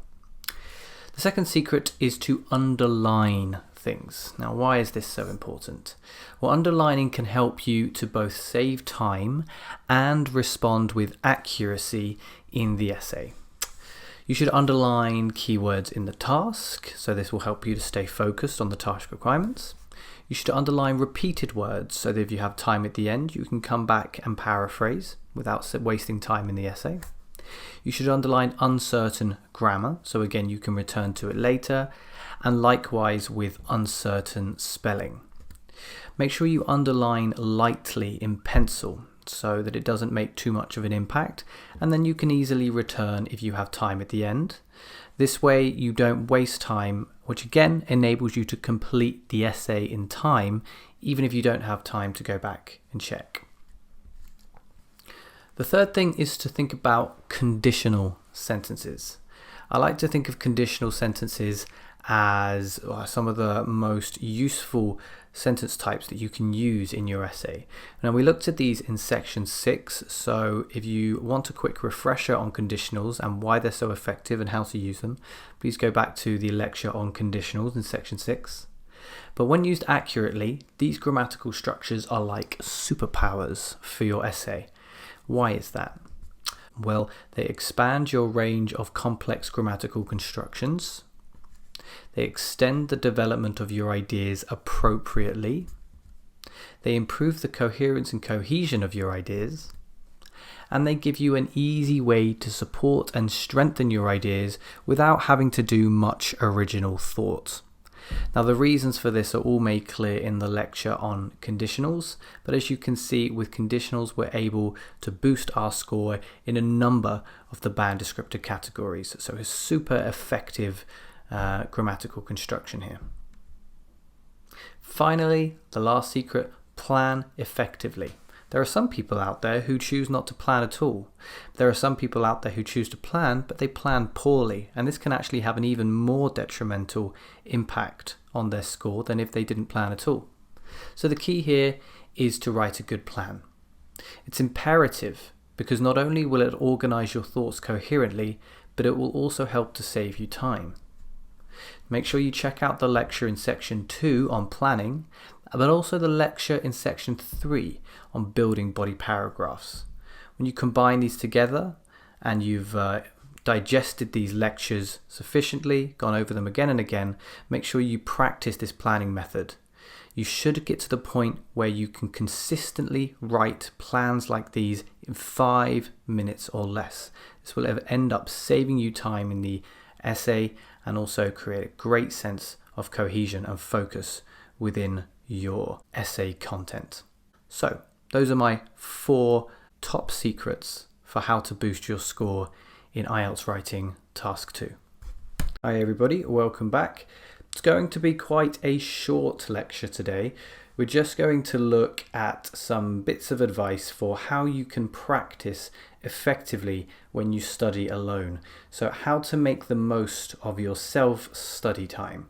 We're going to look at some do's and don'ts, and we're going to start by looking at the don'ts, the do nots. So here are the things I recommend that you avoid. Do not study with distractions. Make sure you are closing down your internet access. Don't have Facebook open, don't have Twitter open. If you have a mobile phone, turn it on silent, turn it off maybe. So make sure you study without distractions so that you can remain focused. Don't be too self-critical. Don't beat yourself up for making mistakes. Mistakes will happen. They're inevitable. If you weren't willing to make mistakes, you wouldn't have taken this exam. Okay? So mistakes are a good thing. They allow you to learn. Just learn from the mistakes and try to avoid them next time, but don't beat yourself up about them. Don't sit around waiting for miracles to happen. It's very important that you use the advice in these videos and apply it to your study. Don't just watch the videos and imagine that on the day you're going to magically create an amazing essay. You need to use what is in these videos and apply it to your self-study practice. Don't study alone. Yeah, it's good to study alone sometimes, but if possible, try to find yourself a study partner. You can motivate one another. You can make comments on one another's work. You know, your study partner might be able to recognize when you've made a mistake, when you can't recognize it. So very useful to study with a friend as well as alone. Don't forget about timing. We've mentioned this before. I recommend that you study with a clock, study without a clock. Study with time limits and study without time limits. But make sure you don't forget about timing. Otherwise, you're going to struggle in the exam to hit that 40-minute time limit. Don't ignore your health, your sleep, or your diet. It's very important that you stay healthy. A healthy mind is a healthy body. Healthy body is a healthy mind. So if you have a healthy mind, then you're going to apply yourself to your self-study with much more focus, and that's what we want to see. Finally, do not overwork yourself. This is kind of related. Make sure that you are getting enough sleep. Try not to work for any more than 2 to 3 hours a day. Like, the more you do past that point, it's just going to be detrimental, because I think you can burn yourself out if you work too hard. So don't overwork yourself either. So try to avoid being like this little guy on the right here. He's obviously caught himself in the cycle of distractions that you can sometimes find yourself in when you're on sites like YouTube and you're just scrolling through all those different videos. So make sure that you are being productive with your time. Now, this is interesting. This little image on the right here is by a comic called The Oatmeal, theoatmeal.com. And funnily enough, there are some excellent grammar references on this website. If you're not sure how to use semicolons, go there. If you're not sure how to use the expression IE, you should go there. If you're not sure how to use apostrophes, also talks about that on the website. So although it looks a little bit funny, it's actually a very good reference source for certain grammar and punctuation points. Let's move on to the do's. So I recommend that you do shut down all distractions. Now, there's an excellent app called Freedom. You just search into Google Freedom app, and this Freedom app will completely shut down all internet access for you for a specific amount of time that you set, and there's no way that you can turn it back on. However badly you want it, you will not be able to turn the internet back on until that time has passed. So it's a very good way to avoid all distractions. Make sure you practice in different ways, as I said, with a clock, without a clock, with time limits, without time limits, alone, with a friend. Study task 1, then task 2, maybe then task 2 and then task 1 in different orders. Study different parts of the essay, the introduction, the conclusion, the body, but make sure that your study is varied so it doesn't become boring and monotonous. As I said there, make sure you study alone and with a friend so you can motivate one another and check each other's work. Reward yourself. It's very important that you feel good about studying, that you don't just think of it as something boring and tedious, but that you have something to look forward to at the end of it, perhaps. So reward yourself maybe with a movie or, with ice cream or whatever you fancy. Make sure you take breaks. It's very important that you take at least a few minutes every once in a while when you're working. There's a very good technique called the Pomodoro technique. And basically what that is you study for 25 minutes and then you take a 5-minute break. And then you study for 25 minutes and then you take a 5-minute break. So you're working for like 50 minutes out of every hour, which is a pretty great rate, and it can help you to keep going and keep going. I've mentioned it many times during this course, but make sure you read and read some more, a variety of different materials on a variety of different topics. This will help you to see the patterns in English and just help you to improve your confidence as well. And lastly, get guidance. We're going to talk about this in a bit more detail in the next lecture, but yeah, very important that you get guidance. All of this is designed to help you stay focused. It's all about focus when you are studying. You need to get in the zone, in the flow. Now, all of these do's and don'ts will help you to do that. As I mentioned, we're going to look at getting guidance in the next lecture, and in that lecture I'm going to show you perhaps the best form of guidance that you could possibly get in your preparation for IELTS. So I'll see you in the next lecture. Hi everybody, welcome back for the final time. Unfortunately, this is the end of the course, and thank you for taking part. Thank you for your attention during this course. I hope it has been useful for you. In this final lecture, we're just going to go through a few final bits of advice, in particular, what to do now that you've finished the course and how to approach the exam the day before. So let's just have a look at what to do before your exam, perhaps the night or the week before your exam. It's very important that you feel fresh and focused during the exam. Therefore, be careful with your routine leading up to the exam date, the days before, the weeks before. Watch what you eat. Try not to eat too many fatty foods or too many sugary foods. It's very important that you're eating food which will allow you to stay healthy in mind and body.